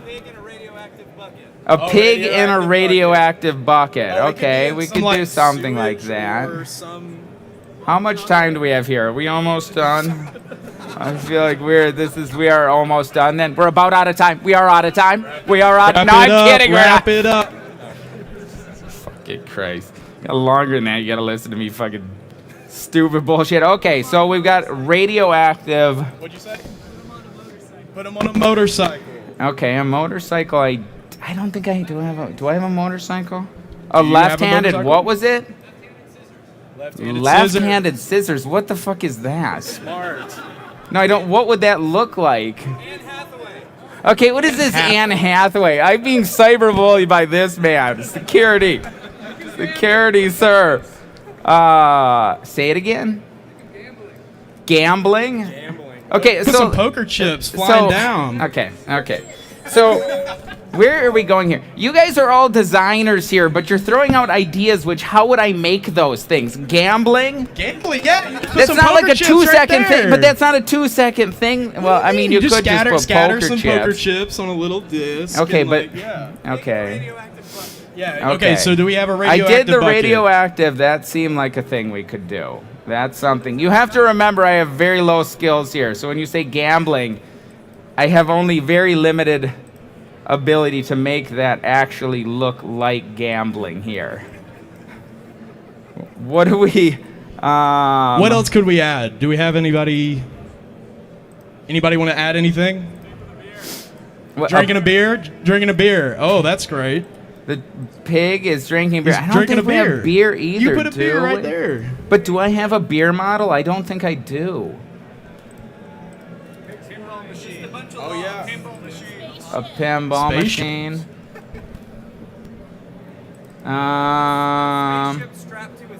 A spaceship strapped to his back. Okay. See, now we've actually got too many ideas, if anything. So a spaceship strapped to his back. That is an idea. I feel like we need a more cohesive narrative that we're working towards here. Okay, so that's a good one. Pig on Mars. Okay, Will, you're gonna have to be the filter here. What's the best here? I've got a lot. So what I'm getting is this ideas pig here. is the center point for Elon Musk's new Twitter thing. Okay. And he's gonna be the like boss, or what would you say? Like he's riding the pig. Okay, he's riding the pig. Who's riding the pig? Elon Musk. Okay. Okay. I feel like we did a little Wait, too you're much, saying Elon. replace- Who else you're do we saying have? But replace who's the head? Make the pig Oh, what? poop on Elon. Oh, Okay, what kind of riding? Here, we could probably have this person riding, I think. The pig is a person's... Wait, okay. The pig... Yeah, you might need to bring that up. Oh, okay, this is a family we're show, going- Will. and- Come on now. Hold What are on. we doing here? Going to Beeple What are we XXX. doing here? Okay, this is getting nasty. What are we doing here? Okay. Hey, so these are this your guy- models, man. These are your models. Well, it's not going to get better. Not provided it's not by going to get Maxon better. I'll at tell you all. that. Not It's not going to Maxon. get better. Okay. Not sponsored by Maxon. No. Anybody want to? Is the NAB is going to shut the booth down? Yeah, it it's is going down. to shut the booth down. Are we? Gonna need to clean it up, guys. Clean it up. Okay, so what are we going to do with this? Because we've gotten ourselves into a very So they nasty got the position idea. here. They got the idea. We got Elon's face up here. Okay. Yeah. A ray So of it's more light. of a nighttime scene. Okay. So we cut this light and put it down to what? 0. And then we have a Okay. ray of light coming down on this. Okay. On the pig. Okay. Oh, we're getting something here. Getting some magic right now. Now? Oh, Okay. Brodeur- Yeah, where Brodor's is gotta be in the Brodor's back of this face? thing. We do need Brodor's friggin' face here. Wait, can we get a picture? Does this have internet access if we just look up a picture of David Brodeur? But how are we gonna put it in? No, you just gotta put it in the back. Wait, is like- there a picture of him? Oh, here it is. There it is. How are we going? We'll put that in later. We will work that in later. There's no chance we're not going to put that in. Don't worry about that. What's up? I'm pretty sure we're putting that picture in. I'm pretty sure we're putting that picture in. Okay. What? So we've got this is very bad. No. Hey, wait, it's just a Very starting bad. point. What do It's we a got starting here, point. buddy? What are we doing here? Vernon, We're drowning here. Vernon, we got you. I'm dying. I'm dying up here. And yet look at it. And yet look at it. Another masterpiece. Another masterpiece. Another masterpiece, bro. Okay, what do we got? I'm dying up here. You guys can see this. I can got fool another- all can we- those other let's get people. another I one. can't fool Phil? you guys. Phil? I can't fool you guys. I know you got some ideas, Phil. I'm gonna Come go on. to David I'm Brodeur. pointing you out. I'm pointing This you out guy. right now. Raid 0. What do we Come on, got, let's buddy? get it, let's get what it. do we got? Okay, what is this Anne yeah, what's with- Hathaway? okay, what's with Oh, you NAB guys and got a Anne real Hathaway? I thing. think it's this guy. is He's too just bad. spreading the This information is right too now. bad. I do not know what's going on with these guys. Very disappointing. That is very. What are we doing? Okay. This looks does good. not It's starting look off really great. well. Okay, We're I getting would somewhere. say I don't know that it's. Let's add. Some, we starting gotta add off some really vegetation. well. We gotta put some vegetation. Okay. Yeah, we gotta Give put the some pig some flowers. Yes. Okay, we could That's do a good that. one. Oh, we can give the pig wings. That's a good one. Could do pig wings. Nice. I got some art direction. Okay, what do we got? Come up here. There he is. Man, the myth, Here's the the legend, magic man Brodeur himself. Let's himself. have it out. David Brodeur, everybody. David. Okay, there he is. This son of a bitch. Dude, we're putting that picture of you in. Let's make it rain some money. Now. Okay, what do we got? You got dollar bills in here? Okay. Let's make it rain some money. I don't actually. That isn't a bad idea. I don't know if I do course have it's a great dollar idea. bills though. I could probably make one, I guess, pretty fast, couldn't I? It is just a plane. But these are gonna look very. Wait, what do I do?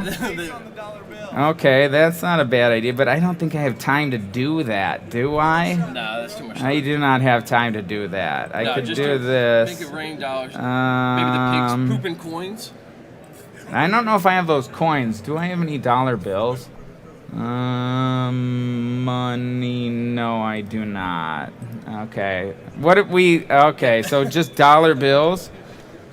Dollar. What about David Brodeur dollars? Okay. Well, No? actually, it wouldn't be that hard if I do this. If this comes up fast enough. Does this have internet?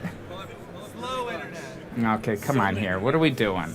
Okay, so let's bro get this dollars. fucking bro dollar picture here. What do we got? Fucking. Okay. We get the dollar. Come on, what is this still doing? Potato internet. What are we doing here? Is there internet This is a connection or technology no? conference. Oh, Jesus Christ. We'll pause the Money. stream. This can't count for your time. No, this does count. What? I don't know. Is there? There's not gonna be no picture here. There's no internet connection. This is. Okay. This is very slow. We paid all this money for these Okay, tickets, we'll so- wait on that. Maybe we'll make the dollar bills while we're trying to get 15 kilobytes of freaking information to fucking get this sorted here. So if we have this. Let's give a little glowing halo around them too. Okay. So raining dollars on like a little glowing halo of what? a glowing halo above the head of the person. Let's do like an angel stripper or something like that, raining money down. An angel? What the hell are you talking about? An angel stripper? What do I have to work with? It's a naked person riding a pig. Okay, I kind of zoned out for a second, I'm the and I weird one zoned now. back in on angel stripper here. I mean, what is going on? Okay, is this gonna work for this? Okay, is this gonna look like money? I have a feeling this is not gonna look like money. It's gonna look very chunky and stupid. Because it's not all, yeah, because they're not bent at all. Do we have time? On what? On which? Like this? How? Yeah, A EJ's gonna make display. EJ, help out. Yeah, Come on. EJ, Go to Ask the sub Trainer. up here. Come What on. are you doing here? We gotta EJ get has the some thoughts, We gotta everybody. get the pros in here. We gotta pull the pros in. No. Wait. He touches the keyboard. He's got to share the NFT. That's true. No. Yeah. Command C. Shift Command C. Oh yeah, I still never used that. Shift C. Shift C. I still never used this. Displacer. Displacer. Oh, this? Wait, I don't Double think click. I ever used this. Wait, Put what that is in this? the- That's Oh what, yeah, like- yeah. Wait, this isn't gonna. How do It's you? not gonna You're bend gonna it. make it. That's not gonna bend it. It'll just Put make some it noise wavy. in it. Put some noise in It'll it. make it Add wavy. some And noise. this, you put this as the effector for this. No. Where? Displacer child. Okay, I don't know your fancy tricks. Everybody is fucking fancier than me. I don't know this fancy stuff. Displacer's just a child of the plane, right? Is the child of what? The plane. Oh, yeah. Okay, I see what you're saying. That makes sense. Okay, I know what you're saying. No, that's a good idea. Yeah. No. I know. That's true. See, I learned something. Okay. Now you need to Do a couple. Ladies and of, gentlemen, the displace do effector. this from fucking 700. Okay, that's actually a good idea. Deformer. Sorry, Wait, no, deformer, they look all. Okay. No, make the noise bigger. I know. There it is. We're getting Okay. We're getting there. There it is. You meant that shit. Okay, what do we got? That's actually okay. Look at They're this. The getting Magic there. Man. He They're getting came in there. He saved the day. He saved the day. Object. EJ, everybody. Okay, so did this actually come up with the? Oh, look at that. The fucking internet works. Jesus Christ. Save What? the project. Save the project. Save.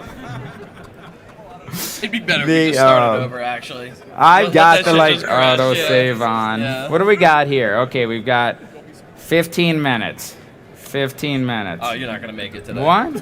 I'm gonna make There's it. no way. This is the first day people misses a daily. What? No. Okay, so are we doing this thing with Brodeur? No. Yeah. I feel like we've already got this far. We might as well just finish it out. So now I gotta sit here and watch you cut my face out. That's cool. This is Okay. And I get to watch everyone else watching my face on screen now. We so got this this. is fantastic. Wait, so we're gonna take another. Wait, we need this. Copy this. Go to this. Do the thing. Okay. And then we're gonna put this with Brodeur's head. Okay. Oh God. I got it at like Ringling. They like made us take like all pictures from their There, there we go. There we go. That's classy. Classy. Should we try and really kind of make it good here?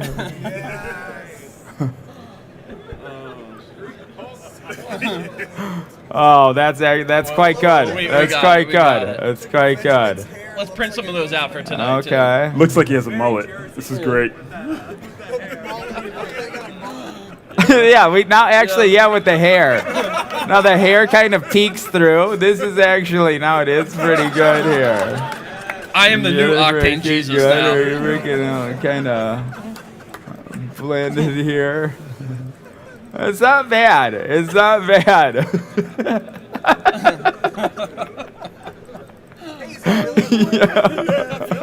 Wow, look at this guy. Look at this Danny one. How did I get tricked into making this of you? What happened? I don't even know how we got to this point. Okay. Here we go. So this is very low res, but it doesn't even matter. Okay, this is $1. Davy dollar. You got one Davy dollar here. Okay. What are you gonna do after this, though? What do you mean? I don't. Yeah, start you're the thinking of one. the You next came to the. Okay, what is the next step after this? We got our He's probably Davy gonna do that dollar. Photoshop, right? Make the floor miss it. Yeah, Okay, make the floor emissive. Wait, are these the right way? No, of course they're not. Are they? Yeah, no, I think they are. Yeah, they are. No, they're not. What about that one? No, I think this needs to be rotated. Okay. What do we got here? Okay. So, what's the next thing? People want some glowing stuff. What's up? Some glowing stuff. Okay, a halo on the person. Halo on the person. Okay. Emissive. Let me put this up to maybe 500. What's the deep meaning behind this one here? I don't know. You are the idiots that are coming up with this crap. I'm normally friggin' sweet as shit. So this is very much on you guys that it's sort of like, wow. Okay, so a halo on this guy. What is the composition of this gonna be? Like this? I don't know. I feel like we need a little of the sky in the background to give some sense of the night sky. What it is. People want light rays leaking in. Light rays? Yeah. From the clouds? You could do an octane light. You could do a spotlight, or you can, this. Like a spotlight. Yeah. Neon sign from the strip club. Wow, okay, really? This is a family show. Come on. But the strip club's closed. It's closed. Yeah, I heard about the strip club and you guys. God damn it. That's too bad. That's too bad. They show up and the doors are closed. Okay, so this, this looks wrong. This looks bad. It definitely looks bad. We can agree on that. I think we can all agree on that. I really like the seam in the sky. Looks bad. Oh, now there's no seam. No, That's not terrible, but it's definitely not good either. It's definitely not good either. Who else has got some ideas? Yeah, what do we got here? Okay. What do you got? Put some trees. Oh, wait, I had that grass. I never put the grass down. Wait, flowers, grass. What are we thinking here? Grass is on. Whoops. This. That's pretty big grass. Still 15 minutes? I thought it was 15 minutes, 10 minutes ago. Didn't go too far. What did we go to? He said he was giving himself 45. All right. We got a tight 45. So now you can't really see. So why is there green, liquid? Liquid. Are we still doing that? Are we still feeling the liquid? Who thinks we should keep the liquid? Yes or no? Yes? Yeah, green liquid. No? Okay, everybody wants the liquid. Okay, everybody wants the liquid. Okay, we'll keep the liquid. 25 people like the green liquid. No one liked the non-green liquid. Okay, that's fair. That's fair. So should we make this? So I never really use these universal ones. Are those? Yeah, we need somebody else if you're gonna say. Good. How do you do? No, I think you can do this, can't you? What's up, Winbush? What's up, buddy? Okay, here we go. He's up here. What's up? What are we doing? What ideas you got? What do we got here? What are we doing to make this better, buddy? What are we thinking? How you save this? You gotta save this. You gotta come in. You gotta come in and save it. Okay, so right now we got a pig on a thing. These perverts, I'm so sorry. I'm so sorry. These perverts here made me do this. I didn't want to. You know me. You know me. I did not want to make this. What's up? Okay, something in front of his junk. Okay, what should we put though? What? A rubber ducky? That's not bad. That's not bad.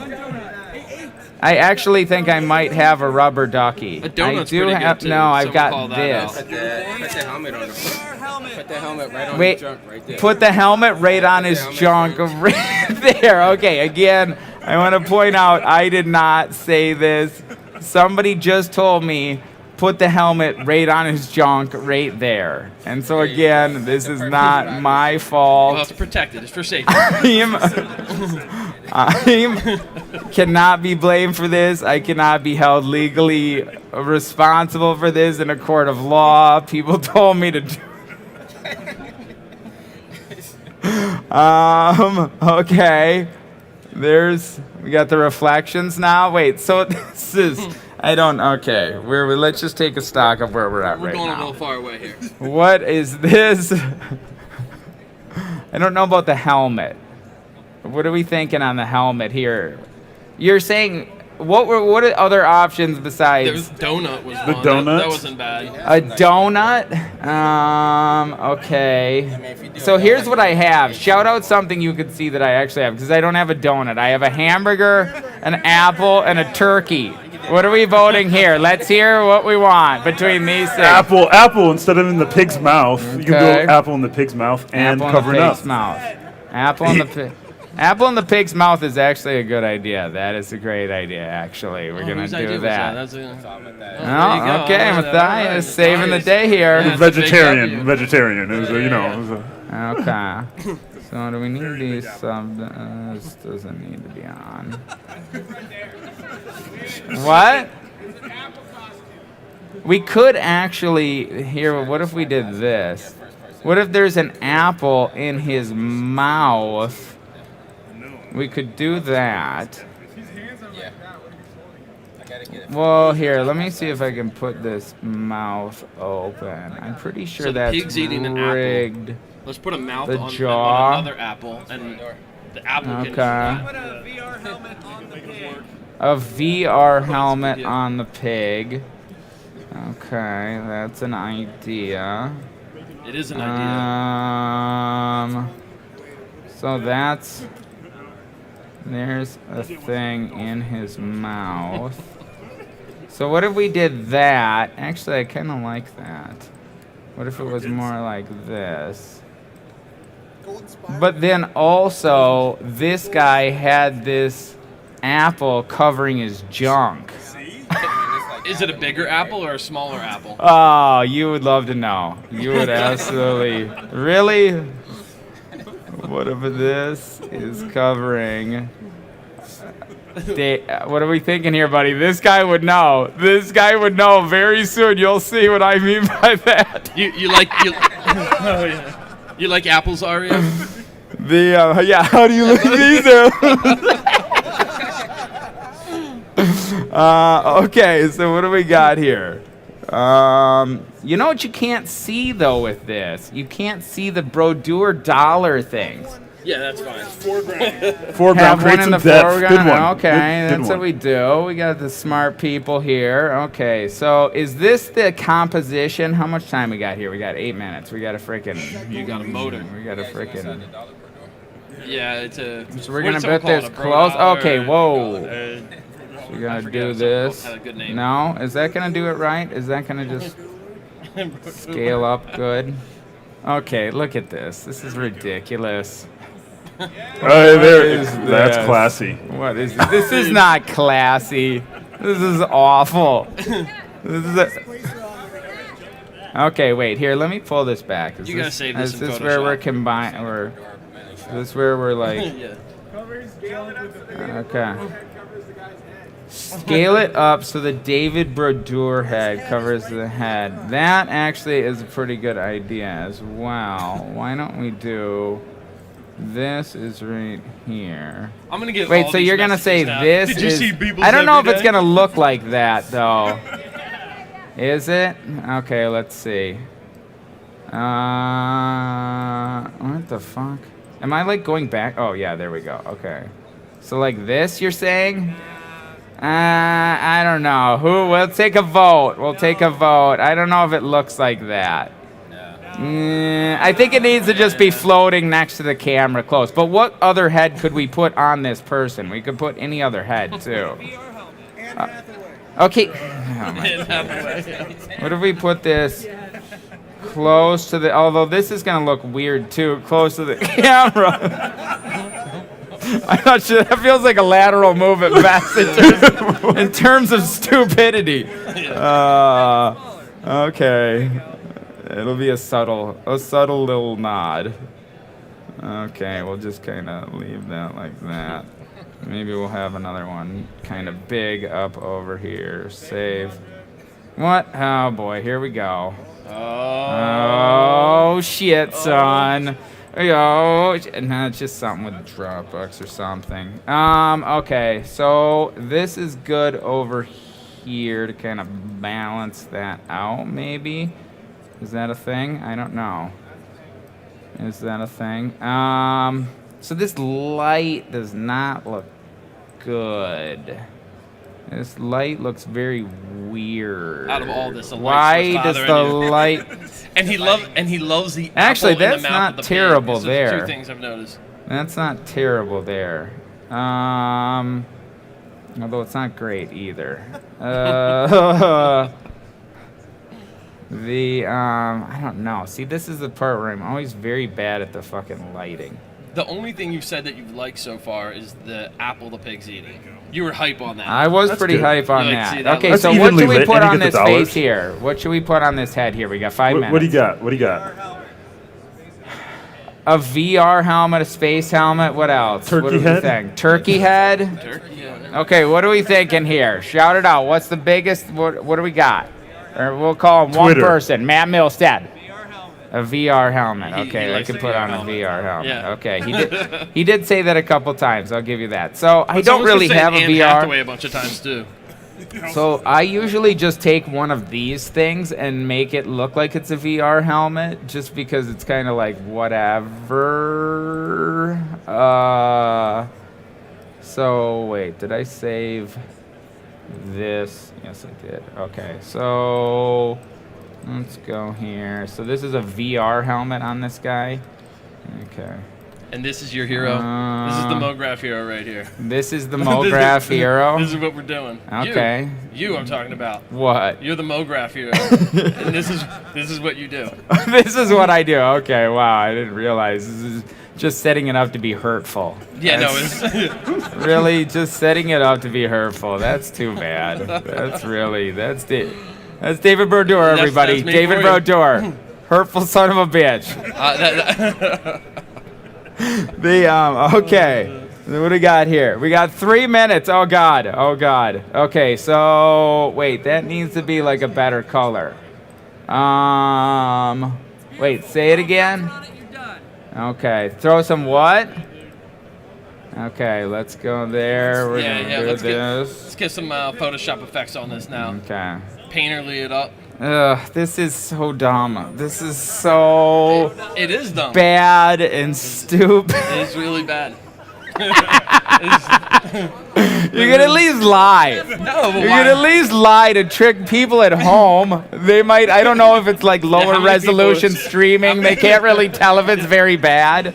I'm not It's sure. good. Maybe There's parts of it are good. I like the apple. There's Apple looks there's great. parts Yeah, of the it. apple- Okay, yeah, this Solid is apple. The apple looks good. Your idea. Wait, Right, this is apple. bothering me. I got to do that. I got to soften out these things. We're gonna soften that out, that's the only thing stopping this from being good. Yeah. Is the harsh shadows on the sky. Now that I soften that out, masterpiece. Okay, what Are do you we gonna got? crop it right there? Headless? Okay, we got 2 minutes. Wait, do I have enough time to freaking apply this effect here?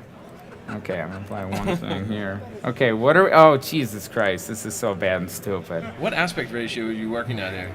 4:5. Why are you Okay. doing that? What kind of artistic choice is that? Why are you making it 4x5? That's because if you put things like that, it's the best sort of like thing for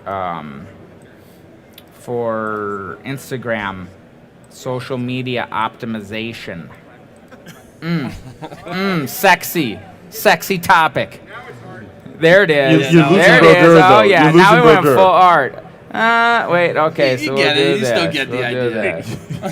this. You're highly recognizable, man. It lives in there. It's just in your memory. You don't really Let's have see to if see we me can- too much. There we go. Clean it up. We got That's what we Brodeur want to back. see. We got Brodeur back. We'll put in a couple of details here.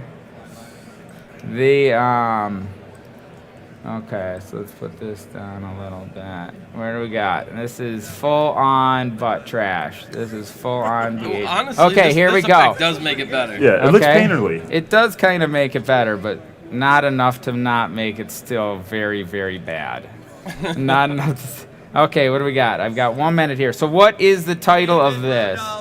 David Bro Dollars. No. Okay. Virtual. What are we doing here? Virtual David Bro Dollars. Virtual David Bro Dollars. How did I even get in this? I don't know. Your I think- picture came up. Yeah, that's true. I think he just saw you in the audience Okay. and pointed you out.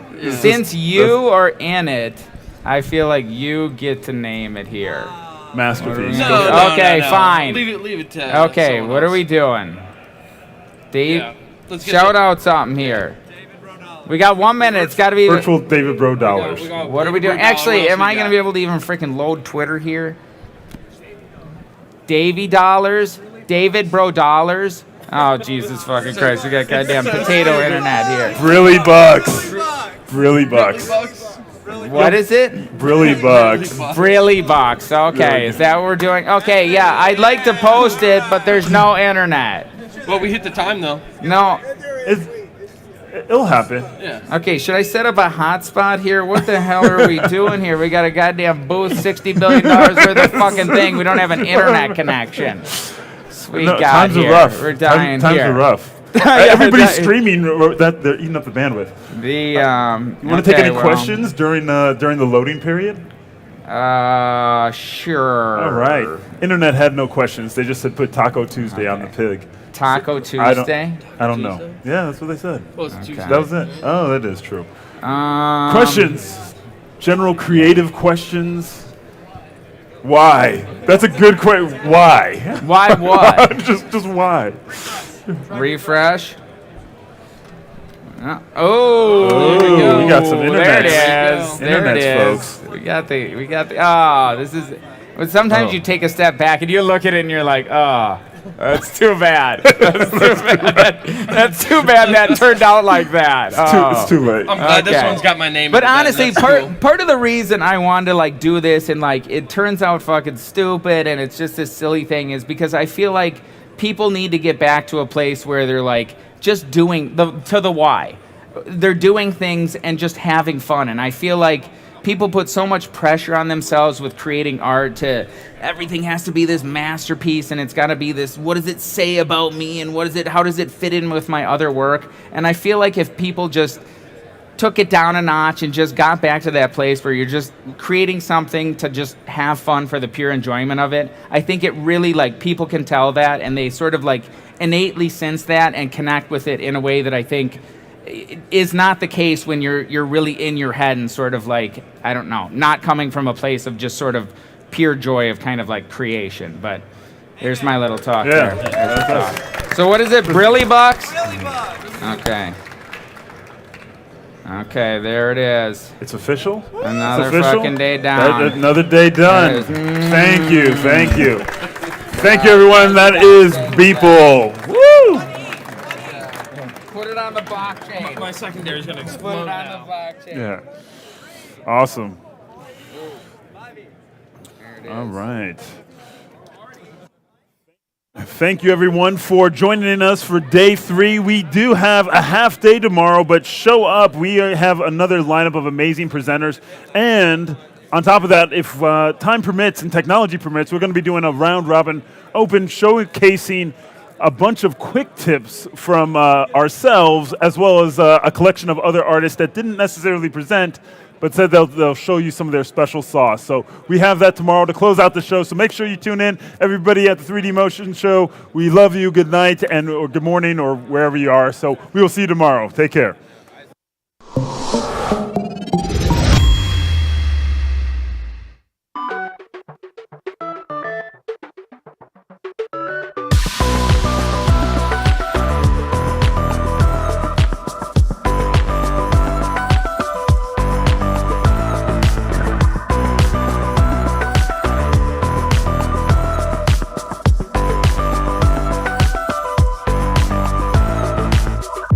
High, low, in stereo. Hot, cold, I carry it. In and out, I'm pushing it. Come on now, we're making it. Haven't you heard that I like it? Haven't you heard that it feels so right? Haven't you heard, wanna try it? I'm getting in on your good vibe.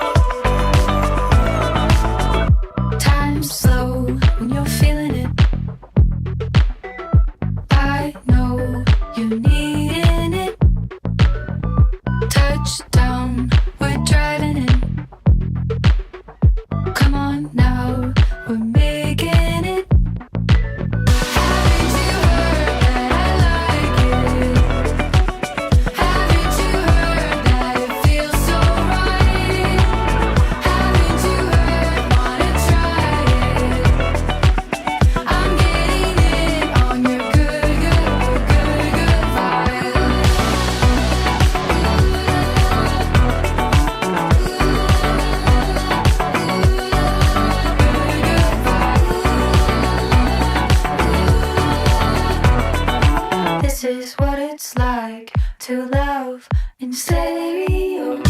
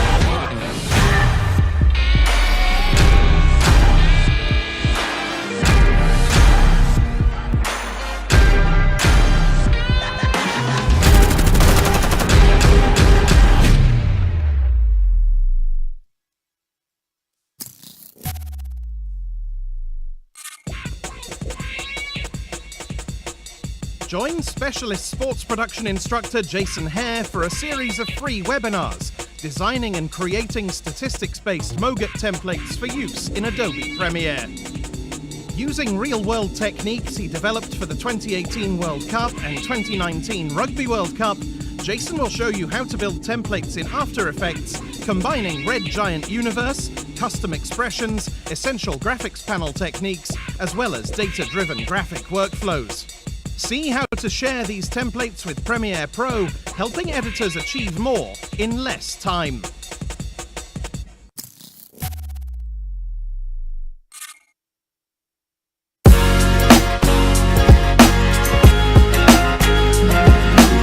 Introducing MoGraph TV from MoGraph.com, a free motion graphics and animation channel streaming your favorite content and favorite artists 24/7.